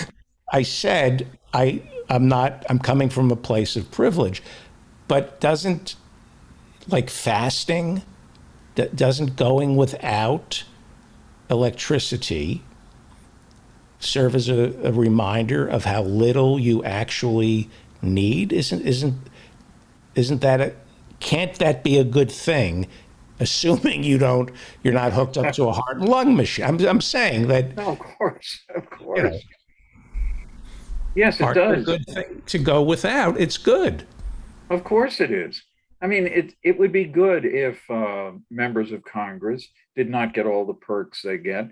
You know, when you are a member of Congress or a senator, you have a vast amount of, no matter where you came from, you have a vast amount of perks that make your life so much easier. You can drive to Reagan Airport, National Airport, and you can park right next to the place. You don't have to search around for 25 minutes to find a parking space at some place that you need to get a shuttle bus to get you back.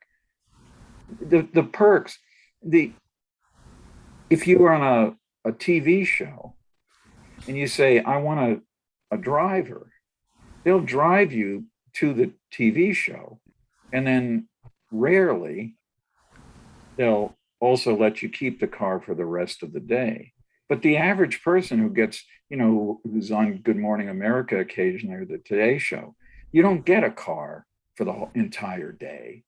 You just get there and they drive you to your office and then they forget you. Perks. Maybe we shouldn't have them for senators. Maybe they should be forced to go through life with their $190,000 a year salary and just do it and not get any perks and live like the rest of us. And put their money into the S&P 500 Vanguard Index Fund, not allow them to own any individual stocks. Yep. Right? Yeah, I mean, I'm almost there. What do you mean you're almost there? I'm almost there that that's a requirement. Because, last week I was talking about maybe hedging a little bit, going, well, maybe they should if it's in a completely blind trust and they don't have any ability to manipulate. But we've seen that even Senator Burr, who is he's not running again in North Carolina, but facts came out just today that he gave certain privileged information to either his brother or his brother-in-law that allowed him to make a killing on pharmaceutical companies. But we know that the reason Dick Burr is not running again is he was chairman of the Senate Intelligence Committee, Republican. He found out how bad COVID was going to be, and the first call he made was to his broker. In what universe is that legal? Why isn't he going to jail? Because he has too many friends in the Senate, not just Democrats and Republicans, but Republicans. He has too many friends. They don't want to put a colleague in jail. They don't want to put a colleague in jail. It's not good for the country. It's not good for the country. But I mean, long ago, I abandoned the idea that most senators think they're doing something for the good of the country. I could name you on one hand the people that I interacted with over my many years of lobbying for progressive groups who actually cared what happened to Americans. Paul Pelosi, Nancy Pelosi's husband, is trading millions of stocks each year. Yep. What do they talk about? I'm sure she Jerome Powell, the head of the Federal Reserve, traded a couple $1 million worth of stock before the election in 2020. How is that legal? In what universe could that? You're a lawyer. How is that legal? It isn't legal. It shouldn't be legal, and it isn't legal. But again, you need everything goes to the ethics committee, and if it's not related to sex, then which would everybody on their high horse about that? Oh my goodness, Bob Packwood he made sexual advances. We need to goes to the ethics committee. He quits before they even have a hearing. But if it's not about sex, then you can do anything you want. You can do any financial crimes that you want. You're going to get away with it. And remember, a lot of these things arose during the last 4 years when you had a completely corrupt Justice Department that wouldn't prosecute anybody. What I'm worried about is that we're going to see the January 6th, the special committee make all kinds of recommendations, make all kinds of suggestions for more criminal, something in my eye here, just more of these subpoenas. And they're not necessarily going to go anywhere because I don't have much faith in what Merrick Garland is going to do, as we said earlier. I just don't think. And if you give somebody 6 weeks or that terrible human being whose name I've forgotten already, who killed 2 people at a Black Lives Matter demonstration. Rittenhouse. Rittenhouse. His trial started this week. The judge said, do not refer to the people who were killed as victims, but they're dead people. He said you could call them rioters. And looters. And looters, rioters and looters. That's how bad the judicial system has become. And that's the kind of instinct that judges have. And when people talk about technicalities, and people get off on technicalities, that's often true, because if you have a very well-paid lawyer who's going to be able to find every small error that might have been made, they can turn it into a big thing. If it's in the federal system, it'll go on appeal to circuits which are almost all corrupted now beyond belief. And they'll say, yeah, he didn't do, it wasn't that bad. He didn't do that much. And then that person will get off. Yeah, and with the Rittenhouse, I've been following the Rittenhouse a little. One of the victims was, I believe, a homeless man accused of pedophilia. So that will all come out, and people are going to decide, well, did he really, maybe he did us a favor by killing this guy. And I don't know. I mean, yeah. It's the pedophilia things. There's one of the January 6th rioters. We don't know that he was a rioter. We do know that he was there, who's been spending the last 5 years talking about pedophilia rings, who turns out to have been a pedophile in the state of New York. He's now a pedophile in the state of North Carolina because he changed his name. And so the name doesn't necessarily follow. So if you look at the sex offender list and you look for this guy's name, you're not going to find it because you're going to find an older name that he used to use. Look, it's a mess. All of this is total corruption. Total corruption. It is not justified by anything, but there's no moral standard by which these people do not know two things: that what they did is wrong, and what they did should come back to haunt them.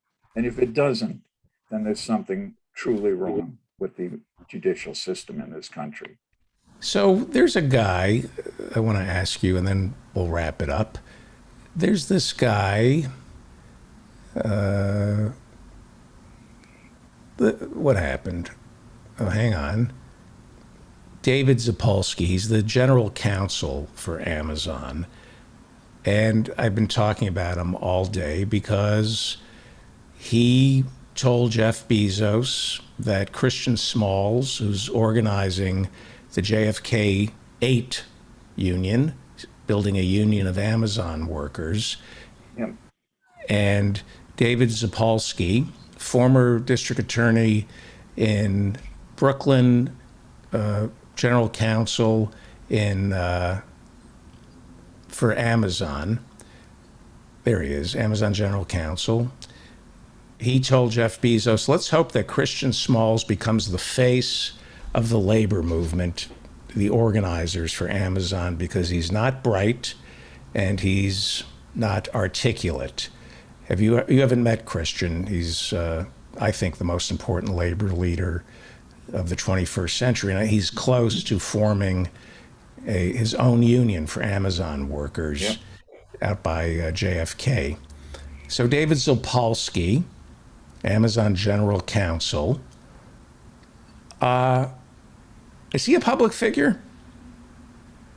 I don't think he is under libel law, if that's what you're talking about. Here's his Twitter account. Yeah. Is he a public figure? Well, it's a close question. He's a hiker, a tenor. That's what he says. I'm a tenor, a traveler, Amazon general counsel. Opinions are my own. And this is what's on his feed. Last message was great to be able to partner with our Seattle teams to support our communities in new ways. He's talking about how Amazon is supporting the community Does Amazon support communities? No, not to my knowledge, they don't. But you know, they do run these ads where they say, look, this is what we're paying. Here's a guy who wanted to be, there's a one that's running on CNN all the time now. Here's a guy, he said, I lost my mother and I lost my son and they died and I never thought I'd go anywhere and I really wanted to be a nurse. And then I got a job at Amazon and they encouraged me and they paid me enough so that now I could go to nursing school. Those are the kinds of, that's an anecdote. That is not Right. what most people are going through at Amazon. Right. The New York Times did a big expose how people can't take unpaid sick leave or unpaid family leave without losing all their benefits. They get fired. They have a clogged computer system. Somehow they can get the products, the worthless products, to the customers. But when their employees have to take time off, unpaid time off, the system gets clogged, and thousands of them lose their health benefits and go broke. There was a story about a married couple. They had to sell their wedding ring to pay for insulin because there was a computer mistake over they say it was a mistake.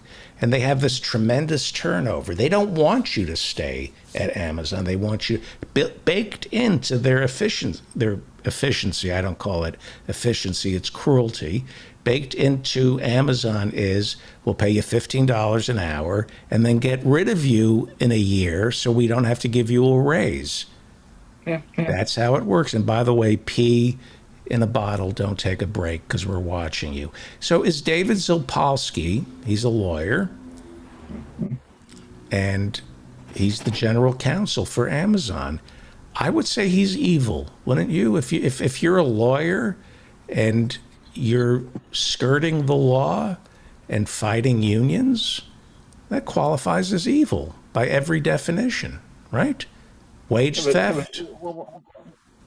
Notwithstanding whether you or I think he's evil, what do you do if somebody has an evil idea? What do you do if Joe Manchin has an evil idea? What do you do if pharmaceutical industries have taught the Christian cinema exactly what You have to support call. and I what not think to support? Well, you call them evil. I use that word a lot on this show about hosts of shows, about politicians.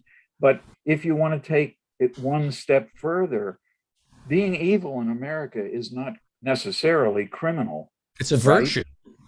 It's a virtue. Yeah, they give you a raise. You don't even have to live, you Yeah. don't have to live on $15 an hour then. But no, but I think if what you're getting at is maybe somebody should sue him over what he's just said about the fellow that's organizing that you had on earlier. I mean, no, you can't say People this should know who he libelous. is, though. Shouldn't we know who? Shouldn't we know? Well, of course we should. Of You know, course we should know who he is. If you're a John and you get arrested for soliciting a prostitute, I can't. I was gonna say, as you know, some cities Yeah. will publish. Will shame you for seeking out a prostitute. And yet, there's no shaming of David Zapolsky, Amazon General Counsel, who's doing far worse than soliciting a prostitute. Actually, he is a prostitute. This is a bad guy. He does a bad job. He works for a bad company. People should know who he is. Well, the union organizers know who he is, and you know who he is, and your listeners know who he is. I think people should be shamed. I don't think I told this story, and then we're way over time here. I want you to get to everybody else. But Vernon Jordan was considered a major player in Washington, Yes. and a generally progressive guy. And Who for a loved while, talking about pussy when he was golfing with Bill Clinton. yes, and that was not the worst thing he did.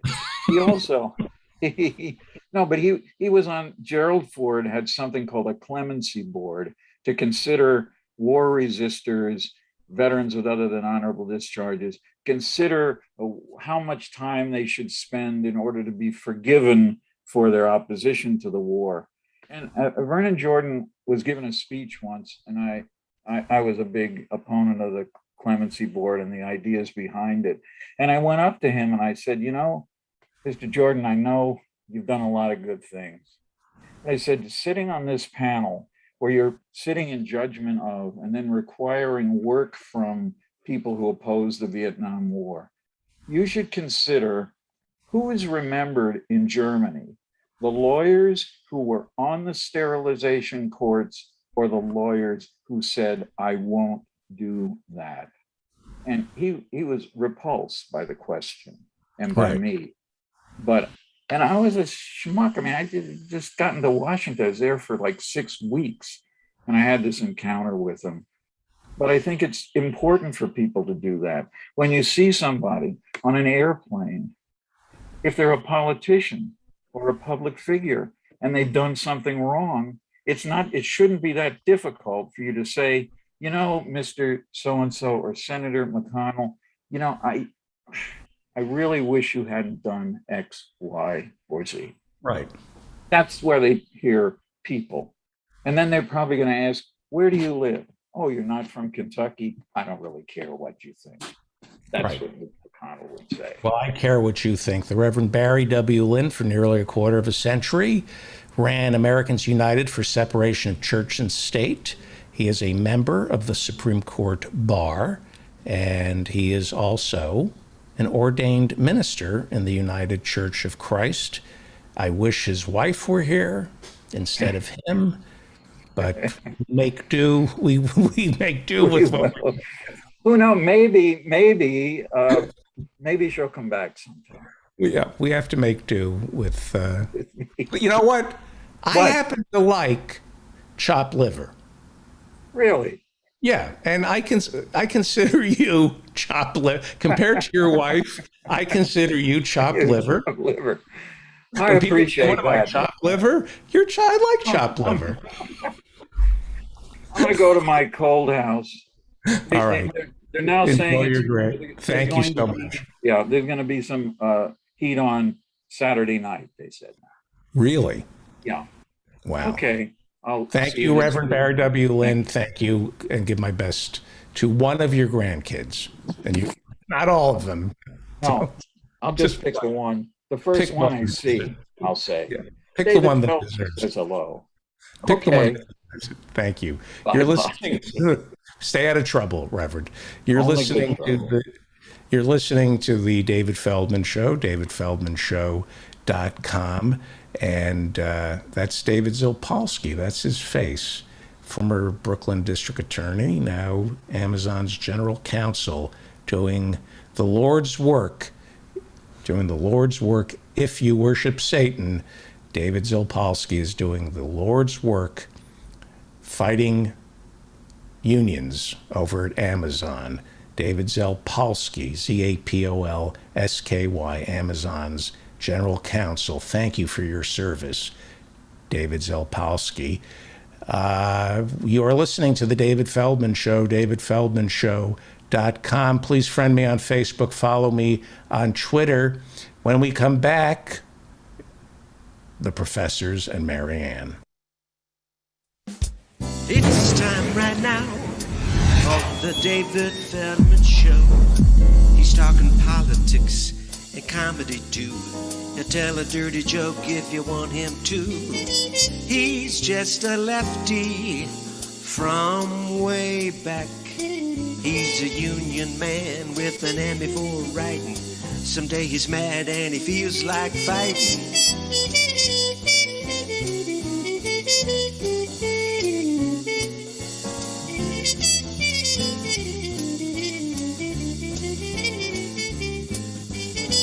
It's time right now for the David Feldman Show. So get your ears on right, buckle in real tight. He's got a lot to say and he's coming your way.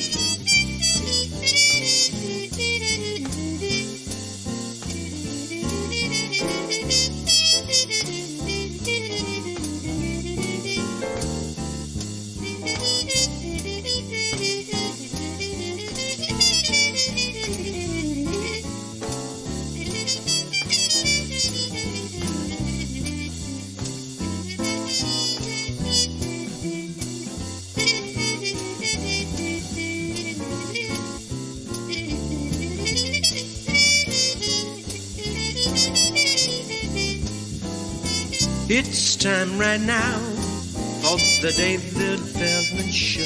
So get your ears on right, buckle in real tight. He's got a lot to say and he's coming your way. He's got a lot to say and he's coming your way. He's got a lot to say and he's coming your way.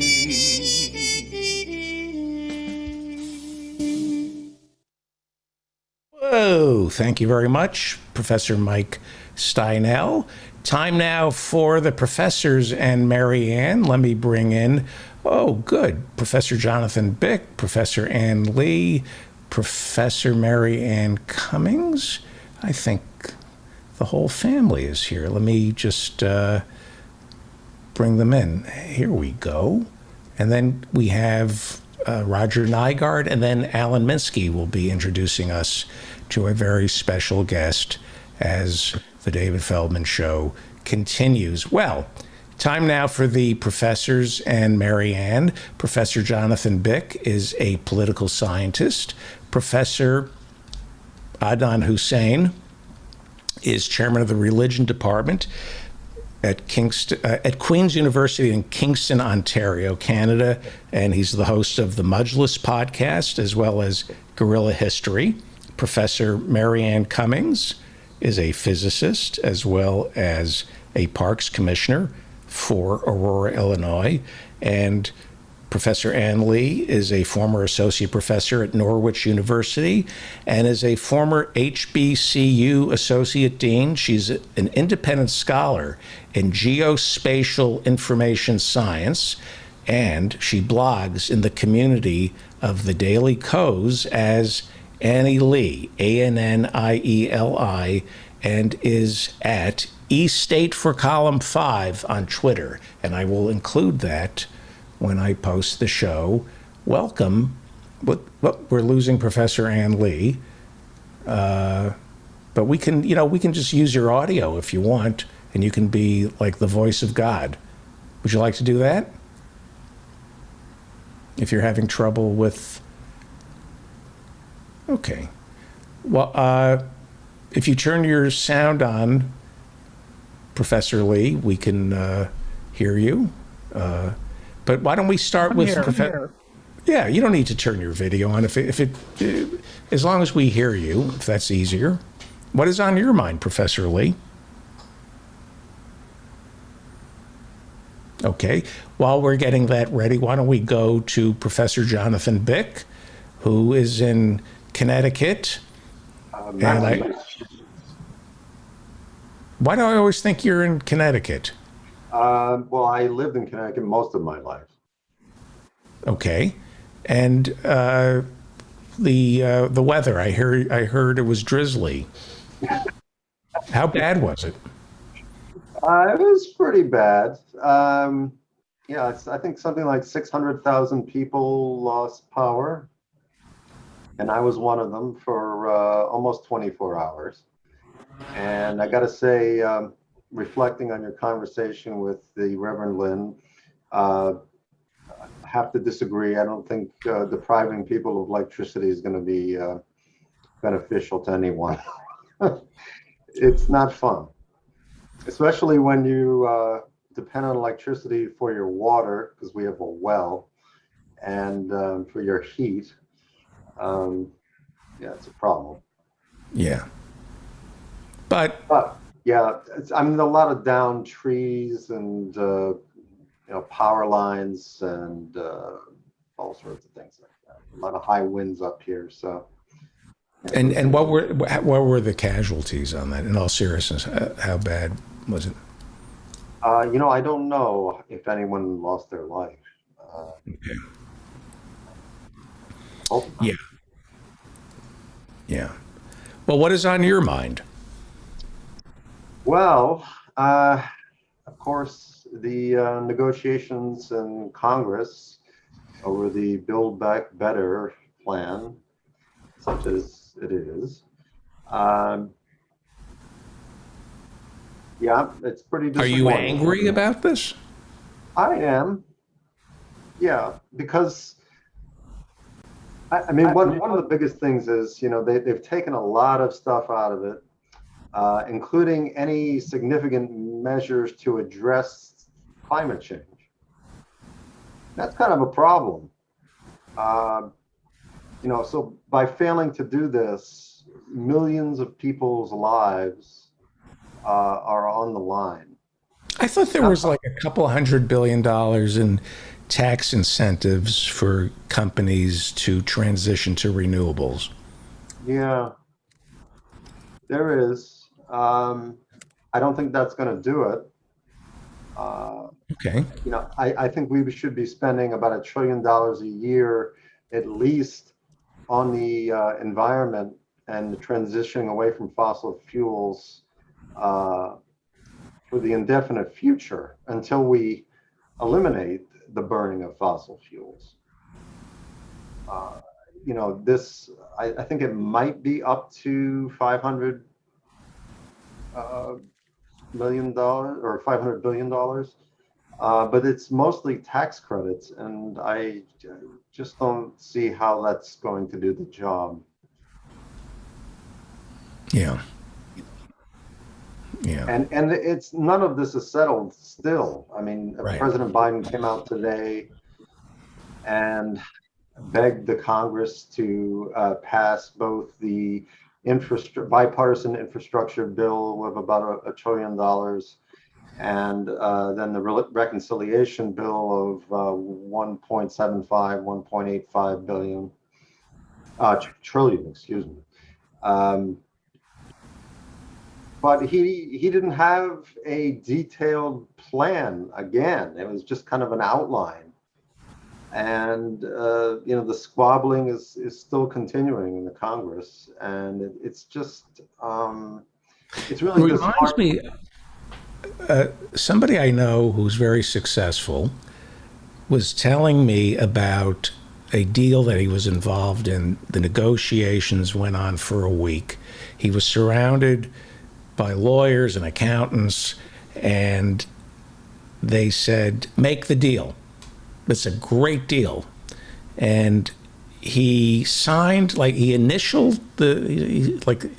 can initial an intent to sign a deal, as I understand it, which means you're not legally signing the deal, but you're putting your initials on it to say you're close. And then he took it home and thought about it. And he realized that the people who were advising him wanted the deal. But that's what they do. They make deals. They don't care if it's a good deal or a bad deal. They just want to make a deal. And he went home and showed it to somebody else and said, this is really bad. And they yelled at him, and they don't get their cut and all that kind of stuff.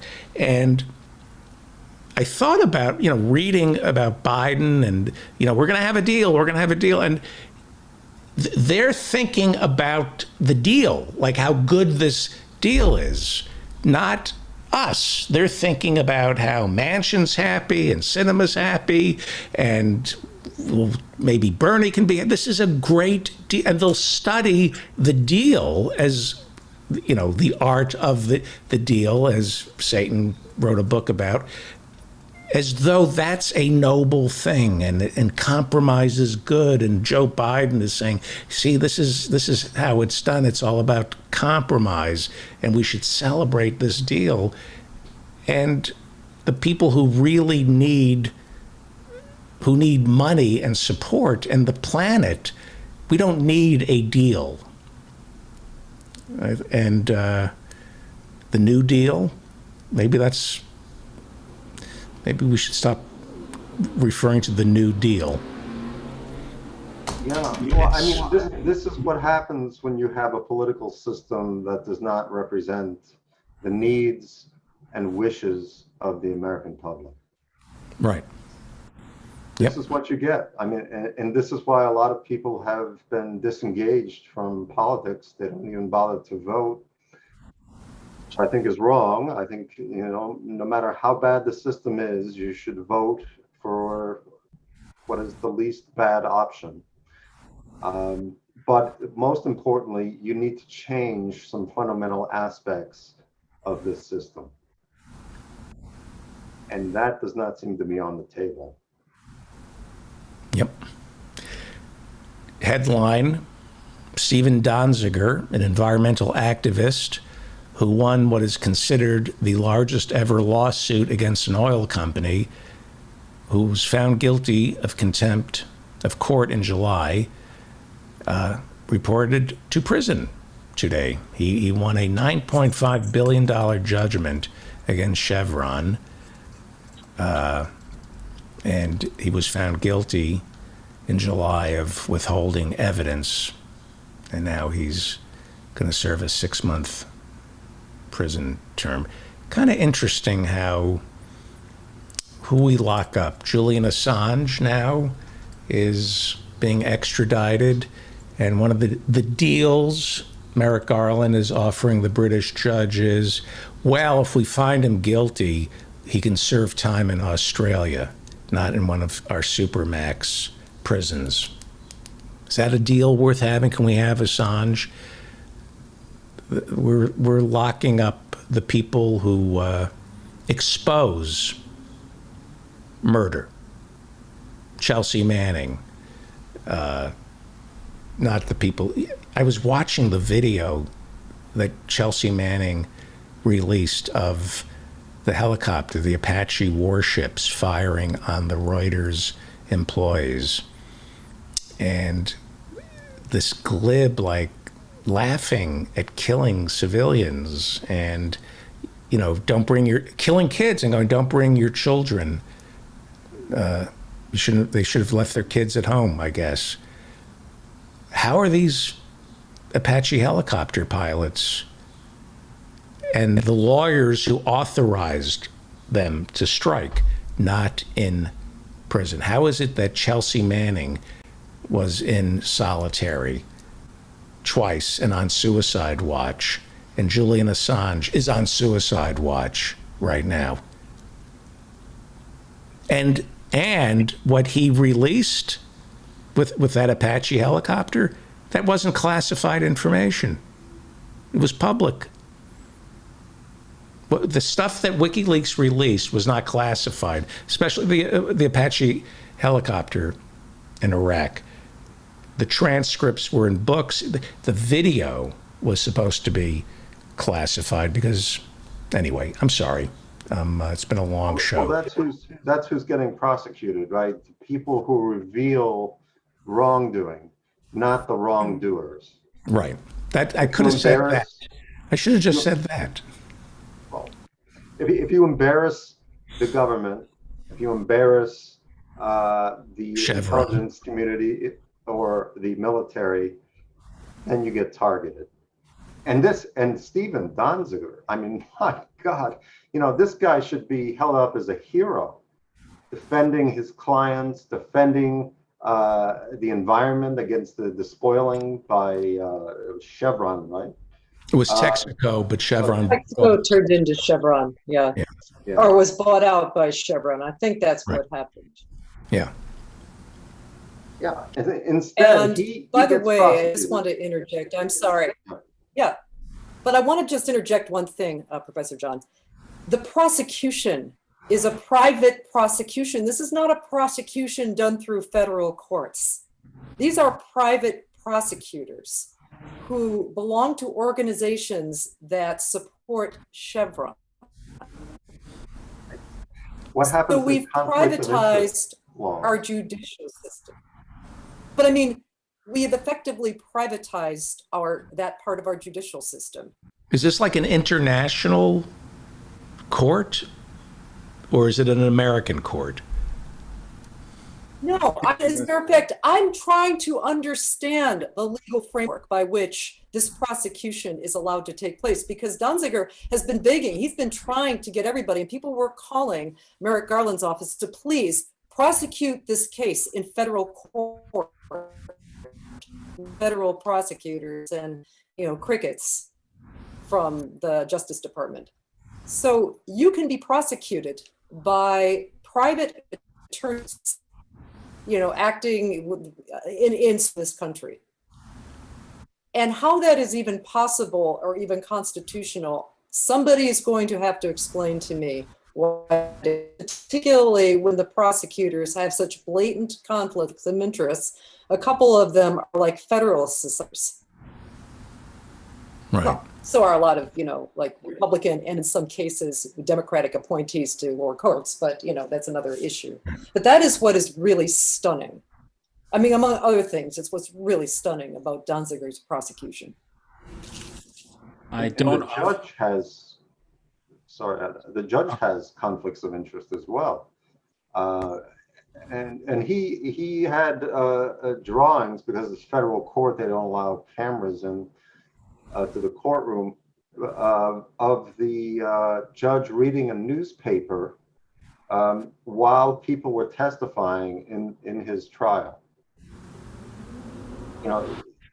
She's already made her decision, right? She's not acting like a judge. She's just sitting there and wants to get to the conclusion she wants to get to. Right. Professor Lee, you wanted to say something about that. Well, the woman who is adjudicating it, her firm represents Chevron in some other capacity. There's a lot of conflicts of interest, but also I think it's symptomatic of the kind of legal situation outside of the U.S. and because there were charges of bribery, there's a whole variety of other weird charges underlying this that make it even more complicated. But yes, I think he should be. I don't understand why he even can be prosecuted in this context.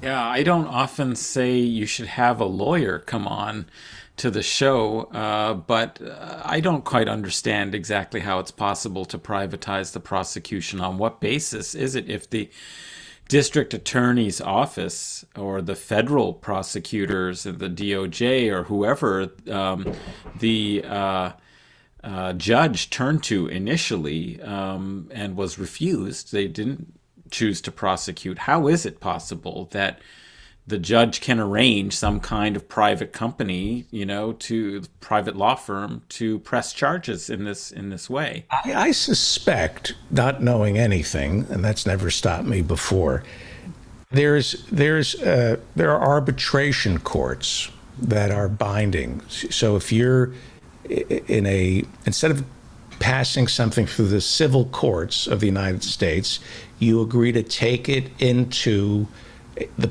private courts. Divorces are adjudicated.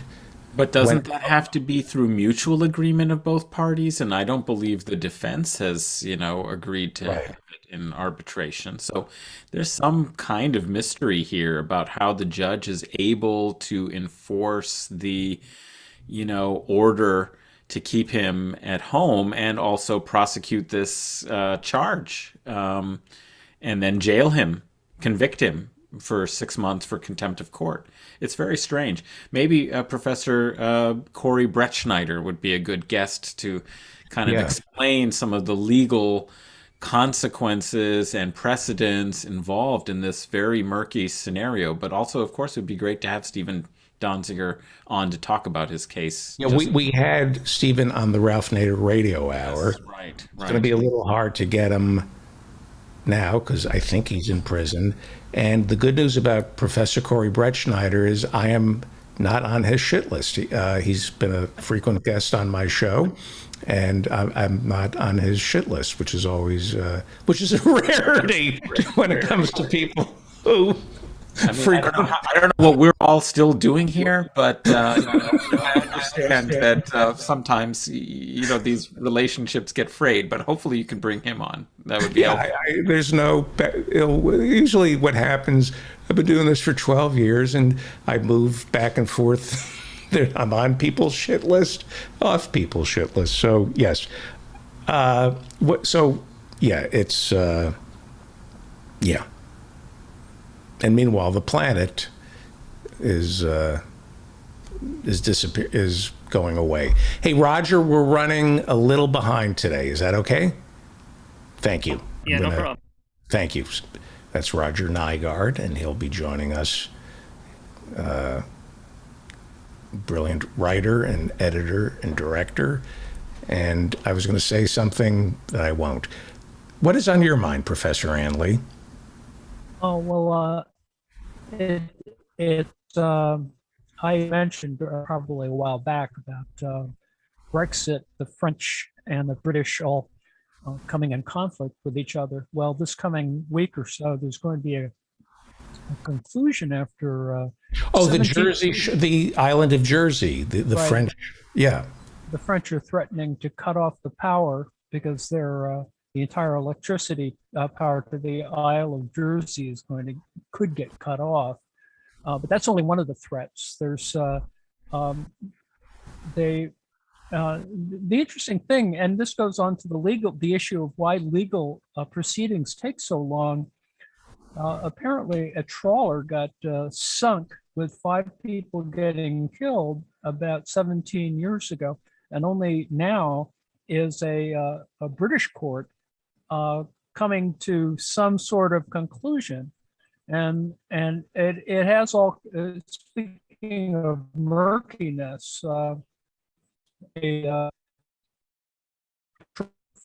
French trawler from Brittany was fishing about 14 miles off the British, the southeast, southwest coast, technically, I guess. No, it's southeast, off of Cornwall, and sank.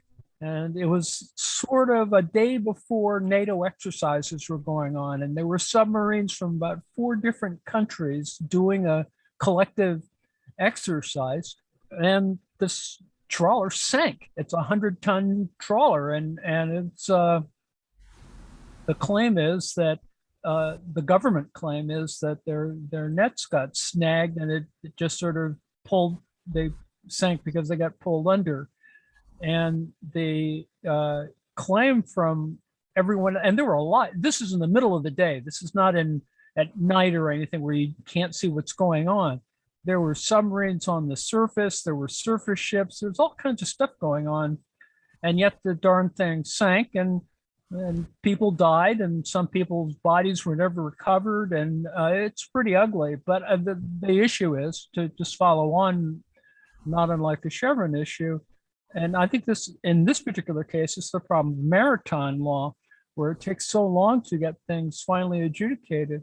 But anyway, it's come now to yesterday, the French nabbed, they were doing what they call classic, which I think is routine, but it doesn't translate quite that way. But they referred to it as classic, whatever that means.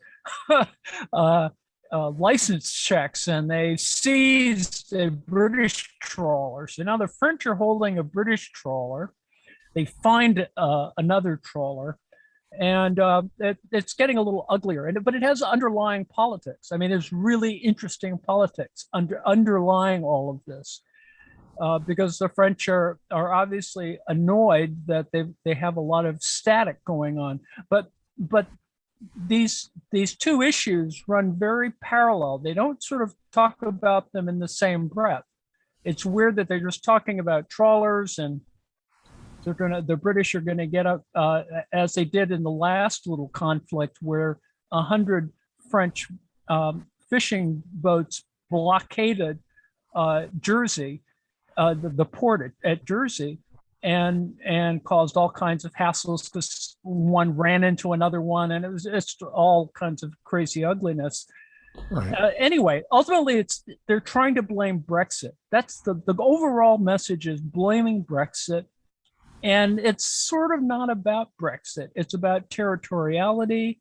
It's about conflicts at the level of it's Brexit related in terms of trade and how many, because the French were allowed to fish anywhere they wanted to before Brexit, but now it's gotten all ugly, and we're now at this weird point where the British are going to send a couple of warships out. The French want to cut off all the power to Jersey, which comes in by submarine cable, and it's just fascinating because you don't realize that there's like 5 different major power lines going from Europe, one from each. There's a Norwegian power line that comes in, that the British actually get an interesting about 15% of their power from the EU through submarine cables. And it's just it's just fascinating that if somebody decided to cut off the power to England, they could really screw with, they can screw with each other in sort of major ways that never came up during the Brexit vote controversy itself, which I think is the real issue. Anyway, that's where we currently are. And the press coverage is weird because they've dragged out, after 17 years, a whole new generation is engaged with this conflict. And it's just interesting. The details are much more interesting because Macron is sort of doesn't know what to do when the elections are coming up, and it's got a lot of subtext that's becoming uglier and uglier, partially because they don't mention the submarine collision, even though that's what's percolating now. And it may be, in fact, the reason why you've gotten these ship seizures and confrontations and all kinds of strange stuff. Anyway, we're not going to have the 100 Days War again or whatever. It's, although that'd be kind of funny too. But anyway. Well, I have so that's what's on my mind. I have a rude question to ask about Jersey. Which exit? Which exit? I know. It was like I had a Fort Lee joke sort of worked out in there because it was that's pretty much what it was like. We have a question from Mr. Richard Federer, who turned out to be Alan Zweibel's cousin, by the way. Really? Yeah. He wrote that for Gildan Radner, and Richard Federer was a cousin of his. So Jersey, now it's part of Great Britain, but isn't it attached? Isn't that a tax haven, Jersey? Yes. Yeah. It and Guernsey, it's the so-called Channel Islands.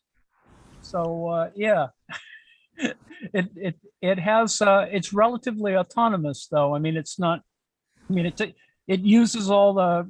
It has representation and all that sort of stuff, but it does function as a kind of tax haven.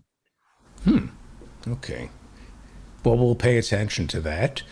And I know that Professor Marianne Cummings, we're going to end with Professor Marianne Cummings. I have a feeling she's going to tell us something very sweet, and we're going to be very happy with what she has to say. I sense that she's going to, I don't know what it is, but I have a feeling it's going to be a very sweet thought that she's going to offer up to us. I don't know what it is, but Professor Adnan Hussein? Hi. How is everybody?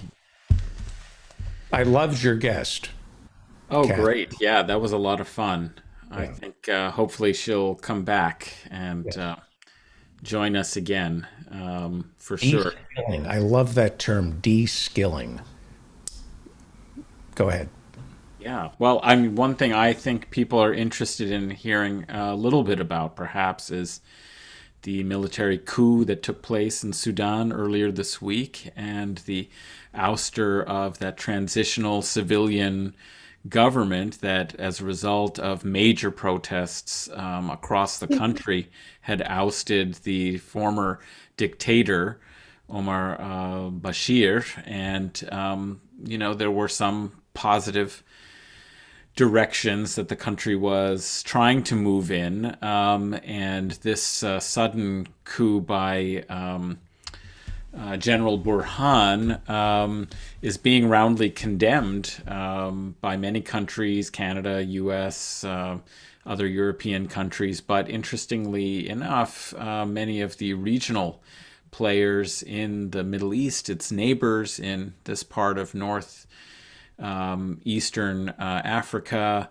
and West Asia, the Middle East, have been strangely silent. There's a lot of thought and speculation that Gulf monarchies like UAE, Saudi Arabia, and its major neighbor to the north, Egypt, which has long, in the long sort of historical frame, has kind of been a dominant power and often exercised hegemony over the Sudan because of the importance of the Nile, It's very strategic. Ethiopia is building a huge dam that both Sudan and that will dam, and control the flow of the Nile.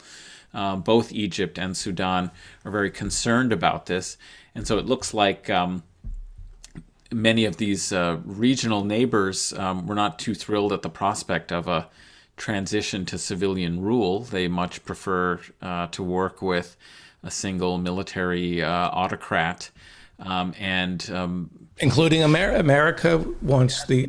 Typically, America does. So this is an interesting because the public statements are at odds with most of U.S. allies in the region that seem to be tacitly or perhaps were more responsible for Burhan's seizure of the government, imprisoning of many of the ministers of that transitional government, and the declaration of a state of emergency under military control. They seem to be saying, well, we want stability, we should be cautious about events, etc., whereas the U.S. is actually saying that we should return to civilian rule. So this seems to be a bit of a fracture in the public positions, at any rate, of the U.S. and its kind of European allies and the U.S.'s allies in the region. This is a very poor country, a lot of child poverty. Where does the World Bank, the IMF, where does America's foreign aid? I mean, are we holding it up? Are we freezing assets? Are we threatening? What do we do? What do we know? Well, I mean, I'm not sure exactly, what measures the U.S. will take. Let's remember, as you say, that this is a poor country, and part of the reason is that although it has a lot of resources, a lot of agricultural resources, it is sort of the breadbasket for the Gulf monarchies and Saudi Arabia, and as a result, the country is totally impoverished because food is scarce in the country because it's being sold outside the country, not to feed its own population. And of course, the proceeds and profits of that have typically been, absorbed by the military. So it's not going to the people who are being squeezed. How bad was Bashir? Or was he good? Well, I mean, of course, he was a terrible autocrat. Like, a lot of these leaders, he was repressive. It's just that his geopolitical alignments were a little bit more complex, and he was seen as a little bit erratic because he was allying with Turkey. For example, one of the ports on the Red Sea, Sudan has about 400 miles or so of coastline on the Red Sea, which we know, of course, is a very important waterway connecting the Mediterranean to the Indian Ocean through the Suez Canal. He had leased out, one of the two ports that they had for this tanker traffic and so on to Turkey. So Turkey had a kind of economic and political influence and alliance with Bashir. Also he was aligned a little bit more with Qatar. If you recall, just a couple of years ago, there was this huge kind of attempt by the UAE and Saudi Arabia and their kind of allies and proxy states to isolate Qatar. Because Qatar was, pursuing a kind of independent regional policy that was more in alignment with and open to Iran and also to Muslim Brotherhood-based sorts of political movements around the region that Turkey also sees itself as a patron of. And they see that as destabilizing. And the reason why, I think, is because it is a form of Islamism that is at least populist in its attempt to remove corruption and provide social services, and has this kind of populist, kind of orientation politically. And this is, of course, very dangerous from the perspective of these Gulf monarchies and military despots around the region. So Bashir, he was bad, but he was not the kind of bad that the UAE and the Saudis felt was reliable. So they, were happy to see him go. But even worse than an unreliable autocrat is unreliable democracy that might actually do something for, the people of Sudan and reorient their politics. And so they seem to be supporting Burhan's move. I'm a little surprised by the U.S. I think it might have something to do well, I'm not sure exactly why the U.S. is taking this position, and I'm not even sure that it's more than, kind of some initial responses that it's good to say that democracy is better. We might see going back to the old habits of, liking to work with a strong man because it's just so much simpler if you can suborn them by making them dependent to, your military aid and so on. But I think one thing that is interesting about Sudan is that after a certain point, some of the sanctions that it had been under because of, Bashir being isolated, had started to be lifted. But interestingly enough, the 9/11 families have sued Sudan for providing some kind of safe haven and so on for Al Qaeda during that period when and if you recall the bombing of the Ashifa pharmaceutical facility that was that's right, exactly. That bin Laden was given shelter in Sudan for a period of time. And so the 9/11 families have decided it's much easier, to go to a civil suit against a state, a government, than it is to try and find, Al Qaeda and bring them to justice and try and sue them for compensation. And so as a result, despite the fact that the transitional civilian government had nothing to do with the decisions of this previous autocrat Bashir, the U.S. Has not been willing to squash the case, which of course they, probably could, like to have a summary judgment to say there's no standing at this point because this isn't really the government that was responsible. And so that's going to be something that's really hampering because it's in the billions upon billions of dollars for this very poor country. But politically, it's hard to, make this go away and say, that this is a lawsuit that doesn't really have merit, and that the people of Sudan need a chance to actually rebuild their society and recover, rather than having this huge judgment that has meant that their assets are seized and frozen as a result. What was the colonizing power? Was it France? No, that was Britain. Britain. This was like Egypt was under British colonial control, and even before the British took over, particularly northern Sudan was really governed and ruled by Egypt, by the authorities.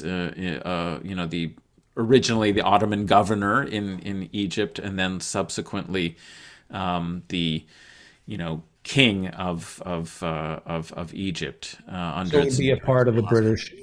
So it came under it became under British control. But that's an interesting question. I don't remember if they're part of the Commonwealth. They've been a little isolated from Darfur. We mostly follow Sudan because of Darfur. And southern Sudan as well. The civil war that was ended with the breakup of the country and the creation of a new country, South Sudan.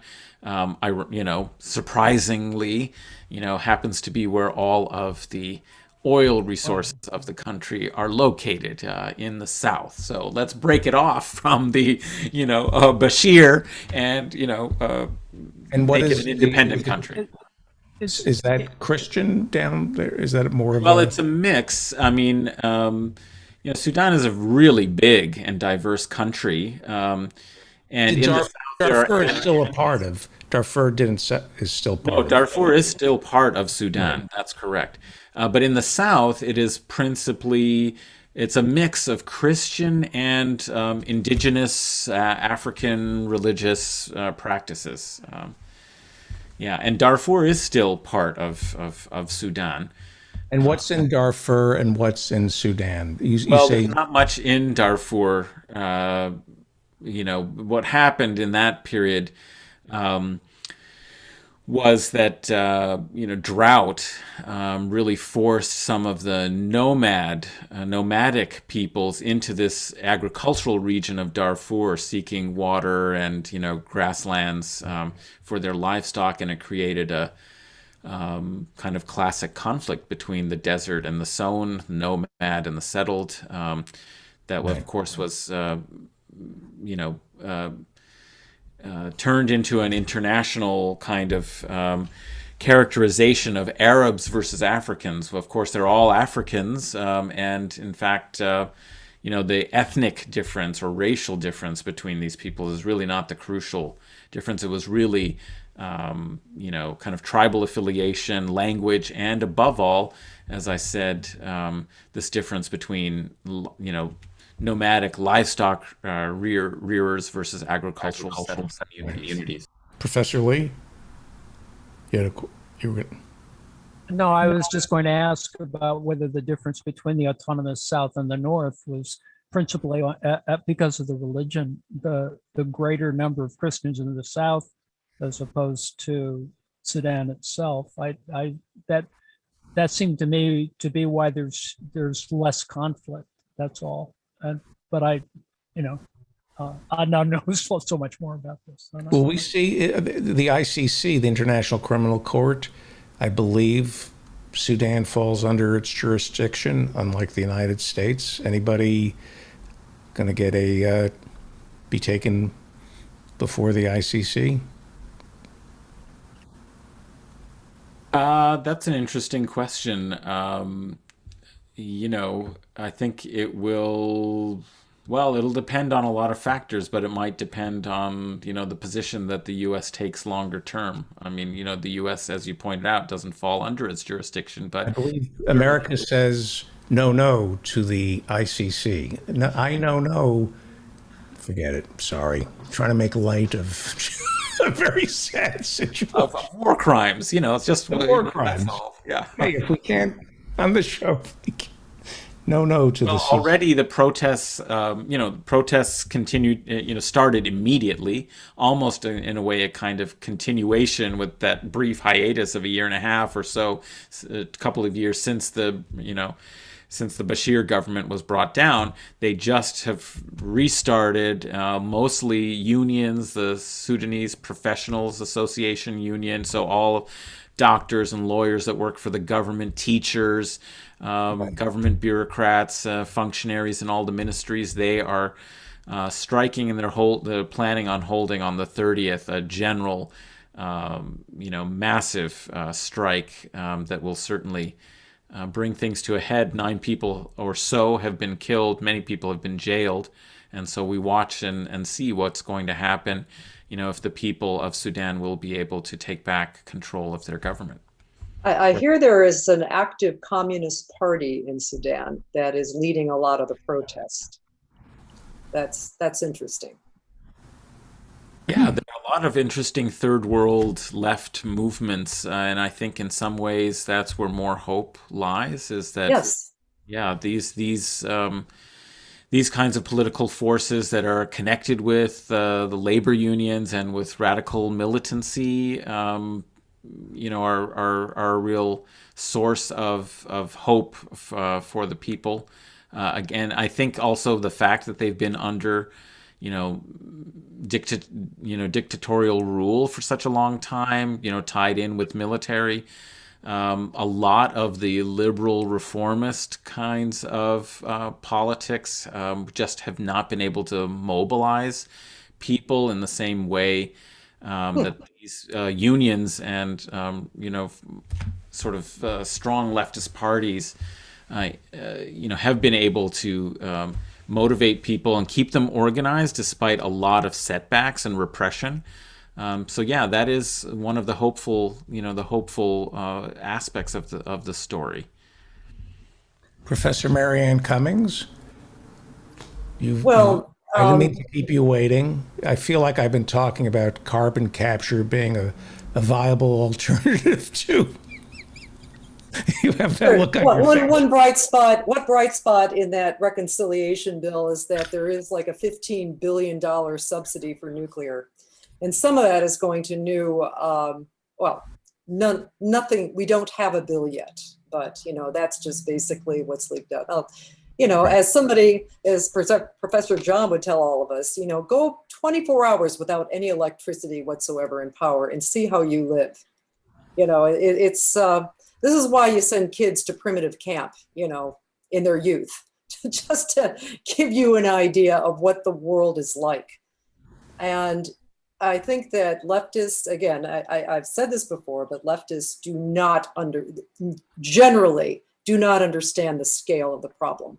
You have to understand what the oil has meant for civilization.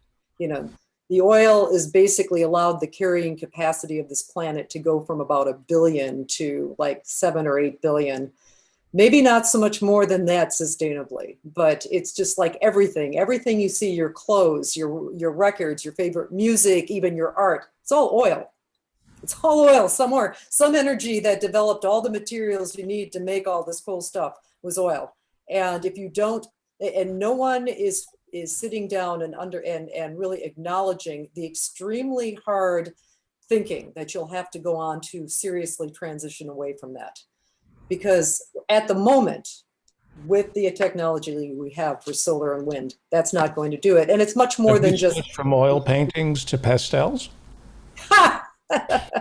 Yeah, from oil to dust. There's plenty of that where I just came from. But the ability to drive to a place where, I could do plein air, the ability to manufacture this stuff, the ability to make the sanded paper, which is very nice for pastel, way better than, the usual drawing paper. So, it's going to be a hard reckoning at this point. What I have to say about this whole mess is I actually think things are worse than I imagined right now. I mean, I really thought on some level Bernie Sanders got a deal with Biden. Now, he probably did get a deal with Biden. Biden right now probably only remembers that he's Bernie's friend, and that's it.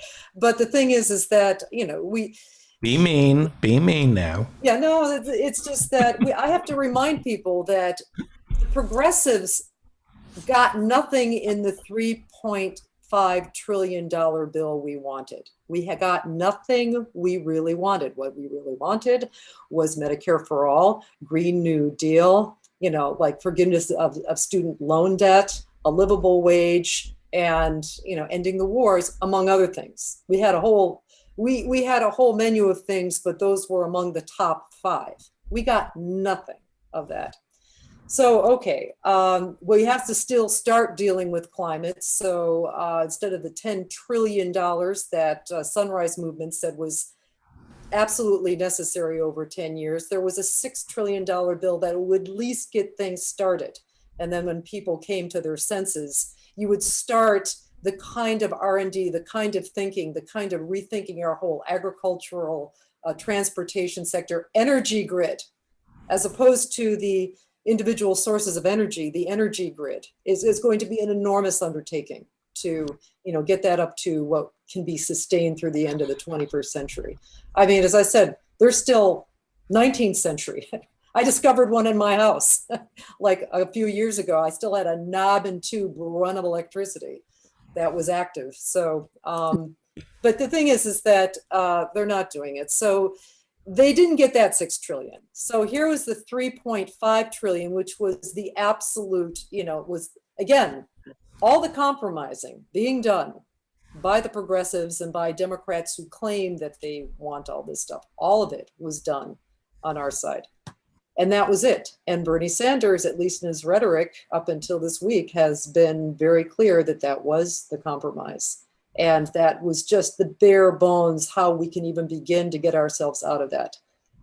And because I don't know if the squad of the progressives have been selected for being, unwilling to flex power, or, they were not who they said they were, but maybe some combination, but they are not, the reality is they have the power right now, and more power with their small numbers, with the even smaller margin that Nancy Pelosi has in the House, to have really pushed policy. And by the way, in an amazingly favorable circumstance, that the things that they're fighting for are overwhelmingly popular, not just with the party, but with all of the population in general. Yeah. Yeah. I mean, when people would start seeing stuff, hell, I mean, there was last year, Trump was over 50% in a few polls for a brief week or so during the early months of the pandemic. Over 50%. Because why? Because it looked like he was doing something. People were getting checks. I mean, my company benefited as grotesquely unfair as was the distribution. My company benefited from the payroll protection plan. There was something. A lot of people felt that, getting checks. And if Idiot Boy had just, continued the checks coming, he would have been president for a second term.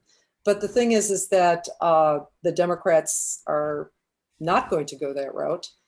The progressive leadership looks so weak, I cannot even listen anymore to Pramila Jayapal or Ro Khanna. And these are people I liked. They are weak. They are starting to sound as wavering as Nancy Pelosi and Tom Perez. Not voting. I mean, they're not going to vote on the bipartisan bill. They are holding up the bipartisan bill. Well, okay. I mean, they've been saying this all along, as we've been hearing that, the 3.5 trillion, which was the red line, has been whittled down to 1.7 trillion. And of course, are we hearing about front loading at all? I don't seem to hear about. No, we're hearing about programs just getting out and out cut. Now, if it was front loading, if they were doing something smart, if they front loaded it and started all these programs and only funded them for 4 years or 5 years, that would be a very smart move. Information. I'm trying to find the pony in all this shit, because it is pretty bad. Is the front loading what they're leaving out? If they said to you 1.8 trillion, again, it doesn't have paid family leave, paid medical leave, no community colleges, no eye care. I get that. But if you were told it's 1.8 trillion front loaded into 5 years instead of 10, they're front loading all the subsidies for the insurance companies and Obamacare. They're front loading. They seem to be, what's left of the clean energy is a tax credit for people who buy electric cars. You know how expensive electric cars are? People in my neighborhood aren't going to be buying them. That's going to be a subsidy for higher income people. They want to lift the SALT, the thresholds on the SALT tax, which would overwhelmingly benefit higher income people. Right. So anyway, this is they've been saying all along, the progressives have, that they're going to hold the line, as it looks like they are caving at almost every turn, but we don't see the bill yet. If they really do just say, look, this is it, 3.5 trillion, or we don't vote. And, they do have leverage there, not just by their numbers, but the fact that there are things that Manchin and Sinema and the other right-wing Democrats want in, I'll call it the infrastructure bill, but really it's Mitch McConnell's bill. Mm-hmm. It's very close to what Mitch McConnell had counter-offered Biden when this whole process began. But, it's kind of awful to watch, and it isn't sausage being made. It's basically people caving. I mean, people shouting at each other on the floor of the House. Well, that would be, sausage being made. If people were actually, getting into substantial fights and willing to, anger Democratic leadership, who I really think Manchin and Sinema are providing cover for at this point. It's sausage being digested, as far as I'm concerned. Well, anyway, there's no, what was the point of, the Justice Democrats if their priorities are just protecting Nancy Pelosi and electing more Democrats? As some wag on the Twitters was saying, then they're just Democrats. But anyway, that doesn't look so great. Yeah. And there's something I did want to. The Democrats will pay a price in 2022. They deserve to pay a price in 2022. I don't want to hear about Trump.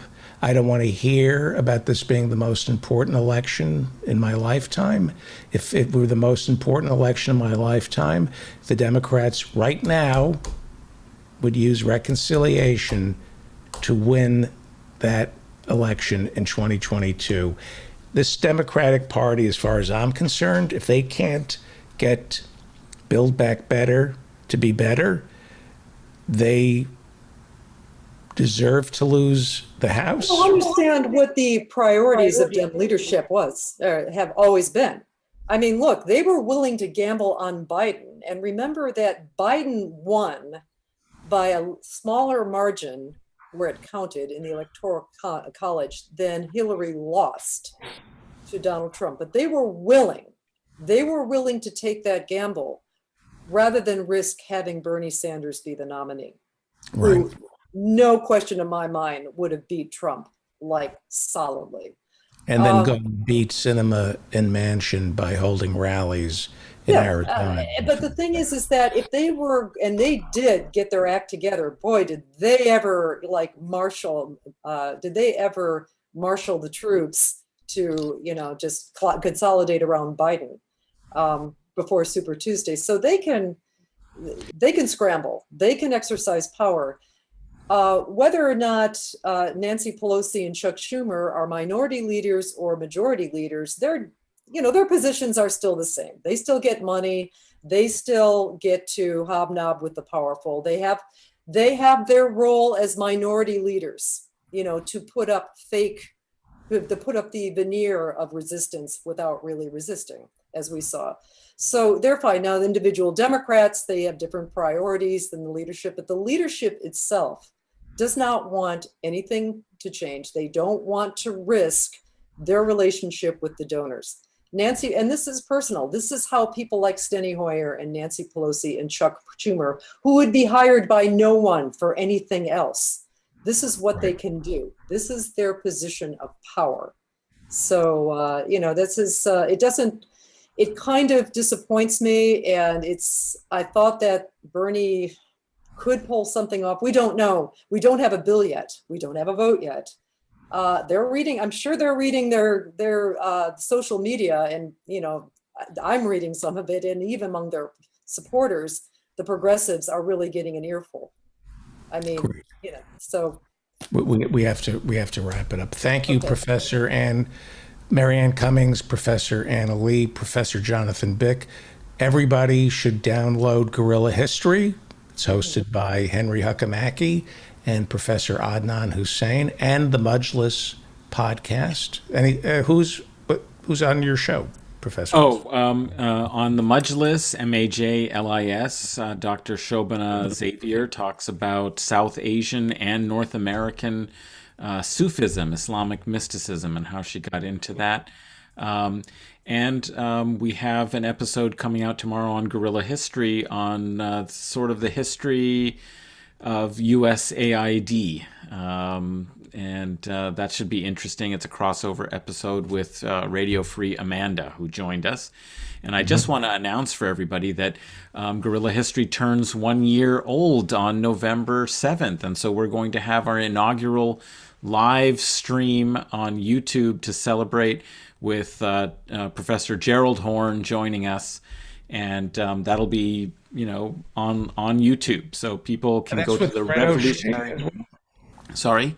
And you do that with Brett O'Shea too, right? Yeah, with Brett O'Shea and Henry Huckamaki. And so it'll be hosted on the Revolutionary Left Radio YouTube channel as a live stream on Saturday, November 6th at 6 p.m. So everybody come join.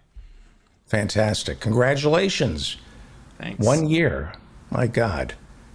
That's amazing. Thank you all. Thank you all. Well, sorry to keep everybody waiting. Roger Nygaard is about to join us. I'm going to get some water. And when we come back, we will be joined by my friend Roger Nygaard, and we will do the See-Sue ICC bit that Mel Blanc and Jack Benny made famous. Right, Roger? We're going to do that bit. Okay, we'll be right back. It's time right now for the David Feldman Show. show. He's talking politics and comedy too. He'll tell a dirty joke if you want him to. He's just a lefty from way back. He's a union man with an Emmy for writing. Someday he's mad and he feels like fighting.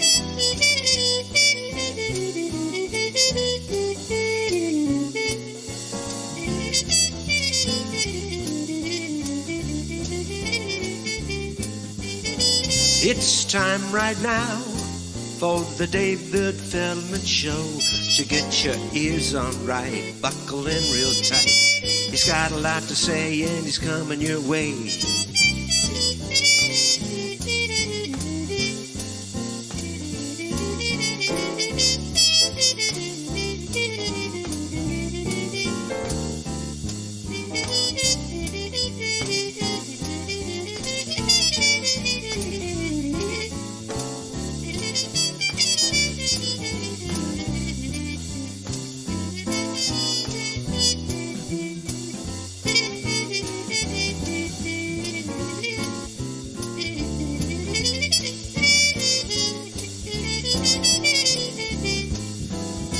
It's time right now for the David Feldman Show. So get your ears on right, buckle in real tight. He's got a lot to say and he's coming your way. He's got a lot to say and he's coming your way. He's got a lot to say and he's coming your way.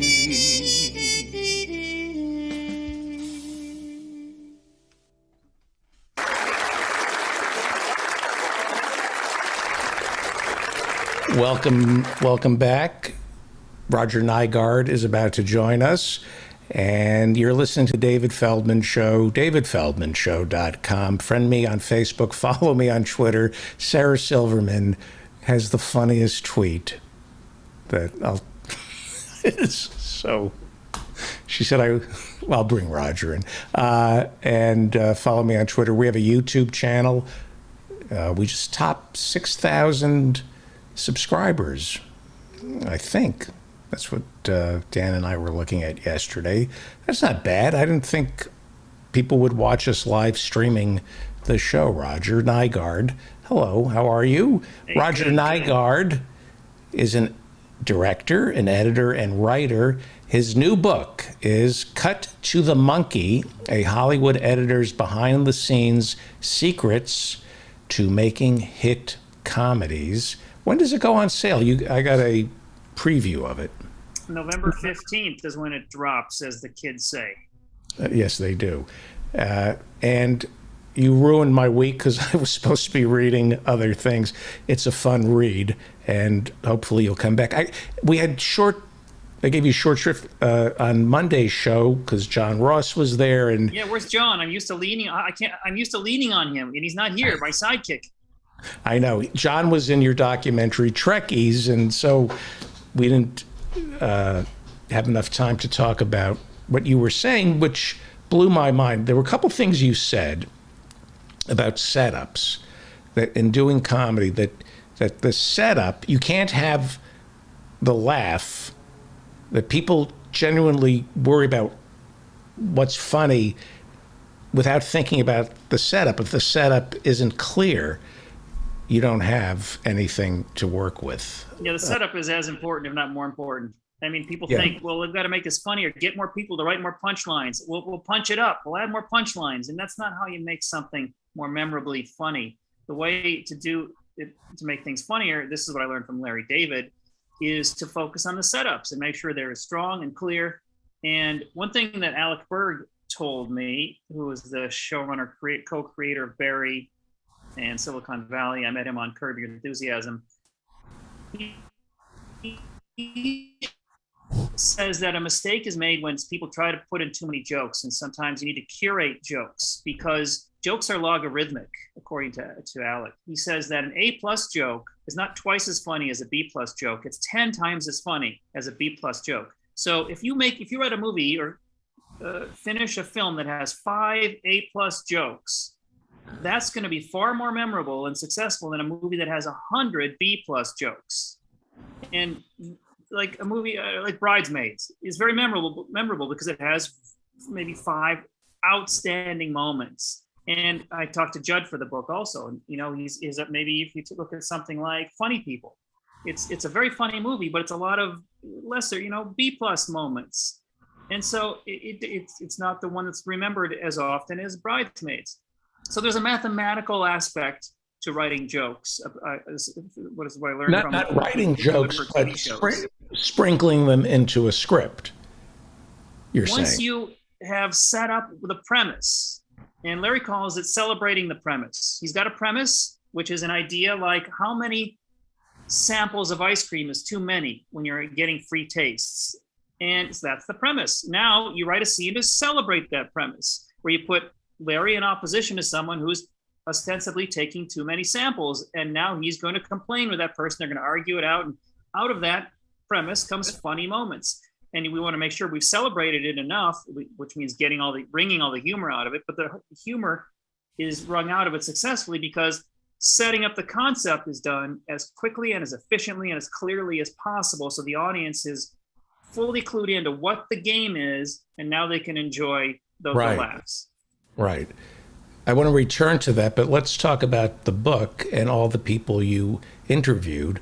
You talk to, yes, cut to the monkey. I got a copy of it. It just arrived in my mailbox yesterday. Oh, wow. You must know somebody. Yeah. You talked to Sacha Baron Cohen, you talked to Judd Apatow, you talked to Larry David, you talked to Julia Louis-Dreyfus, you talked to Brad Hall, her husband. Who else? Interrogated is a better word. I realized I had these people trapped in little rooms with me, and I thought I should interrogate these folks. But these are people you worked with in the past, yes. And as I pointed out, you didn't burn any bridges, so they took your call. Is that correct? Yes. They still liked you. I tricked them, and so, I would call them up, and then I'd say, "Hey, can I interview you?" And once I got, no one said no. Once I asked them, Larry's always the cagiest because he's Larry David. He doesn't like to owe anybody, and he doesn't want any favors, and Right. And so who else did you interview? Well, you named a lot of them. Mike Binder, who I've worked with since the beginning of my career. Mind of the Married Man. Mind of the Married Man. That was my first professional editing job, directing and editing job. I interviewed all the editors I've worked with on Curb Your Enthusiasm, who were there from the beginning, the other 3 editors, and got all of their perspective. So it's sort of the Curb alumnus is represented. I interviewed Krista Vernoff, who was the showrunner on Grey's Anatomy, and she was on Shameless. And I was hired onto Grey's Anatomy when she was trying to bring it back to their roots, to be more funny, more humorous, and less, in life and death, to pepper the life and death moments with funnier moments. And that was why I met her. The book is it's a great read, and it's important for anybody who's interested in becoming, period. Anybody who's interested in becoming should read this.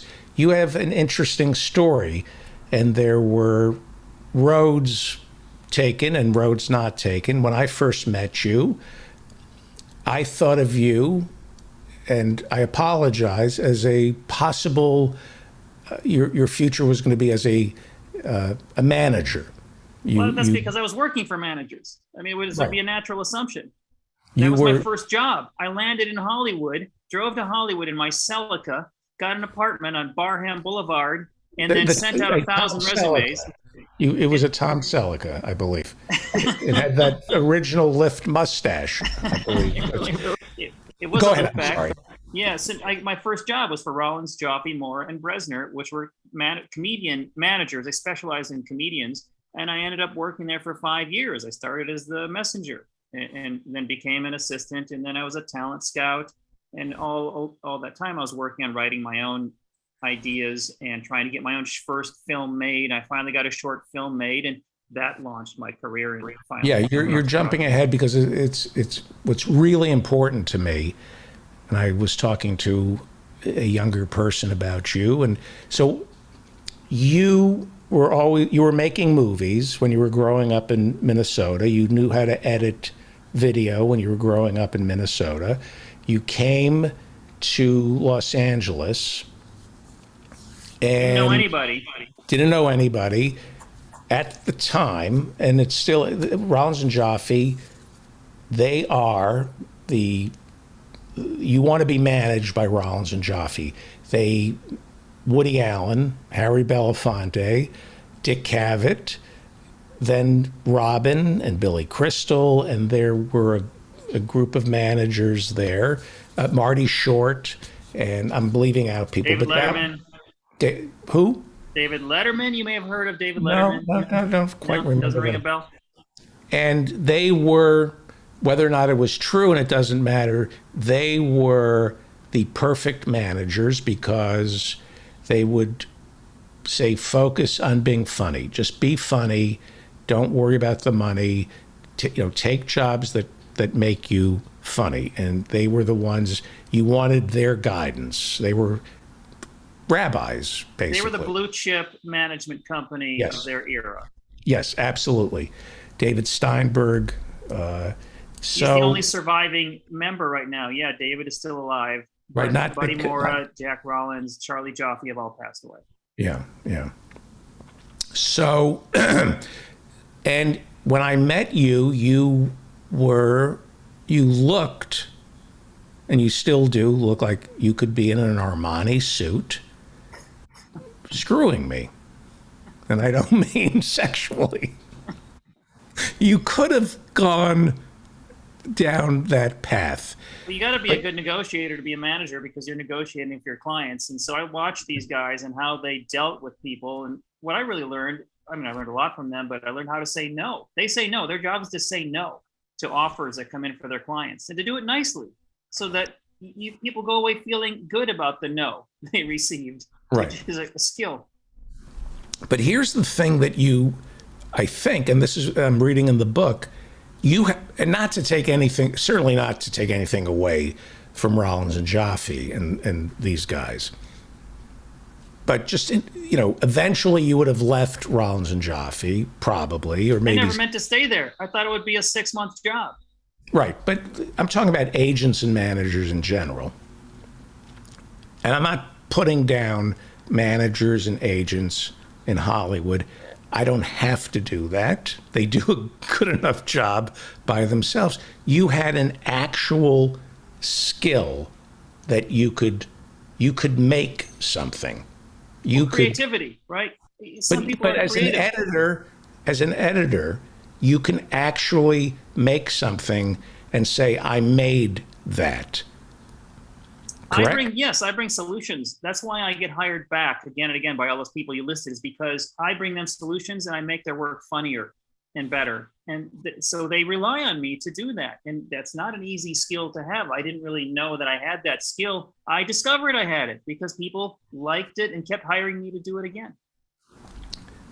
Most people in Hollywood do not have a tangible skill. They can't pick up something and say, this is mine.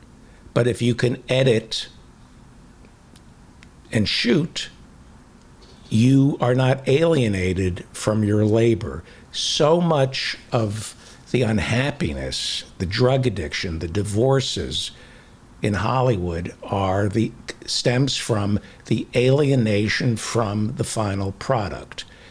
And I am curious, when did you realize that you would never be happy with your hands clean? No, I'm being serious. When did you realize that? Camera.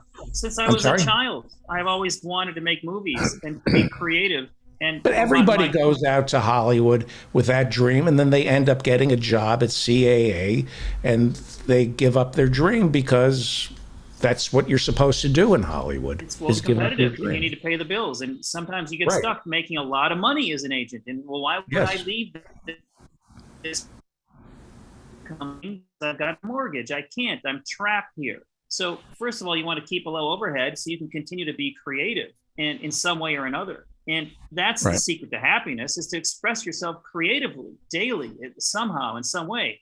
Whether it's making a movie or writing a script or writing a poem or putting out a podcast or sketching or dancing or somewhat, what, it doesn't matter as long as you're creative and in any way that makes you feel fulfilled.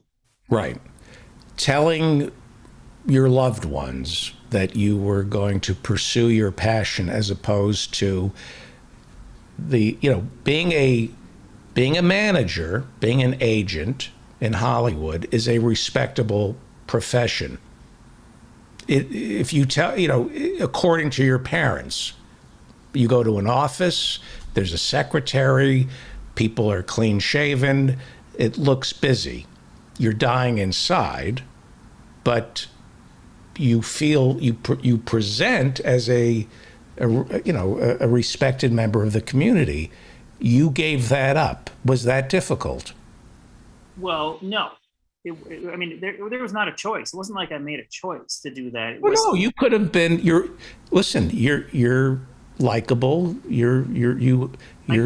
Sure, I could have been a doctor. I would have been a doctor if it was just about making enough money to go on vacation for 6 weeks per year. I would have been a doctor. I would have gone to medical school and done. And sometimes I wish I had. I'll be honest, because it's a hard business. It's tough to make enough money in this business because it's so competitive. I would have gone. I would have been a doctor, but I love the sight of blood. You gotta have an ability to not kill people when you're cutting them. The sight of blood makes me aroused. So I'm sorry.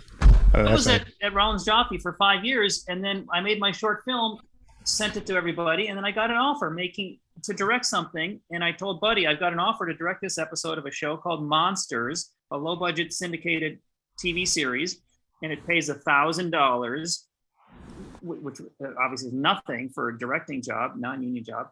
And Buddy said, "Oh, well, if you take that job, you have to quit. You can't keep this job. You can't work here and go direct Why? TV shows." So Why? I said, "Well, it Why? wasn't like I thought about it very long at all." Why couldn't you? Well, because he wouldn't let me. For in his mind, it was one or the other. For Larry Bresner was really the agent there of, you got to choose one or the other. He was the filmmaker in the company. He didn't want another filmmaker, and so maybe I threatened him a little bit too by wanting to pursue that path, because I was writing screenplays with Jake Johansson and other comedians and pursuing other avenues to make movies. But I took that job at $1,000 and went from security to insecurity. So you were scared? I'm pursuing my passion. I mean, the only thing I ever wanted to do. How could I not do it? I would spend my whole life going, man, I should have done that. There's nothing worse than having regrets and dying with, the last thing you want to die with is regrets. Unless she's a stripper named Regrets. That's my body. I don't know. I'm making the worst jokes. I just saw during the break, Sarah Silverman tweeted out, "I wish Bounty made toilet paper because I like it rough." I thought, I wish I were Sarah Silverman. I just wish I had that. So, yeah. And directing, and you've directed how many documentaries? 5 documentaries, a couple of Trekkies documentaries, so probably a third one. We're talking with my partner, Denise Crosby, about wrapping up the trilogy of Trekkies documentaries. And my most recent one is called The Truth About Marriage. Right, we talked about that. Marriage. Yes, and you're still not married. No, as of today. Are you sure? This moment. Are you positive? There's no paperwork that proves it. So in writing the book, how long did it take to write? That book it took me 7 years to make the documentary, during that time I was writing the book as well. And it took another year to finish the book while finishing the documentary. A long time, many years.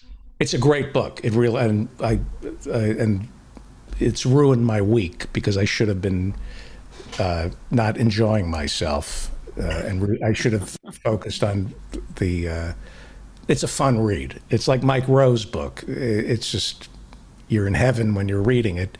For me, writing books is very similar to the way I've made documentaries. I find a bunch of smart people and I interrogate them and collect all their wisdom and then download it into a book, coalesce it into a small, easy, quick reference guide for people. Here's what I learned.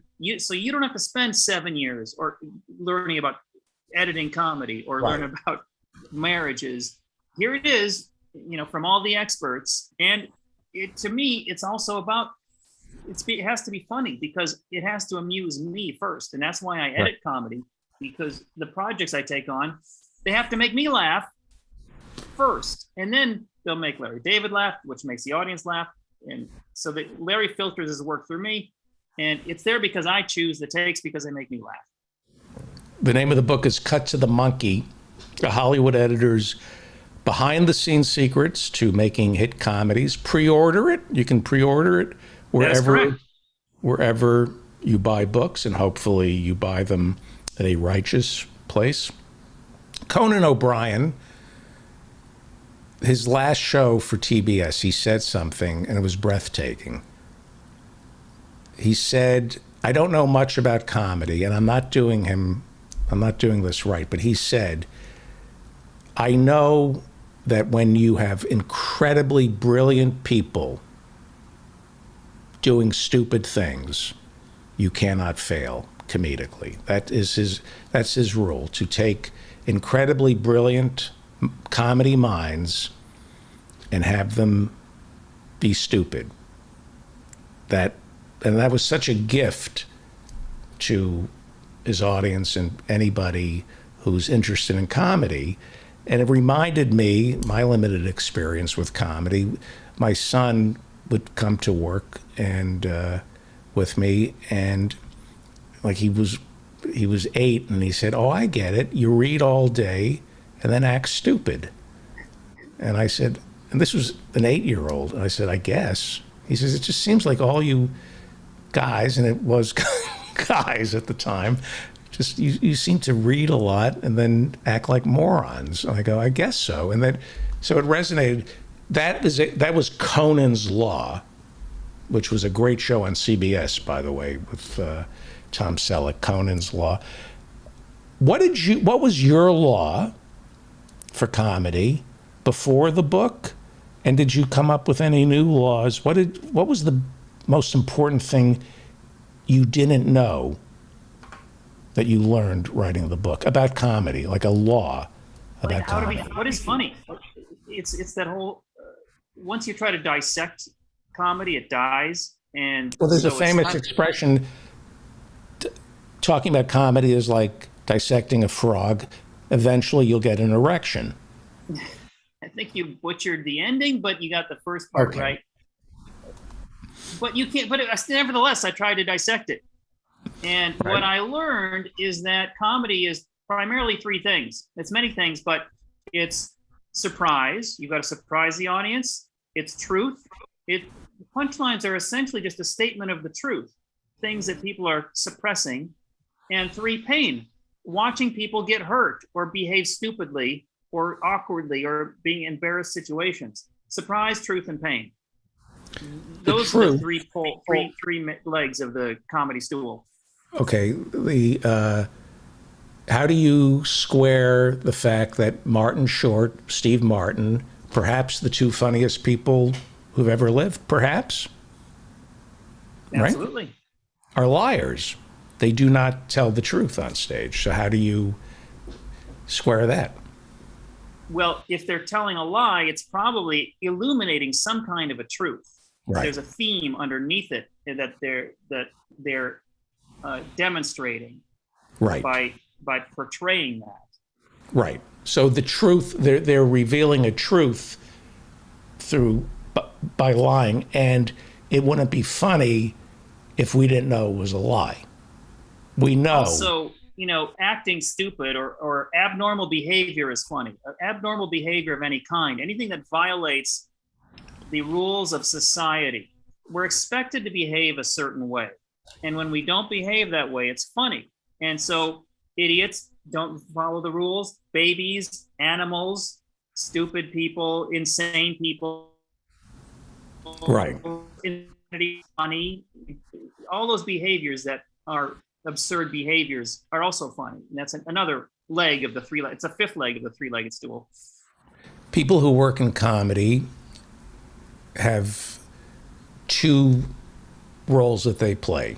When they're in front of other people, they say only nice things about other comedians and comedy shows. And because it's ugly to be jealous or angry, it's ugly to get old as a comedy writer or a comedian and not understand why something is successful, to be enraged by somebody's success, especially if it's really successful and you don't understand it.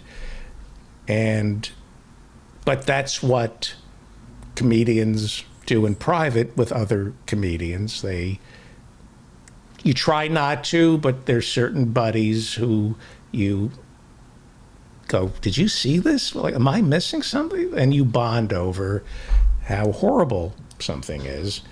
When I'm bonding in private and complaining about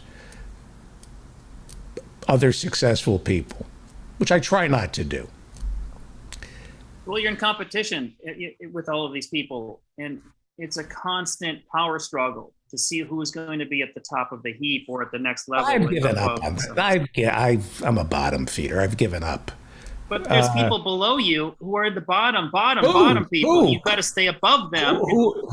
Who's below me? Who would below you? Their names? Who's their names? I want to remind. So the complaint that I have, and this is not fair, is I think comedians, you have to think that they're smart. And I don't mean educated, and I just mean that they know what they're doing, that they're hiding the fact that they're really smart. And if they're not doing that, if they're dragging the audience down into the gutter and there's nothing redeeming about it, and it's not funny, I love it. It makes me happy, but it does. I do. I go. I mean, I really. There's a special on Netflix that it's just like, wow, this is so bad. Like how do you and you must know you're bad because it's just bad. Everybody knows this is bad. I love watching that kind of stuff because it makes me feel better about myself. Don't comics though have to be smart? Isn't Yes, Buster Keaton? Don't you have to be smart? Yes, because a good comedian, I'm sure you know this, filters the world. You filter the world through your eyes and then express your perspective on the world to the audience and give them your perspective, which is funny. I remember when I first moved out to Los Angeles and I got this job and I was hanging out at the comedy store, the Improv, and one night I saw this guy named Sam Kinison perform, and I'd never seen anything like it. And I could not believe he was saying things that the things he was saying were so offensive. But funny because they're true. It's like, move to where the food is. You remember that? You know Larry Brown, right? Yeah, of course. Bubbles. Bubbles Brown. We should talk about Mort Saul, is what we should do. Yeah, the passing of another legend. Have you spoken to Bob in my life because I spent time in Hollywood and otherwise I would have never even known who he was. Right. Bob Weedy did a great American Masters on Mort. Who was Mort Saul? Who was he?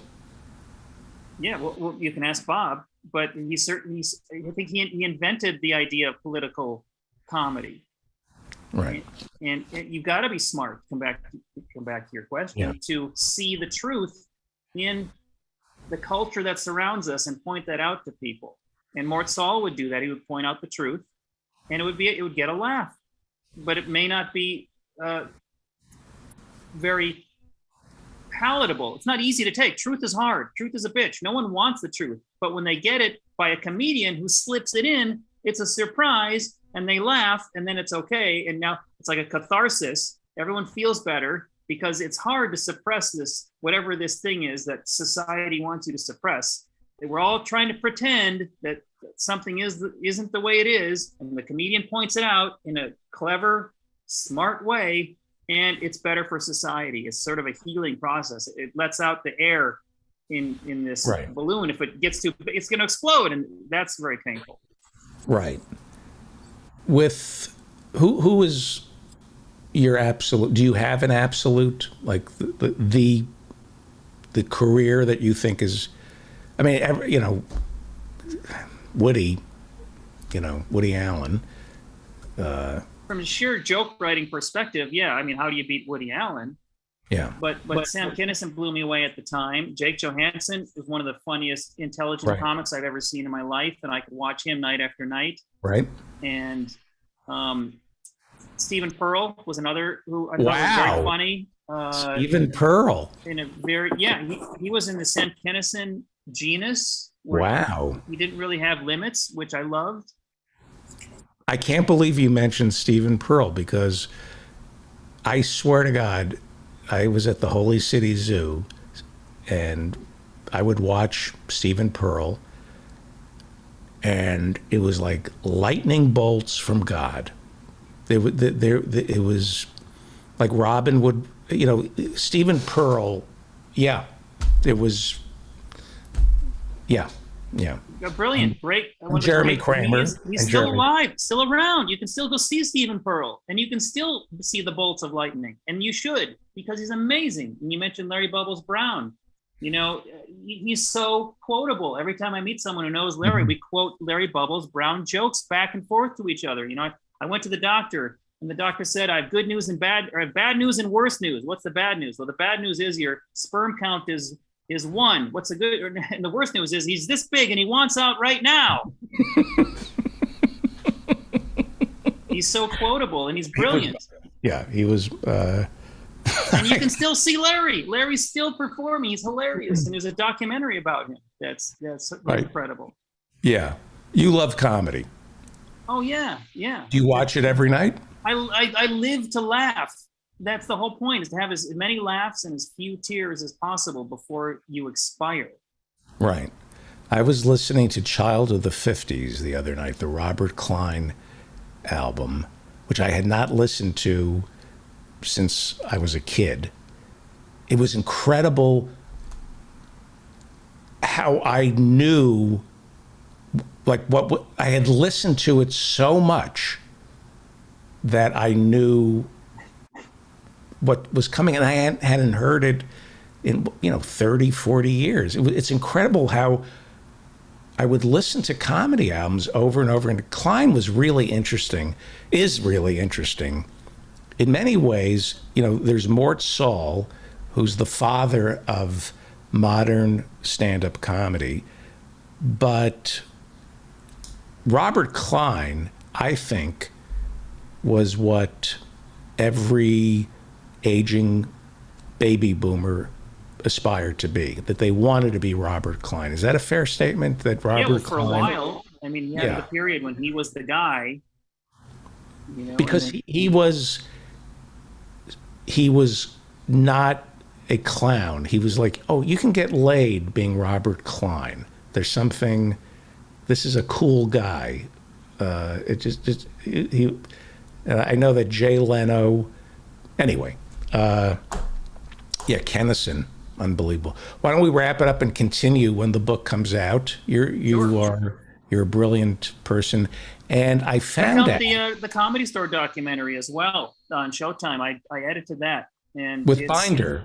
Fascinating. Yeah, it was fascinating to go back and relive the origins of the Comedy Store and where it is today. The name of the book is Cut to the Monkey, a Hollywood editor's behind-the-scenes secrets to making hit comedies. You say something that is very dear to my heart about editing, because I like to learn editing, and it's a rabbit hole for me. And you said it doesn't matter which editing program one uses. It's like which typewriter, which pen do you use? But it is hard to learn the software. It's not intuitive until it becomes absolutely intuitive. What do you use? Premiere? Pro? Avid, no, industrial strength Avid. Now, I used to use other things, but now everything is pretty much, all the shows I worked on is on Avid. Wasn't there a period when it went from Avid to Final Cut to Premiere Pro? And Yes. Why did Avid become?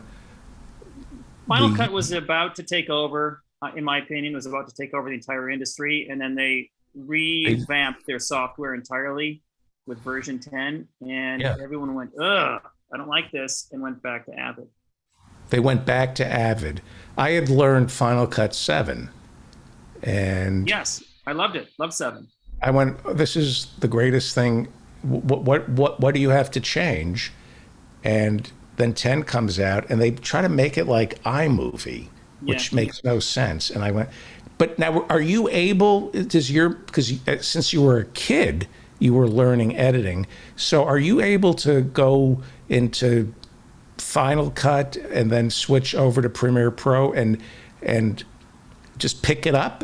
They're not all the same. They are. It's like getting a new keyboard where all the letters are moved around, and so you'd have to relearn that haptic sense.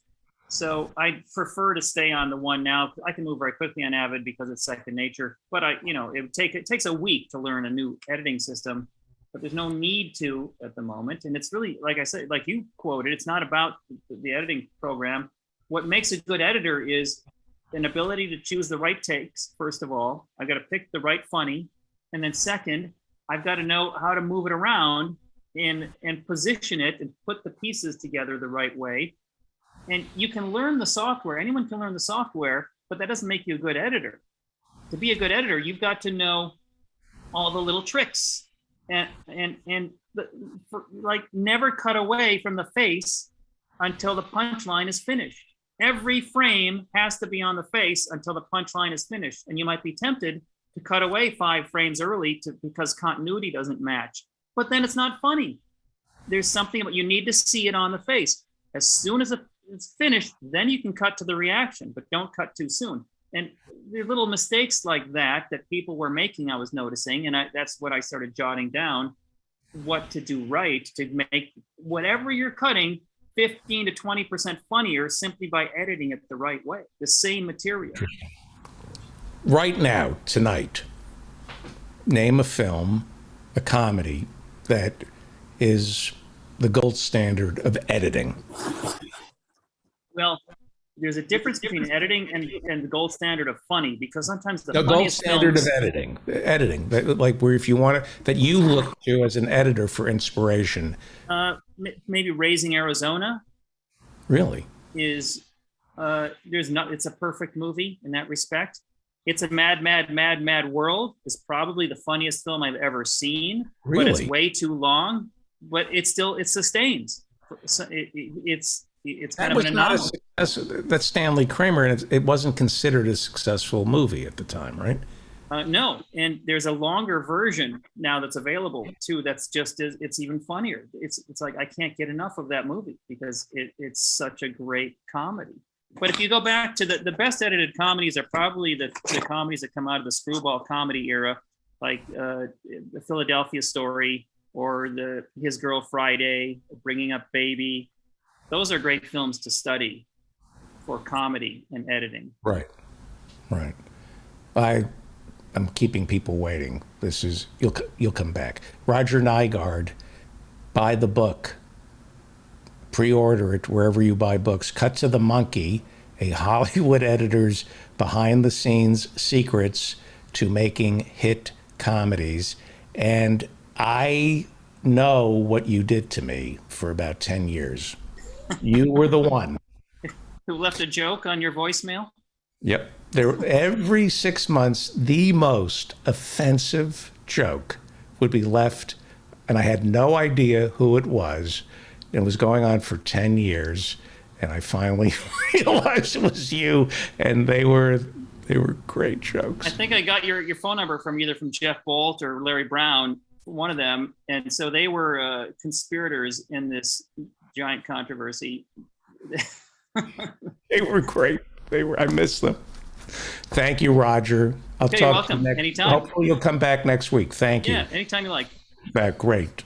Please order the book. It's a fun read. Cut to the Monkey, a Hollywood editor's behind the scenes secrets to making hit comedies. Let's go to Los Angeles. Sorry to keep everybody waiting.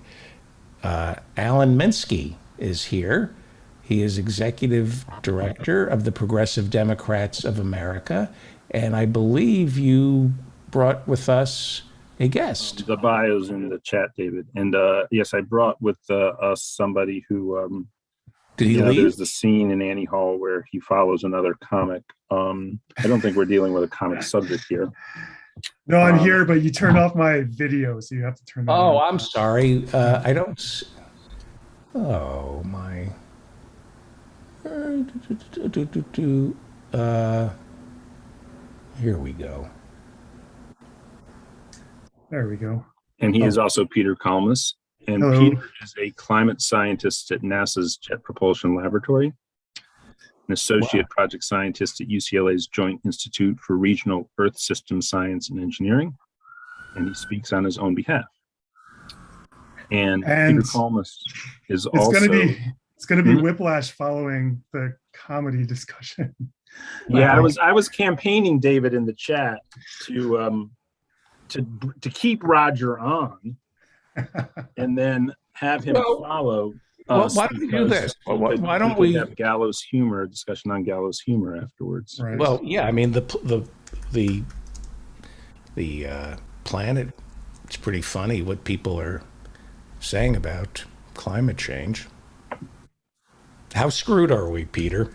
It's a kind of dark comedy. Listen, I've been trying to figure out what makes people's brains tick for 15 years in terms of just not being able to, there's evidence right in front of them and they think it's not true, or they say the opposite. It's like, you tell them what's 2 + 2 and they tell you 5.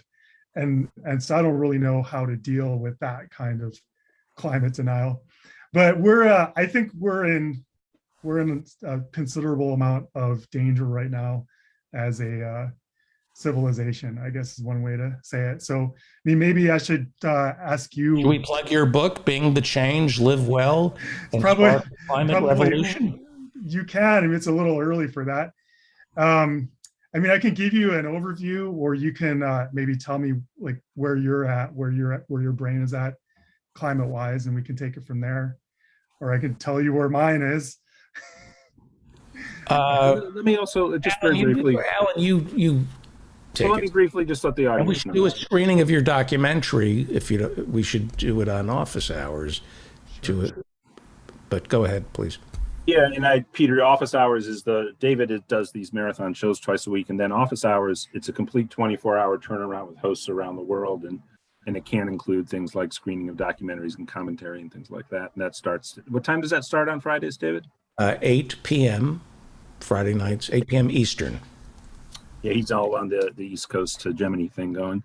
But Peter is also has organized, along with, and I'm tired too, the other person who you organized the project with, and I know Michael Mann and Mark Jacobson, another group of prominent climate scientists sort of helped out in the initial signatories, but over 300 climate scientists signed a letter recently that was sent to President Biden to get serious about what the climate science says is necessary for a response to the climate emergency. And that really leads with the complete and immediate cessation of fossil fuel production. Mm-hmm. And, that's not what came out of the Build Back Better policies that were announced today, having been negotiated painstakingly for the past 2 months. And, there are organizations like Progressive Democrats of America, Food and Water Watch, a number of our environmental justice allies that strongly, we stomp our feet and we bring the articles that Peter writes for The Guardian forward, and other climate scientists saying what this should be clear as day. It's clear as 2 + 2 = 4. What needs to happen in terms of the first steps as to what needs to happen. And first among those, of course, is the cessation of fossil fuel production. and it the cessation of expansion. It'd be Yeah. it'd be almost impossible to stop it overnight, and a lot of people would die. But it's the old thing, right? If you're in a hole, the first thing you got to do is stop digging. So what gets me is maybe you hit oil though if you keep digging. yeah, it's amazing that they, a couple hundred years ago, they just, were able to stick a hole in the ground and have this amazing stuff pour out that they could burn, and they could sell it and get really rich. And Well, let me ask you a question, because Professor Marianne Cummings is on our show, thank God, and she's a physicist. Nuclear, I'm not going to speak for her, but I won't talk about nuclear power, but she was saying earlier that what the left doesn't understand is oil, petroleum. We can't live. You just can't get rid of petroleum. You just can't stop. Is that true? Well, I mean, under what you might call the myth of progress for the next few decades, it's hard to imagine life without it, because no one can imagine going back to any earlier way of doing things, right? But certainly human race has been around for 100,000 years. And up until a couple hundred years ago, it was doing fine without all these fossil fuels.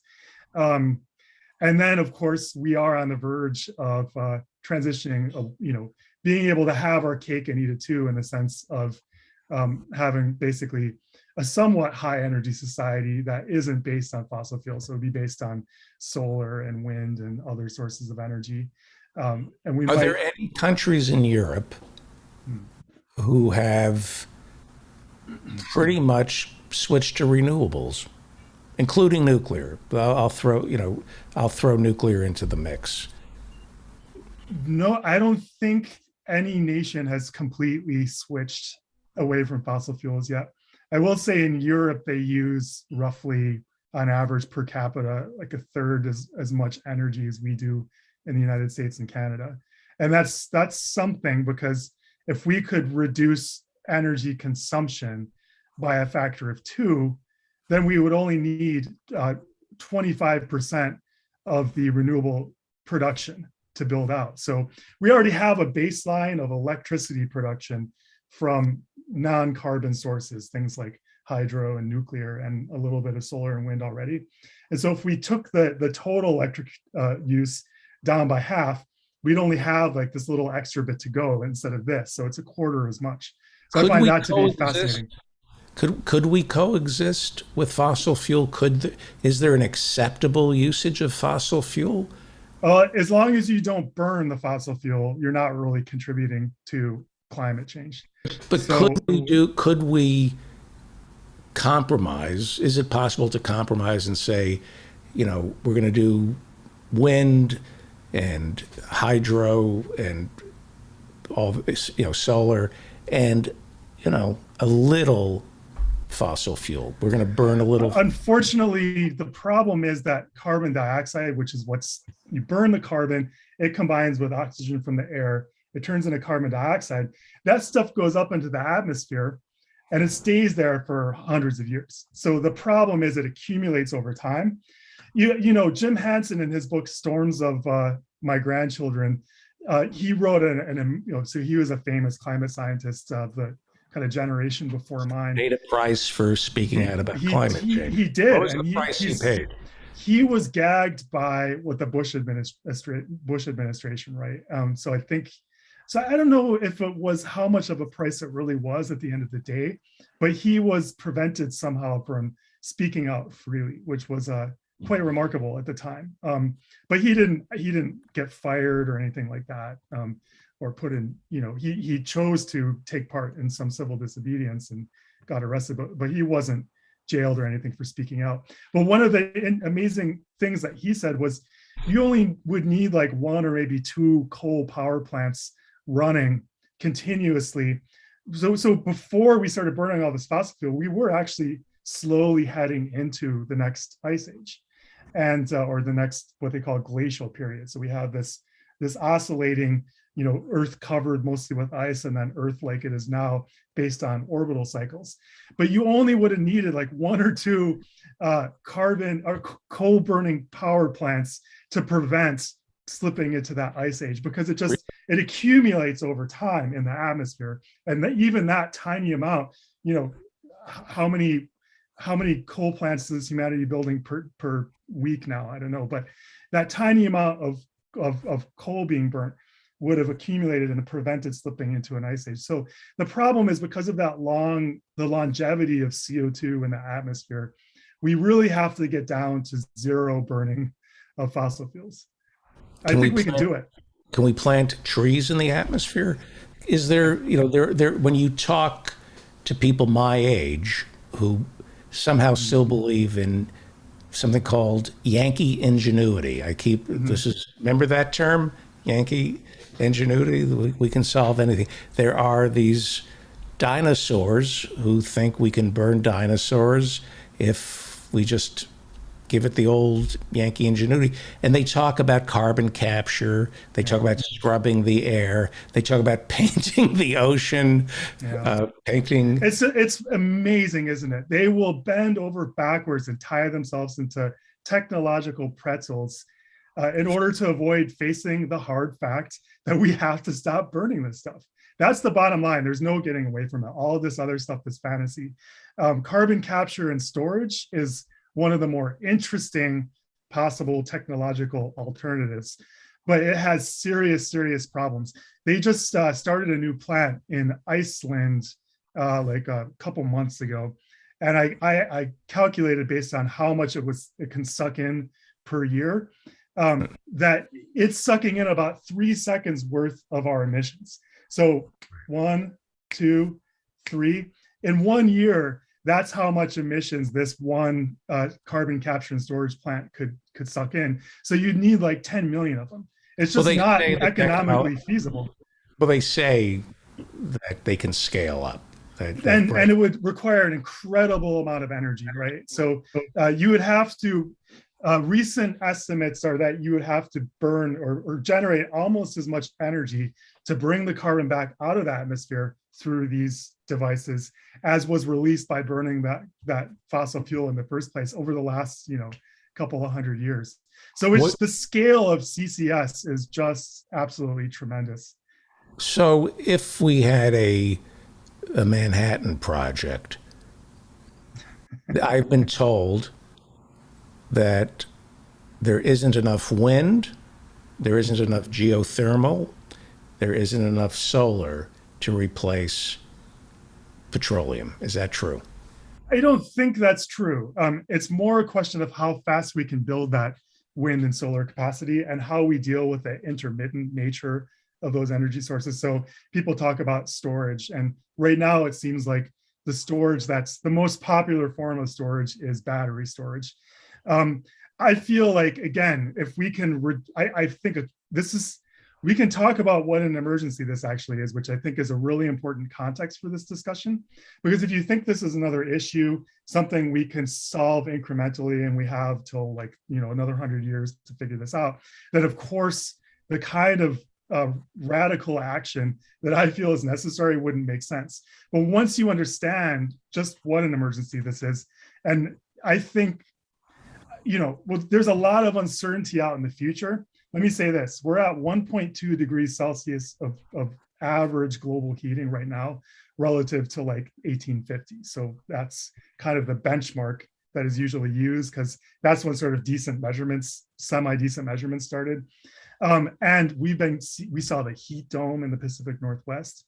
We saw this crazy flooding in Germany, in China, in New York this summer. We see the whole Western United States burning down in these new mega fires, which are burning unlike anything that fire scientists and fire managers have ever seen before. They're jumping over ridges in the Sierra Nevada. I took a hike in the Sierra Nevada in June.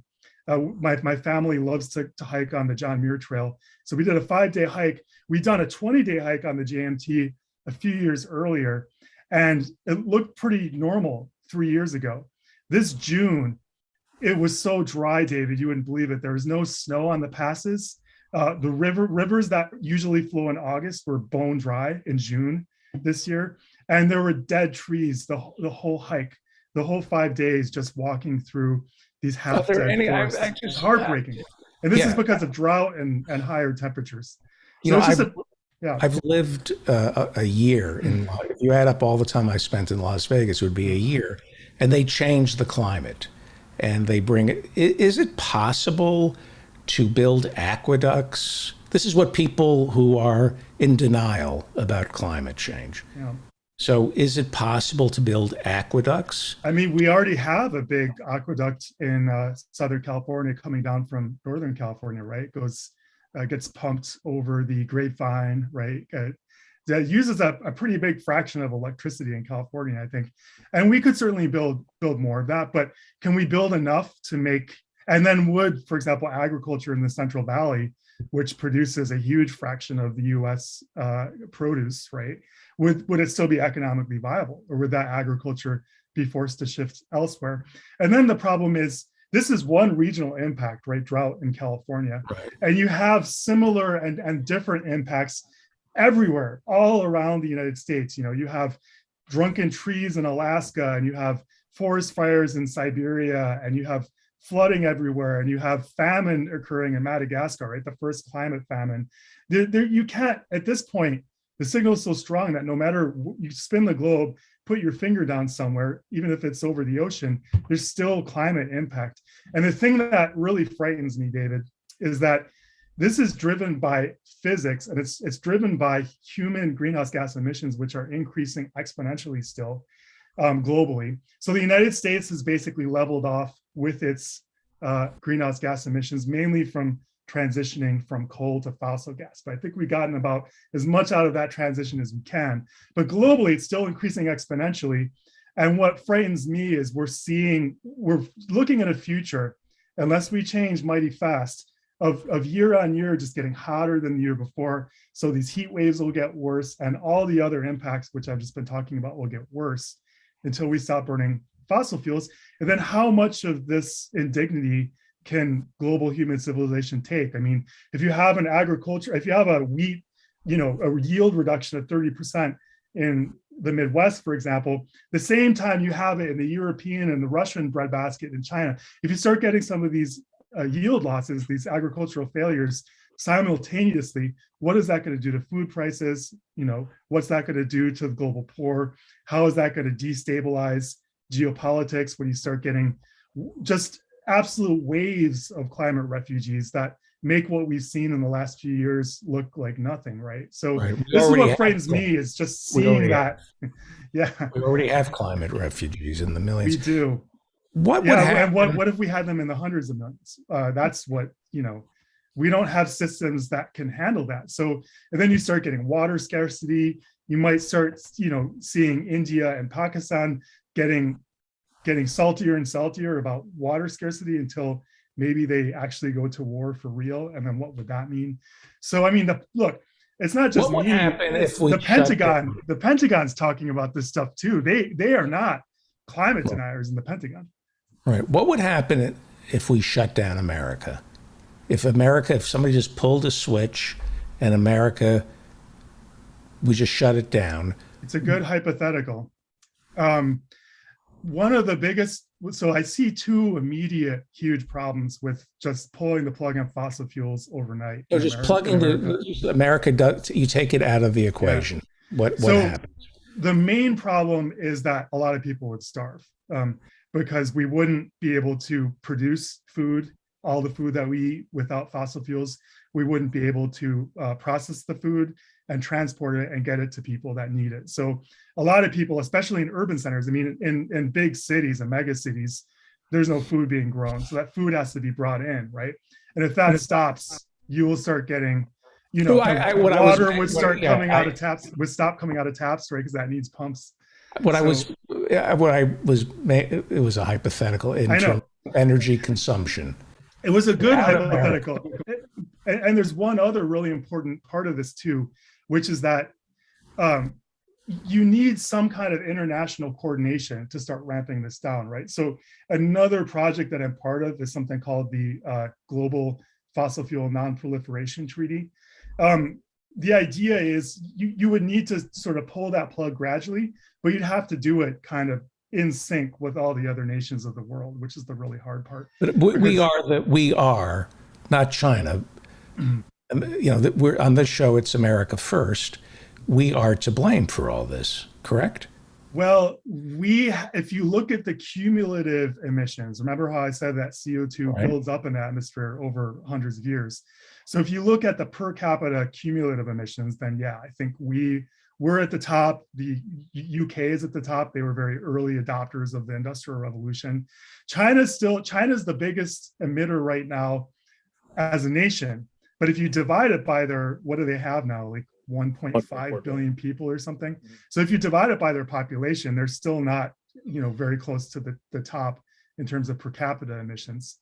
But yeah, the other part of this equation here, and I remember one of the first public statements I ever made speaking, this was before I was an earth scientist. I was still an astrophysicist looking for gravitational waves, and I was getting more and more worried about climate change. And Obama he just won his second reelection. It was, I stayed up late. I was like in my boxer shorts, and the returns came in.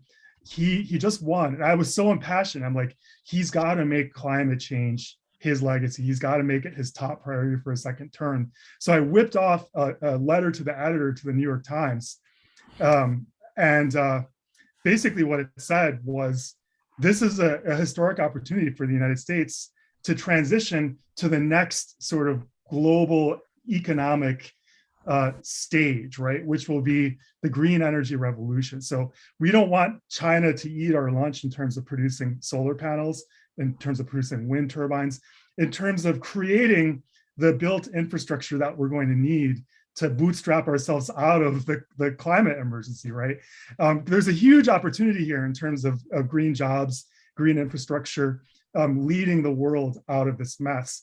That's the good side of the equation, right? So I think there's something in the middle where there's an economic opportunity here, but at the same time, we have to go faster than that. We've waited too long. If we started in 1990 or even in 2000, then we could probably just build our way out of this with the Green New Deal, and kind of incremental policies, just really ramp up production of renewables.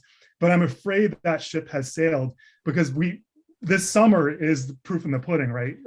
The disasters that we were just talking about with the floods and the heat domes and the fires and the emerging climate famines. It's every day we wait now, we lock in worse disasters for ourselves and for our kids and for non-humans on this planet. So that's the problem. There's a trade-off now with how fast we go and how much more climate emergency we're willing to tolerate. I want to ask Peter a question about this, though, because of if you mind leaning in? Can you do a share? Yeah, sorry. That's better. That's better, Alan. Thank you. I want to ask about the role of the United States government funding research and development, in particular to lift the capacity of renewable energies, and if you feel enough is being done. Because, at the very time, of course, I understand we can't just break away from fossil fuels. Everything Peter said about population centers, supply chains of food and everything is obviously very clear and real. Almost nobody in our contemporary society is involved in garnering their own food anymore, which wasn't the case at all. Go back just to, very recently in human history. So now we have huge populations which are completely reliant upon the global supply chains for their survival. And yet here we are, we're developing tar sands in Canada. We're literally building pipelines that run through the domestic United States to deliver the tar sands oils. And it isn't just a matter of ending fossil fuels. The fossil fuel companies have tons of leases they haven't developed yet. Mm-hmm. They have the investments ready to go. These they understand as 30-year investments. So the thing is in the absence of renewables as a viable alternative to completely fuel a modern technological society, it seems that it's very difficult politically to go up against the effect of lobbying the fossil fuel industry, as we've just learned. So do you think, especially as somebody who and again, I know you speak for yourself here, but who works for NASA, that the United States could do more? Because if you look at the great technological advances of the last 75 years, many of them have been fueled by US government money. Yeah. And the United States also has the most elite university system, scientific research university system in the world, which is also fueled by government grants and government money. And I think the failure of not leaning into this by the federal government is, it not only is devastating for the fact that we're not doing enough to build up renewables, we're also ceding, apparently the Gulf states, who certainly have a lot of money, they're developing, green hydrogen systems beyond what we're developing. Talk about a loss for economic prosperity. For so, Alan, that's one of the two things that gives me hope in this. Actually, it's a weird, it's almost like a kind of a photo negative hope. But in my opinion, the U.S. basically has done so far. Can we swear on this program? Well, I get beat. They've done jack shit. Okay, we've essentially, the only thing we've done, and I would say it wasn't even really a step, is to like I said, transition to fossil gas, and underestimate the amount of methane that leaks out in the life cycle of producing that fossil gas. So it's not even as good as it looks on paper, because methane is the second most important greenhouse gas, and it's around 50 times as powerful as CO2, depending on the time scale that you integrate over. But anyway, we basically haven't done anything yet. So that makes me a little optimistic, because if we actually did something, maybe it could have a powerful effect. We haven't tried yet. So, if we'd already tried and we made a real effort and we were still in this much trouble and things were still not moving, then I would lose that hope. But we haven't tried yet. The second thing that gives me hope is the public climate movement, that the activists basically, which are getting stronger and stronger. People do need to panic about this, and they are starting to, which is why one of the main things that brings them into climate activism, right? So, I mean, we have to tell the truth about what's happening. It is scary. I don't believe in sugarcoating it, because I think that, fear is a motivating emotion. It's what snaps you out of your kind of like day-to-day routine, right? And says like, oh crap, we have to do something different. And that's exactly what we need right now. So this movement will continue to get stronger as climate catastrophes like the fires and the floods and the crop losses and all that, the heat waves. One of the things that scares me the most is just stupid heat, just heat waves getting so bad that instead of a few hundred people dying, you start seeing, like the 2003 heat wave in Europe, where I think the best estimate is about 70,000 deaths. We might start getting those multiple times every summer, and they only get bigger from there. And to me, that's terrifying. But this movement will keep getting stronger, which will make policies that feel impossible right now start to become eminently possible. So for example, I think it's time for us to basically just say, fossil fuel corporations, you had a good run, you're killing our planet, we're literally seizing your assets and nationalizing them. Too bad. If you're investing in this stuff, if you're an owner, if you're a lender, you just lost your money, because we have to, it's like a plane that's heading right towards the mountain, right? Someone's got to grab that stick and move it away. Well, Alan, crashing on the mountain. What would it cost to just buy for the world, thinking like a neoliberal, what would it cost for the world to buy Exxon, to shut it down? There are estimates of that. What's the market cap of Exxon? $1 trillion? I mean, what would if you look at Shell, BP, and ExxonMobil, if we can start a divestment, but it's like $3 trillion to buy them out. So institutional sort of places where this gets stuck politically, among many places, but two that are significant are the issue of just transition for unionized oil and gas workers in a whole bunch of countries, but particularly in the United States. And then what's called stranded assets, which is what Peter is talking about. And when you hear the term stranded assets being raised, it's not that the government would seize the property for the sake of humanity and you've just lost your investment. Stranded assets would be basically paying off the companies that own these assets that we're saying you can no longer use. Alan, I really am saying that we should just take them and protect the workers. So the reason, look, okay, this net zero by 2050 thing is complete bullshit. It allows policymakers and the fossil fuel corporations to keep doing whatever they want, say this decade, right, until 2030. Like 2050, it's so far in the future, net zero. The fossil fuel corporation loves stuff like carbon capture and storage because it's a shield that they can hide behind and fool the public into thinking that somehow there's a way to get out of this without shutting down their industries.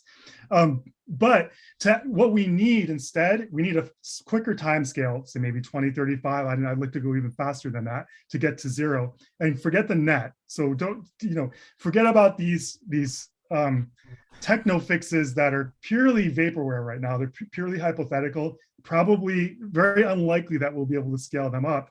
To get to zero by 2035, you would need an annual plan. Every year, you'd have to go down like 12% or something. And so you need to know, all right, so by 2023, where are we going to get that 12% from? Are we going to stop letting people fly 10 times a year? Are we going to, what are the things that we can change? Are we going to insulate a ton of houses? Are we going to make some kind of a, rationing of gasoline or something? I don't know, but ending frequent flying is probably one of the easiest things that you could do. Here's the thing: democratically in the United States of America, where Cadillacs and 36-ounce steaks and gun culture and all the other Thanatos. And like I said, we use 3 times as much energy as they do in Europe per capita. So there's a huge, we're wasting a lot of energy basically, right? Compared, and then we're using 17 times as much energy as the average person in Bangladesh. Oh, for sure, but so you don't see an upscale of wind and solar to cover most of the uses. Obviously, no, I do. It's just that it's going to take a while to build that out, right? Mm-hmm. And so for a while, there's going to be this big gap between how much renewables we have and how much energy we're using. And like I said, a lot of that's being wasted. So we can make that gap smaller. And we only have like 6 years of carbon budget left globally to get to have a reasonable chance of staying under 1.5 degrees Celsius. We're at 1.2 now, remember. 1.2 degrees, all the stuff that I was talking about, the floods and the heat dome and all that stuff, that totally took the climate science community by surprise. We were shocked by those that level of impact, that intensity at 1.2 degrees Celsius of global heating. I do not have a lot of confidence that 1.5 degrees Celsius is going to be as safe as we think it is. And yet we have, at this rate of burn, we basically got 6 years to ramp down to 6 years of budget left, right? Burning at this rate. 42 gigatons of CO2 equivalents emitted per year, right? So will you come back next week? Maybe.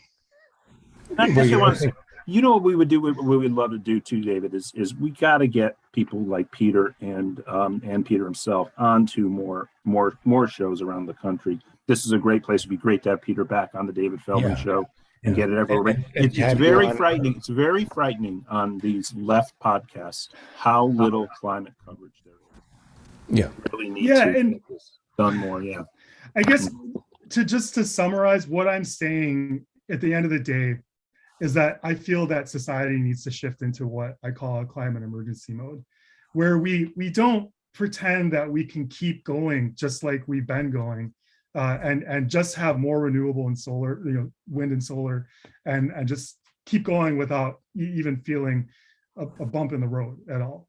Keep flying the way we're doing, keep driving the way we're doing, keep eating the way we're doing. I don't think we can do that anymore. Like I said, I think if we started this seriously in 1990 or 2000, then more or less we could have done that, but we can't anymore. And I don't know what to say. I mean, I think climate emergency mode, the thing that really scares me basically is that 40% of this nation can't even be bothered to wear masks during a pandemic to keep their neighbors from dying. So that's, so I was going to say, like, if humanity can transition to climate emergency mode, I think the feeling of solidarity and the feeling of, global emergency averted, wow, that was a close one, and we can build a better society, would be just phenomenal. I really hope that I get to feel that global solidarity before I die.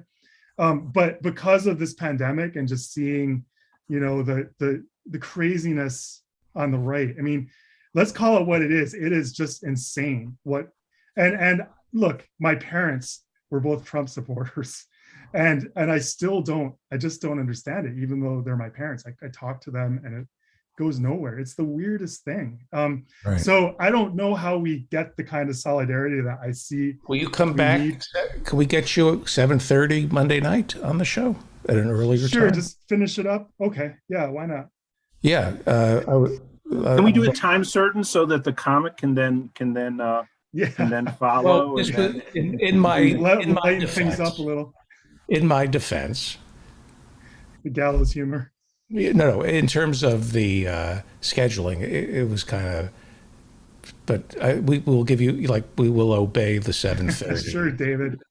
Well, let me Look, wrap. no, I get a little blame on this one too. I should have. It's okay. Don't flagellate yourselves. I'm happy. I've got like a meditation practice, so I just got a chance to sit a little bit before we went on. But David. Let me end on an optimistic note. Sure. And I think this is going to happen. Living through some storms here in New York City, I thought, I see how this is going to work.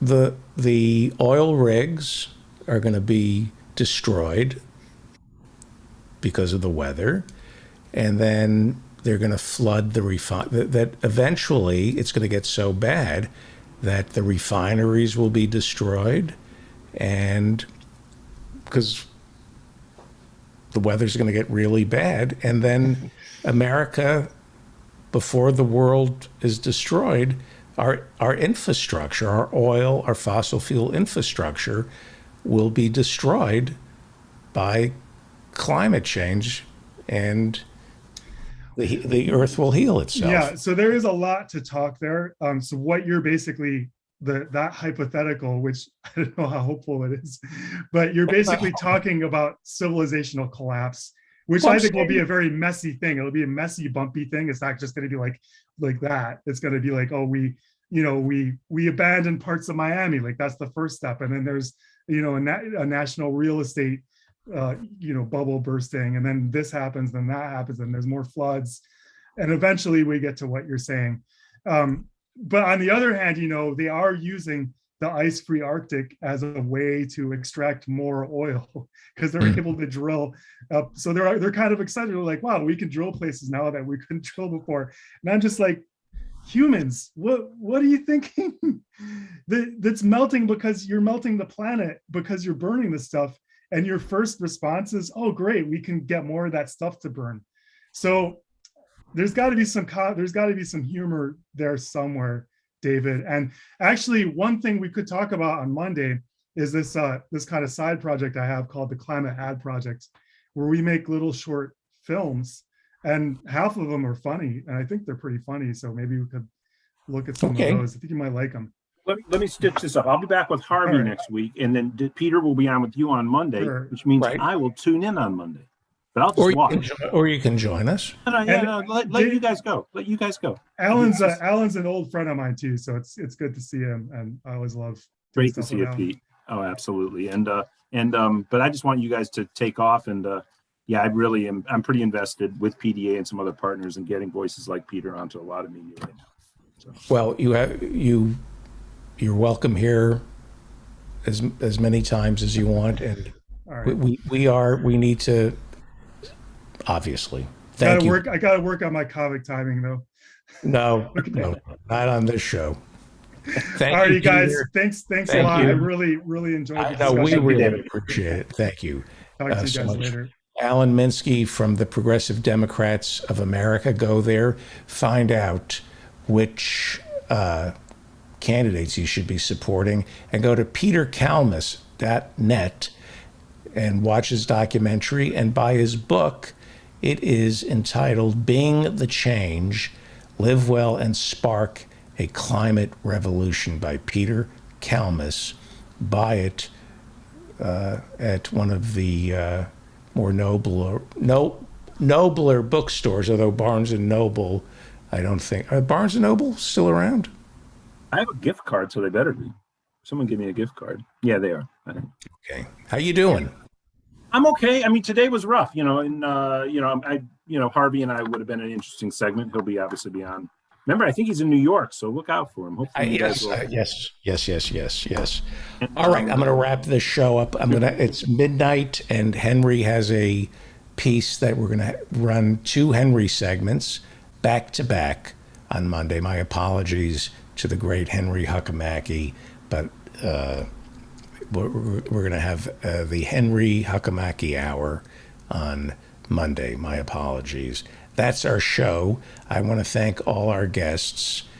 We started at 4:30. Thank you to the Zoom room for showing up early. The show was just so packed that we had to start early, and we still couldn't get to everything. Christian Smalls will be with us. He is organizing the workers at JFK for Amazon. He's trying to organize the Amazon workers. Our show is obviously not his top priority, nor should it be.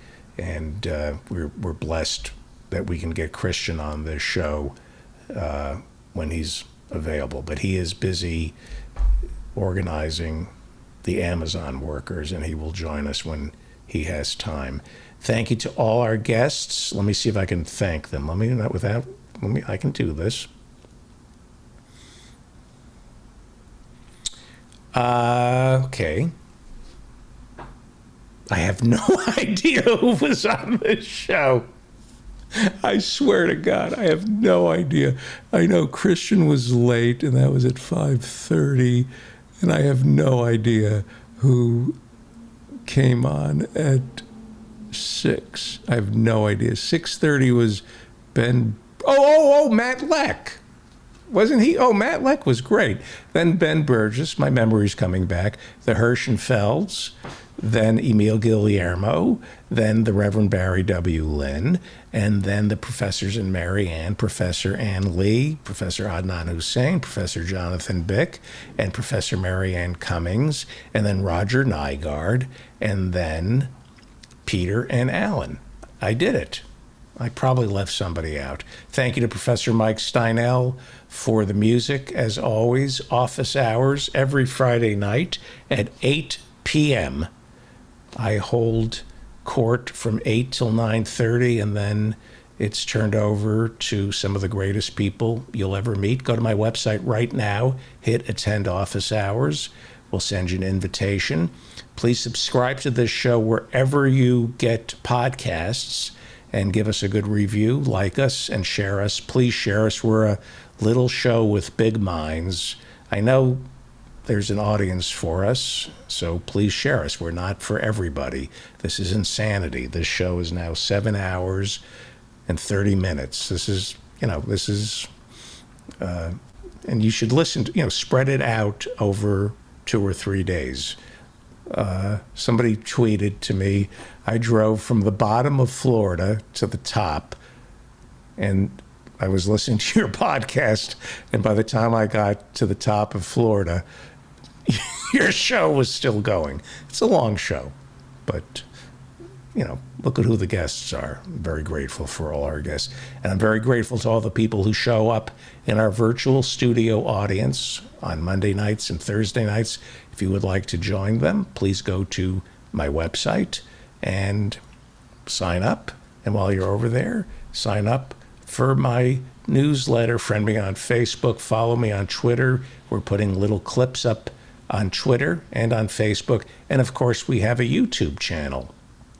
You can watch the show in its entirety on YouTube. Please subscribe. We have 6,000 subscribers or more now. I can't believe we have 6,000 subscribers, so please subscribe. And YouTube is a great way to share this show, especially since there are timestamps. So, for example, the interview we just did with Peter, it will be time-stamped, and you can share the interview by its timestamp so people don't have to listen to anything other than the interview with Peter. That is our show. I'm David Feldman. Remember to stay strong and protect the weak. It's time right now for the David Feldman Show. He's talking politics and comedy too. He'll tell a dirty joke if you want him to. He's just a lefty from way back. He's a union man with an Emmy for writing. Someday he's mad and he feels like fighting.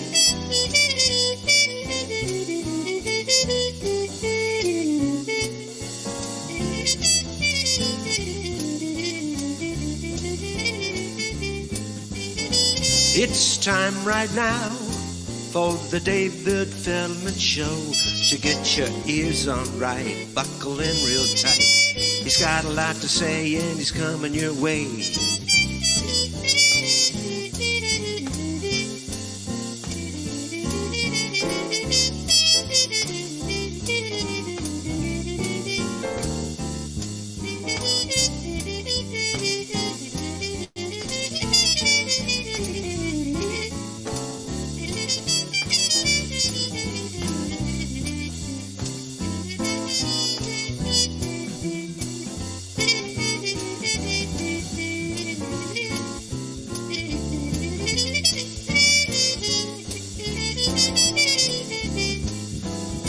It's time right now for the David Feldman Show. So get your ears on right, buckle in real tight. He's got a lot to say and he's coming your way. He's got a lot to say and he's coming your way. He's got a lot to say and he's coming your way.